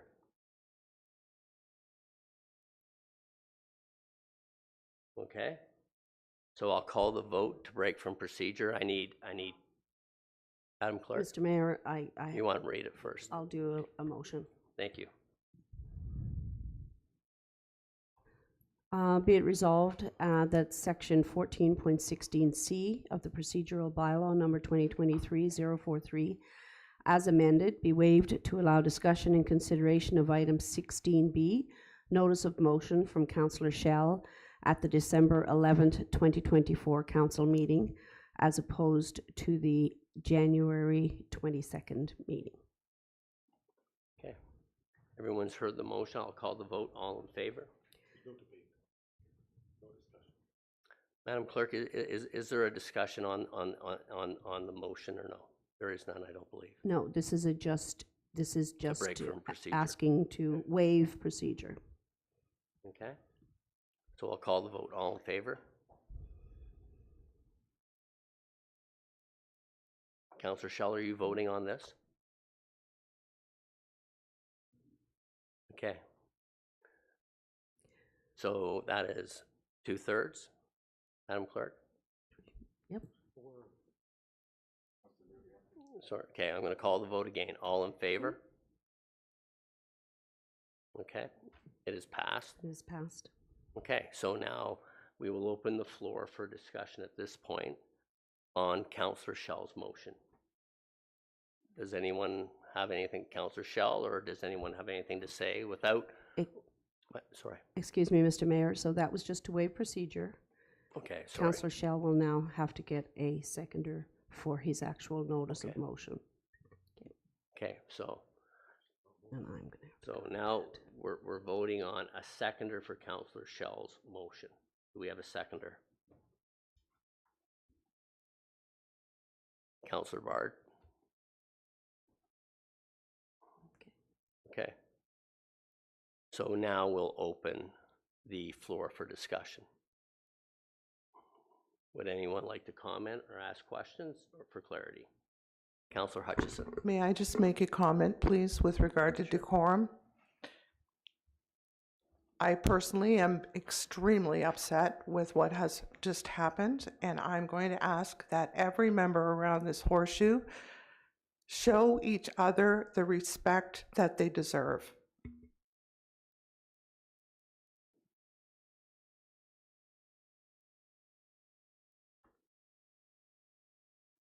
Is there any other comments in regards to this motion? Deputy Mayor Lavoie. Yes, thank you very much. I have a few questions on the motion, actually. First and foremost, I'd just like to clarify that you did indeed write the motion. Through you, Mr. Chair, to the councillor. Councillor Schell? Have you been listening? You were just asked a question through me by the Deputy Mayor. Which then the question was, did you write the motion?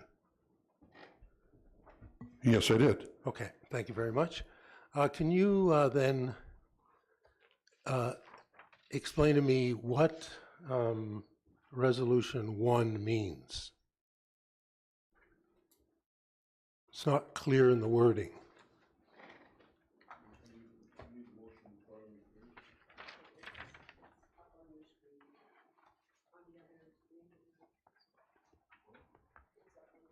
It's at the bottom of the screen, that Oro-Medonte councillor formally have their position recorded in the public record. All right, can you, number 1, therefore be it resolved? Yes, the first resolution, that's correct. The councillors formally have their positions recorded in the public record to make its representatives to Simcoe County aware of their positions by voting separately on the following in accordance with the recommendations made by a County Council Governance Committee. I don't understand your question. We don't understand this. Go ahead, sorry. Yes, sorry. It's a statement. I realize that, but what is it saying? I don't understand what it says. It's not okay, so a properly formed sentence, all right, in my view. That Oro-Medonte councillors formally have their position recorded in the public record to make its representatives to Simcoe County Council aware. So that we want the public to know yes, how we voted to ask you fellas to go to County Council to vote. We know we have no say over how you vote, but at least the public, when the public's attacking me and they're attacking my colleagues, saying that, how did you allow this to happen? And we're not being given the opportunity through you to let the public know by a recorded public vote, as has been done in some of the other municipalities. But I'm so. No, sorry, I think I still have the floor. Right? No. Go ahead. I would like to state I have not received one concerning comment about this from anyone. Yeah, nor have I, but nonetheless, so is this trying to say, so in accordance with the recommendations made by County Council Governance Committee, what did the County Governance Committee say that you want the Oro-Medonte councillors to have their positions recorded with regard to the representatives that you sent to County Council? I mean, you need to clarify the sentence.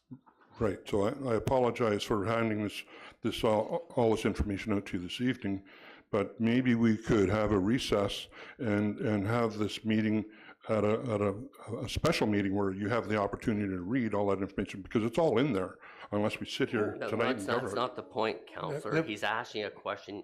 You're diverting. He just wants the question clarified. No, I think as well, Councillor Schell, the county council issues an agenda every week. Yep. You are completely free. It's public. You can read that agenda. If there matters on that agenda that come to your attention that you would like to present to your representatives when they go to county council, please do so. But coming to us after the fact is one thing. We've seen this material. County Council Governance Committee came up with recommendations. The recommendations were to increase the wages, for instance. So I don't know what it is that this resolution 1 is trying to get at. So are you simply saying that you would like a recorded vote here of these members of this council in order for them to identify what it is that they want the mayor and I to do when we go to county council? Is that what you're saying? No. I just want the public to know. What you fellows do when you go to county council, you make that decision. We have no say over how you vote or how you go. But your county council governance committee gave you two choices. And one of them was to accept, and one of them was to not accept the increase in pay and the increase in or the 32 members, but to reduce the membership. Well, there might have been more options, but okay. So insofar as I don't understand that resolution 1, I can't support it. So we'll just leave it at that. If anyone else can understand it, that's fine. Maybe they will support it and they can vote for it. Can I make a quick comment here, if you don't mind? Sure. So you, as the deputy said, every member of this council can access the county council agenda online. And we're more than happy to hear your feedback on those items, and we will take them into consideration.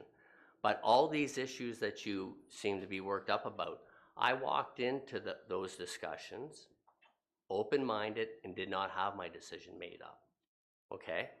I listened to all the input by all county councilors and made my decision on what was said and who made the best arguments for their position and voted. You know, that's what my job is on county council, just like everyone's job is at this council. You will have open-minded discussion, you collect the information, and then you make the best decision on your behalf. Now, the thing that concerns me is you didn't bring this up prior to the motion coming forward. I reached out to you to find out what it was because I'm concerned, because I'm a county councilor and the deputy mayor's a county councilor. Not once have you come to us about any issue at county council. The professional way that we should all work together is my phone is on 24/7. If you want to pick up and call me, I'm happy to take it. If I'm sleeping, I apologize. I do that now and then. But I will call you back. And I said to you when I spoke to you last week about this, you know, what is it that your motion is about? And you wouldn't answer me. All you had to say it was about the pay increases and the number of people on council. You deferred and said, I'll get it to you. So I'm not even sure if you knew what you were bringing forward, and that concerns me. I agree, you should listen to your constituents because those are the people who elected us, and it's important to listen to them and provide that feedback. But it's the manner that you're providing that feedback and the style you're implementing it, I don't think is in the best interest of us as a council and yourself. So, you know, I did ask, I still kind of murky about this. You know, my question is, you talk about the common practices of county council in your motion. What are the common practices of county council when it comes to remuneration? My understanding is that it's done at the end of the term before the council retires, and they hand it over to the incoming council, same as which is done here and at most other municipalities. But let me go back to... No, I'm listening. Go ahead. Let me go back to responding to your... When you and the deputy come back to council to give reports on what's happening at county council, nowhere did I ever hear you comment in any kind of detail about the numbers and the 167% pay increase. And thank you, Councillor Hutchinson, for reminding me that if I speak to Councillor Young outside of this semicircle here, that I could be, looked at as, what's the word you used? Non-transparency. So that is why, Mr. Mayor, sometimes when you call me and ask me for things, I'm a little reluctant, because if I talk to you, am I being non-transparent? Why can I not bring it to the table? Why can I not bring it to the floor? Well, because I'm trying to understand as head of council, because I'm concerned because you brought multiple motions to this council chamber that have not got seconders to the floor. And then finally, one councillor said, listen, I'm going to bring it to the floor to get it, to get it so we can finish and put it to bed. Yep, thank you. But then you continue to do it. And I'm going, that is not the best process or way to have. Like the last one that you brought up, okay? I'll just be brief here. What happened was, I asked you if you wanted to speak to it. You said no. Then I said, did you find a seconder? And you said no. When you bring a motion forward like this, part of your duty as a councillor is to get a seconder so that it can get to the floor to be discussed and voted on. I did that on this one, Your Honor. I did it. And I got two seconders, thank you very much, but those were not the two I approached. But that's beside the point. The thing is, if we cannot get things out on the floor and they're being stopped, what does that show the public about transparency? Well, but they're not being stopped. Yes, they are. If they're not getting a seconder, they're being stopped. Excuse me for interrupting. CAO done?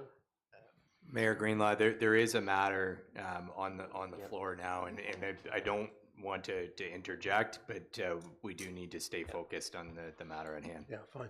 Okay. So I guess the only question I have, and I did it at the break, what is a triple majority? You have to have 3 or 2/3 vote, 2/3 in But favor. explain the triple majority in this circumstance that you're referring to. So how do you obtain a triple majority in order for this to go, to come through? That has to come from my colleagues. I can't twist their arms and say, hey, vote for me. They've got to come forward and say yes. Can I go ahead with Please go ahead. Yeah, thank you very much. So having discussed Resolution 1, I wanted to discuss Resolution 3, which I think is partially being discussed. Now, it's my understanding that customary practice for the timing of changes in remuneration. So through you, Mr. Mayor, to the councillor, you are aware that almost on the very first council meeting of the last council, they gave themselves a rather large raise. You're talking about county council? No, I'm talking about this council. The previous council, the 2018, in January of 2019, they gave themselves a very large raise. Mm-hmm. Okay. So that's not, that you'll agree that, through you, Mr. Mayor, that you'll agree then that that's customary, that councils can come in and give themselves raises at any time. No, I didn't say that. You're asking me, when they customarily make the changes, they make them at the end of their term. And that's for the incoming council. So when we stepped in at a higher rate than what they were getting paid. And then what did we do? We turned around and voted ourselves another raise. If I could take that vote back now, I would. We did not. I don't believe we gave ourselves a raise. However, let me go back to my original point, which is in 2018, that council, on the very first or second council meeting, gave themselves a very large raise. So that was this House in 2019 in January. So when you say the timing of remuneration changes is at the end of a term, that's not the case. There's examples of that not being the case within this House. I'm just putting that on the table. It's a fact. Okay, but I'm not talking about in this House, I'm talking about county council. But you... But what's the documentation other than hearsay? Because county council hasn't given itself a pay raise in a significant period of time, and that was in the paper. So where are you getting this common practice component? Oh boy. Yeah, that's getting away from my it's what you stated. I would like this council to have the opportunity to vote on whether county council gets 16 councillors and a warden and the 167% pay increase or not. But that's precisely what we're discussing. So, so you yourself, through the mayor to you, Councillor Schell, you raised the point of customary practices. And I'm pointing out to you that a customary practice for a council is for itself to raise its own wages at any time it pleases. There's no customary aspect to this. So this is nothing more than hearsay. So if we go forward with this, I'd recommend from a friendly amendment perspective that phrase be struck, because it's not it means nothing, and that's in fact not true. Okay, I agree with that. Okay, so then I agree with that friendly amendment. So then what I would also suggest is in the further up in the recitals, in the forgetting for the moment whatever the Premier of Ontario says,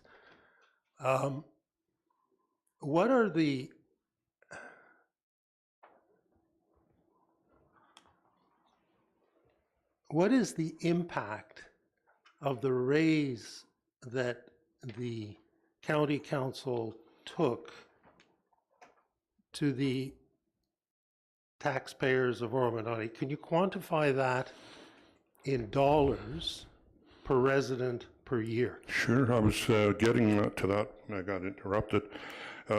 Math, year one, 32 councillors times $12,000 plus $12,000 or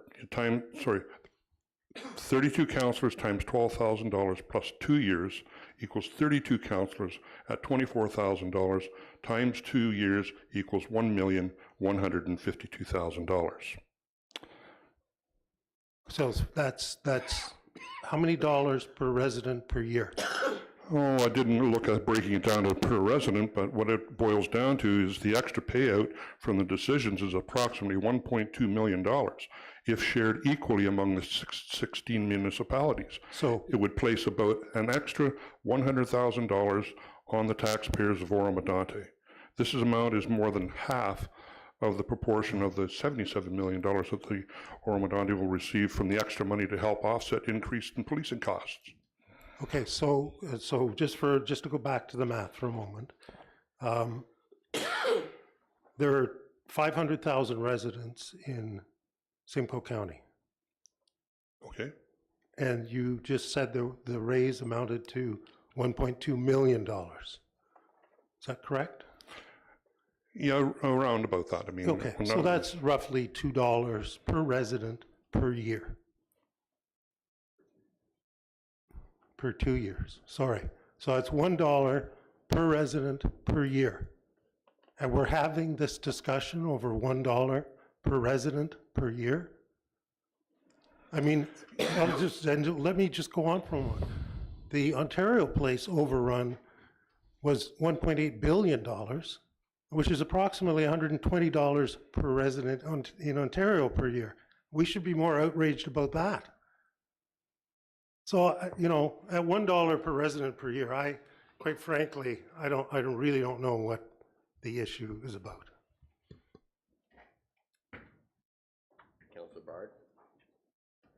Thank you. Thank you, Mr. Mayor, through you. So it does say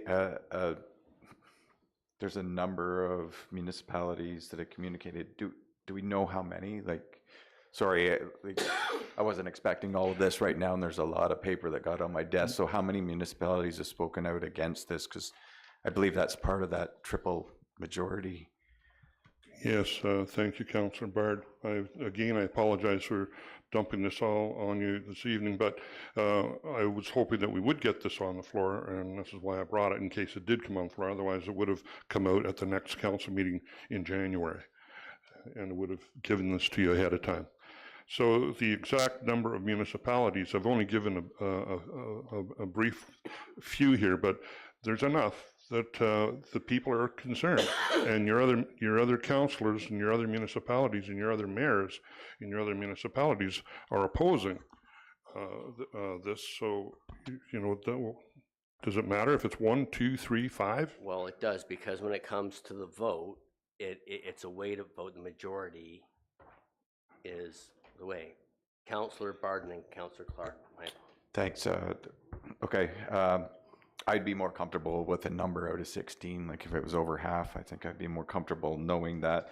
I guess the second question is, so really the change in composition is just to add a full-time warden at this point, but this is to reduce to 16 councillors. So I guess I'm wondering, how long has county had 32 members at council? Because I'm just trying to get a time frame around if it's been 32 councillors for 10, 12, 16 years. It almost seems like they added 16 councillors and a warden, and I want to make sure that's not what's happened here. Does that make sense? Sorry, it's a little, like I said, I'm not really prepared for it. I guess to simplify, how long has county council had 32 members? Maybe Mayor Greenlaw could answer that. The question's to you, so I'm going to ask you, did you research how long? It's for as long as I can remember. I don't, it's a lot more than 20 years. Yeah, it's been a long time. So I can't give you an exact number, but yep. So, Councillor Clark and then Councillor Hutchison. I will continue to sit and listen. Mr. Mayor, I will yield the floor. Councillor Hutchison. Thank you, Mayor Greenlaw, through you to Councillor Schell. Just to sort of play off Councillor Bard's question, my question as well would be then, do you have examples of other counties who operate at the reduced representation model of one representative per township, and what would their average pay be? I'm sorry, I can't answer that, Councillor Hutchinson, because this is my first term on council. So I'm going to say that personally, I believe we only really need one representative at council to go to county council. I know the mayor only really needs to attend one, or whenever he chooses. From that, at any other time, they can send any one of us, and I believe you attended on behalf of the council when Deputy Mayor and Mayor Greenlaw could not attend. So is there a need to have two people there all the time? I don't believe so, and I think if you ask Premier Ford, he's going to tell you the same thing when he reduced City of Toronto councillors by 50%. They're still functioning and operating, so there's some redundancy there. No, I know, and Premier Ford, he made his comments which he made. I don't know if he was well versed or he was prepared for the comments when he made, because he wasn't quite sure on whether or not Simcoe was a county, a region, or what it was his comment, or why we even need them. So I like, in no disrespect to Premier Ford, like he's got a lot on his plate, but if you're taking it based on what Premier Ford said, Premier Ford also said, Barrie needs to grow, and there's a great deal on the table, which I don't even know what the deal is. So I think using people's comments like that in emotion may not be the best choice of lines to use. Okay, just one more thing on that then. If you take a look at this picture here and count the number of heads that are sitting there at county council in this photo, it's not full. It's not full. Well, you're not going to be, you have it, it's in your file, I gave you a copy. Sorry, may I have the floor again? Yeah, please go ahead. Thank you. Through you, Mayor Greenlaw. The reason why I'm asking the questions, and I think the reason, and I don't want to assume, but just from working with this team in the past, we're data-based. I like to make decisions based on data. Right. And I'm not getting the data that I need from the answers that you're giving tonight, Councillor Schell, and with all due respect, they don't add up to what I need to make a sound decision that you're asking me to make tonight. Okay. Yeah. Councillor Young. Yeah, thank you, Councillor Schell. You wanted a recorded vote on this matter, and I'm curious why. I know you said so they know, and you usually, it's been my experience, and correct me if I'm wrong, but you usually do ask for recorded votes, but for what benefit? I mean, I'm trying to understand that. Yeah, the people know, but what is your reason for requesting a recorded vote? I think I mentioned that earlier, Councillor Young. It's so that the public knows where I stand, and for the future, and maybe I think you folks would consider letting the township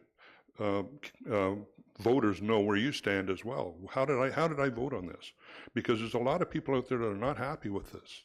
They're not happy with the 167% raise that they've given themselves, which is, cost you $2 more a year. Well, that's questionable, but everybody's biting the bullet right now. Well, it's based off the math that the numbers you provided, and what the population of county is. So it's not like a pulled out of the air. So it's a very accurate, or very close to being accurate. So let's do the $100,000 divided by the 28,000?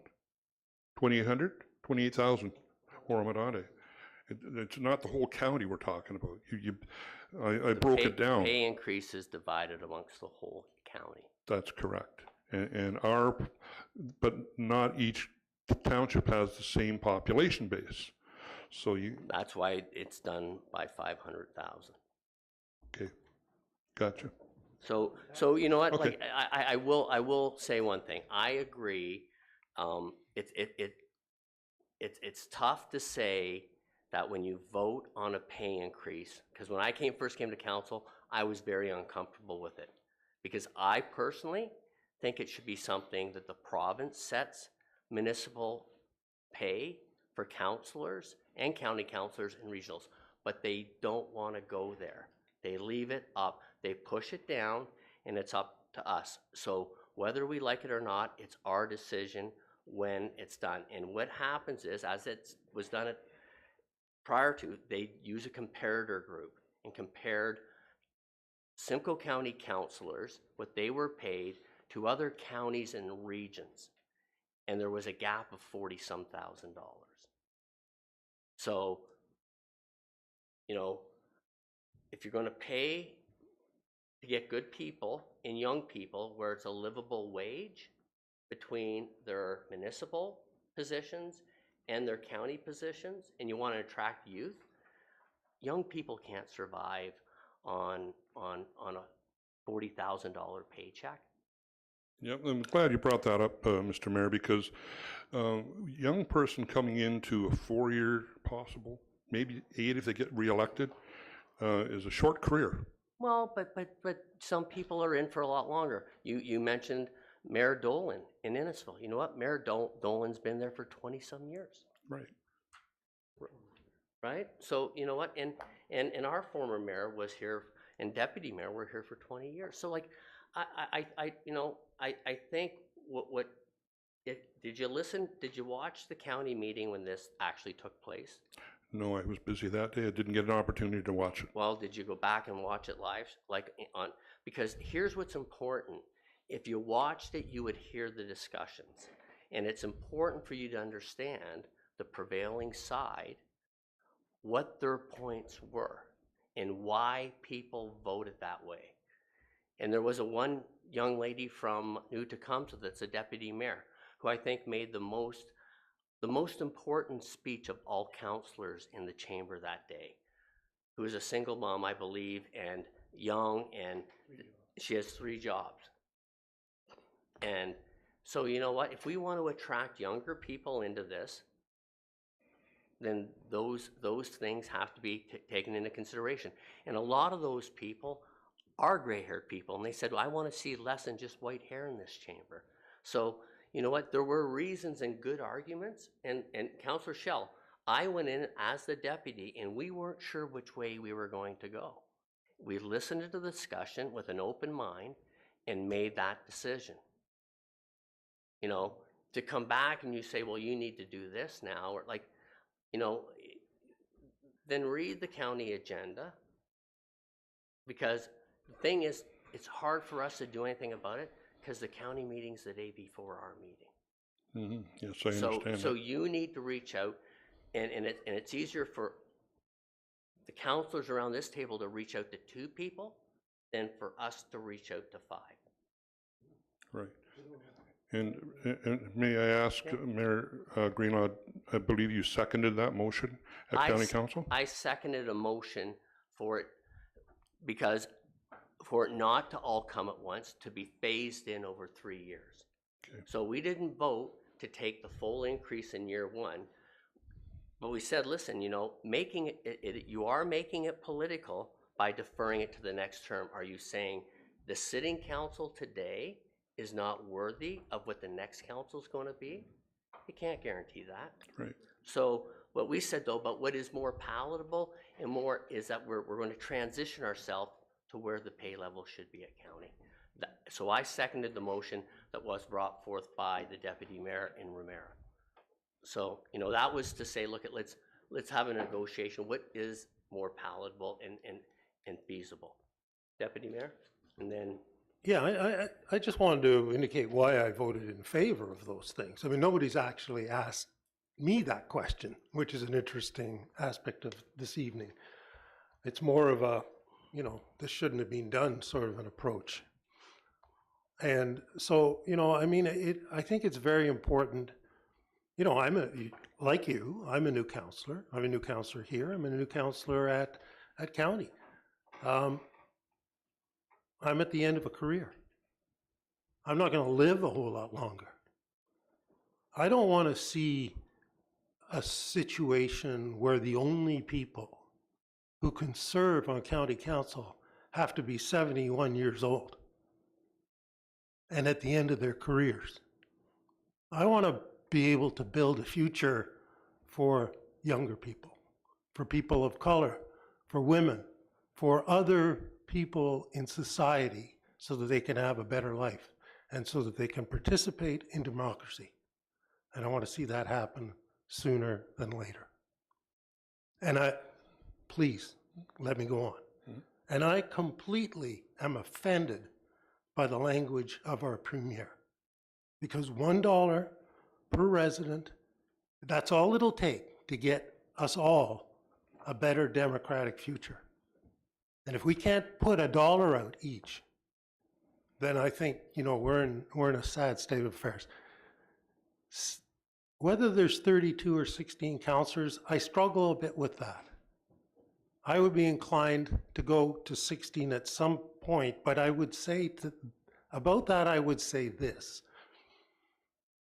That council is a good council for people to learn the trade in a very complex and a very, very responsible government. It's a big government. It has a big budget. It takes on a lot of very complex social issues like housing, the aged, social networks. I mean, there are a lot of things that people can learn when they're there. And fostering that next group of politicians is important to me. So I want to see 16. I don't want to see, I want to see 32, not 16, for that reason. And again, I do not see on a nearly $1 billion a year budget how there's any impact in any substantive way that overrides the value of being able to grow a more democratic society. And that's where I am on it. And that's all I have to say on it. And I will continue to vote for it. And that's all. Thank you.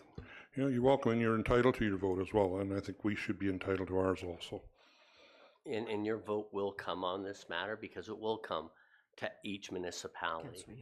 Councillor Clark? Yeah, I think it's important to clarify that the remuneration of county council will not come to this council, because the remuneration of county council is not the directive of this council. The composition is, but the remuneration is not. Right. So for you to come here and to use an appeal to authority, who actually isn't an appeal to authority on this matter because they're not educated, and I'm speaking about the premier, not because he's an uneducated person, but because he didn't know the specifics of this case. So you've used a logical fallacy to support an argument that you can't articulate and that you haven't actually justified what a triple majority is. So Councillor Schell, this is the third time that you've brought to a motion, a notice of motion to this chamber without actually securing a seconder, without having any decency or respect to your fellow members of chamber by providing this novel of background information that you could have sent prior to this meeting, but instead you chose not to. It is actually, I've never been more disappointed in a colleague as I am tonight. You were disruptive during a meeting. We all understand what Robert's rules are. And you chose actively to disregard them.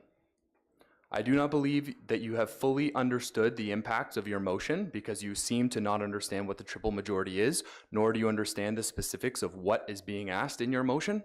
For that, I cannot support it.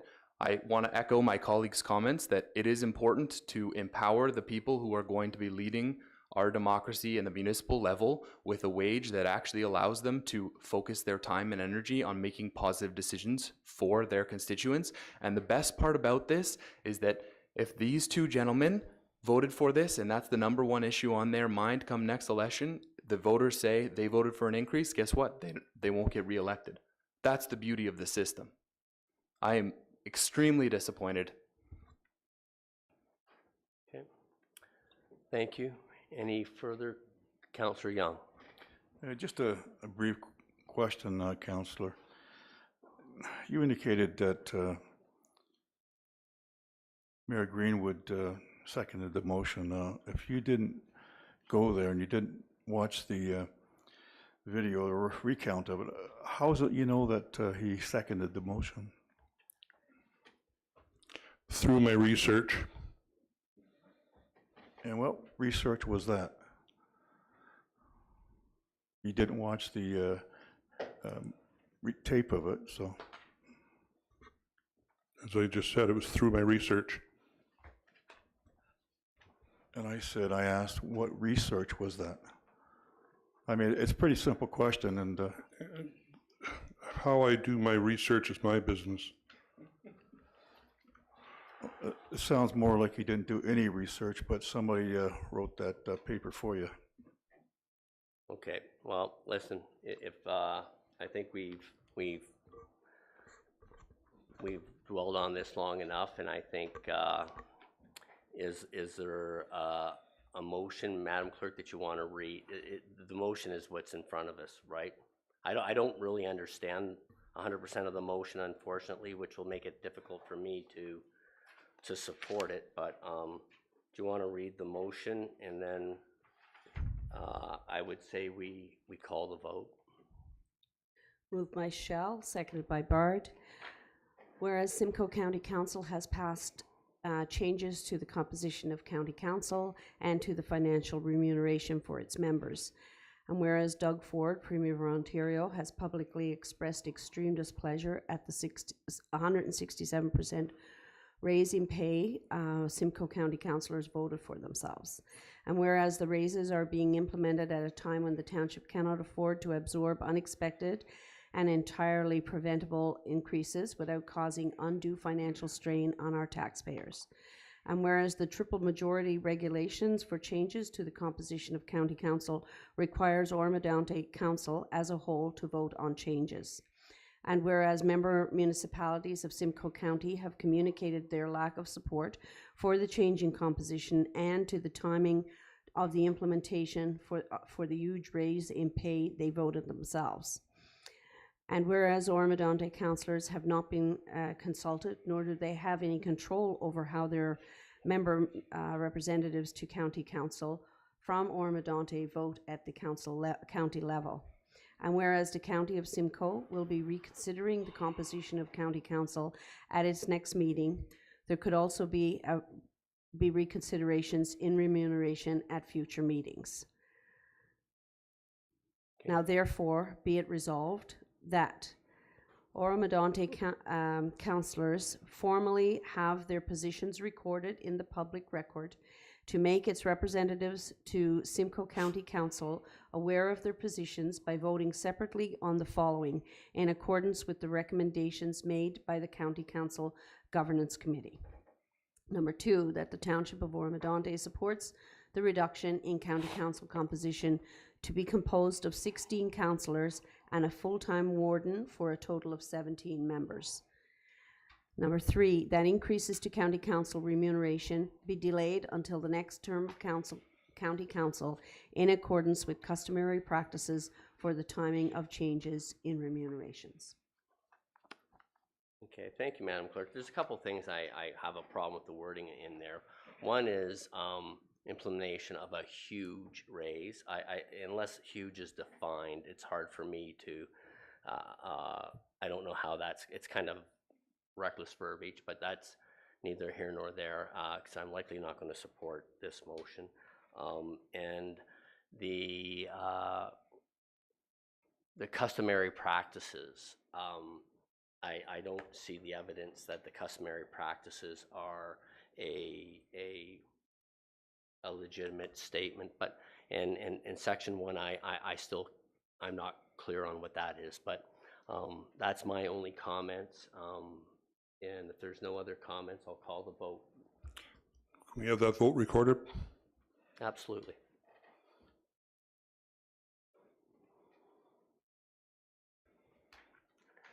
Councillor Clark. Yeah, if I'm not mistaken, how many votes should there be? Because the motion itself says that there should be separate votes on 2 of the 3 items. So are we voting on 3 things, or 2, or 1? Well, that would be Councillor Shell. What is the purpose? Same motion. All 3. All 3. Okay, so it's all one motion. Okay. Oops, question. Even though that the motion specifically says to vote separately on 2 of them. I've raised some concerns with a number of the verbiage in the motion, and based on the unclarity itself, I cannot support it. I believe the intent there was, Councillor Clark, that we vote individually, like independently, in a recorded vote. Well, that's how a recorded vote takes place. I also would assume you do know the intent, as you have stated that you wrote the motion. Sorry? You said, I think the intent was, when this motion was written, well, you should know what the intent is. The intent was. Yes, that was the intent. Thank you. Recorded vote requested by Councillor Shell. Councillor Shell. Yay. Councillor Young. No. Councillor Bard. No. Councillor Clark. No. Councillor Hutchison. No. Deputy Mayor Lavoie. Nay. Mayor Greenlaw. Nay. Mr. Mayor, that's defeated. Okay, thank you. So now we are on to item 17. Madam Clerk, may we have a motion for the draft bylaws under item 17, please? Mr. Mayor, if I can just have a moment. Yeah, absolutely.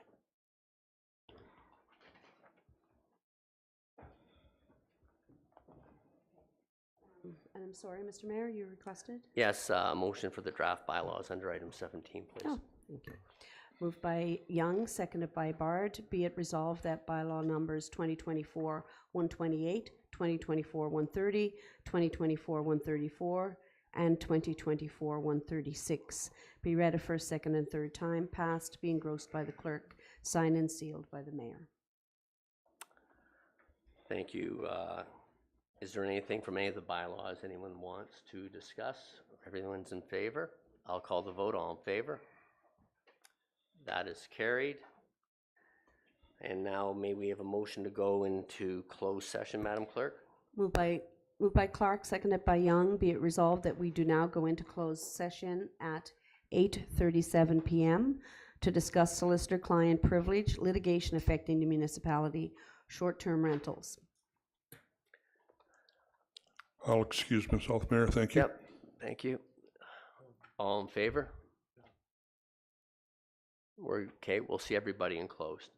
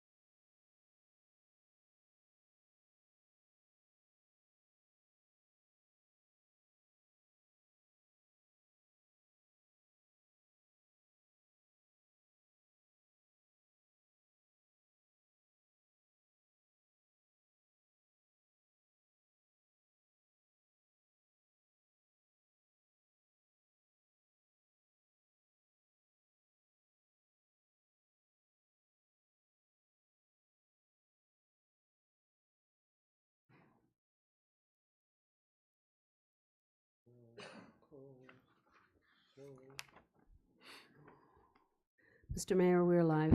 Thank you very much, Madam Clerk. May we have a motion to rise and report out from closed, please?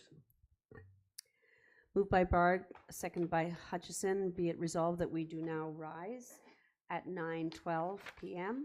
and report on closed session item 18C. Brent Spagnell, Director of Development Services. George Vadaboncourt, Manager, Planning Special Projects. Litigation affecting the municipality, solicitor-client privilege, short-term rentals. Thank you. All in favor? Sorry, you don't have to vote on this, Councillor Shelby. See, you weren't in close. So, but all in favor? That is carried. And then may we have a motion for 18C, Madam Clerk? Moved by Lavoie, seconded by Young. Be it resolved that the confidential memorandum correspondence dated October 7, 2024 from Airden Bairless LLP and presented by Brent Spagnell, Director of Development Services, George Vadaboncourt, Manager, Planning Special Projects, and Legal Counsel, litigation affecting the municipality, solicitor-client privilege, short-term rentals be received, that staff and legal counsel proceed as directed. All in favor? That is carried. And may we have a motion for the confirmation bylaw, Madam Clerk?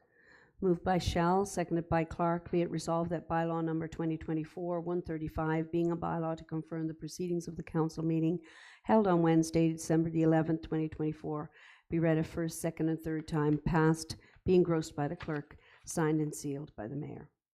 All in favor? Opposed? There are none. That's carried. And may we have a motion to adjourn, please? Moved by Young, seconded by Lavoie. Be it resolved that we do now adjourn at 9:14. All in favor? That is carried. Thank you, everybody, and have yourself a great Christmas and all the best in the new year, and we'll see you in 2025.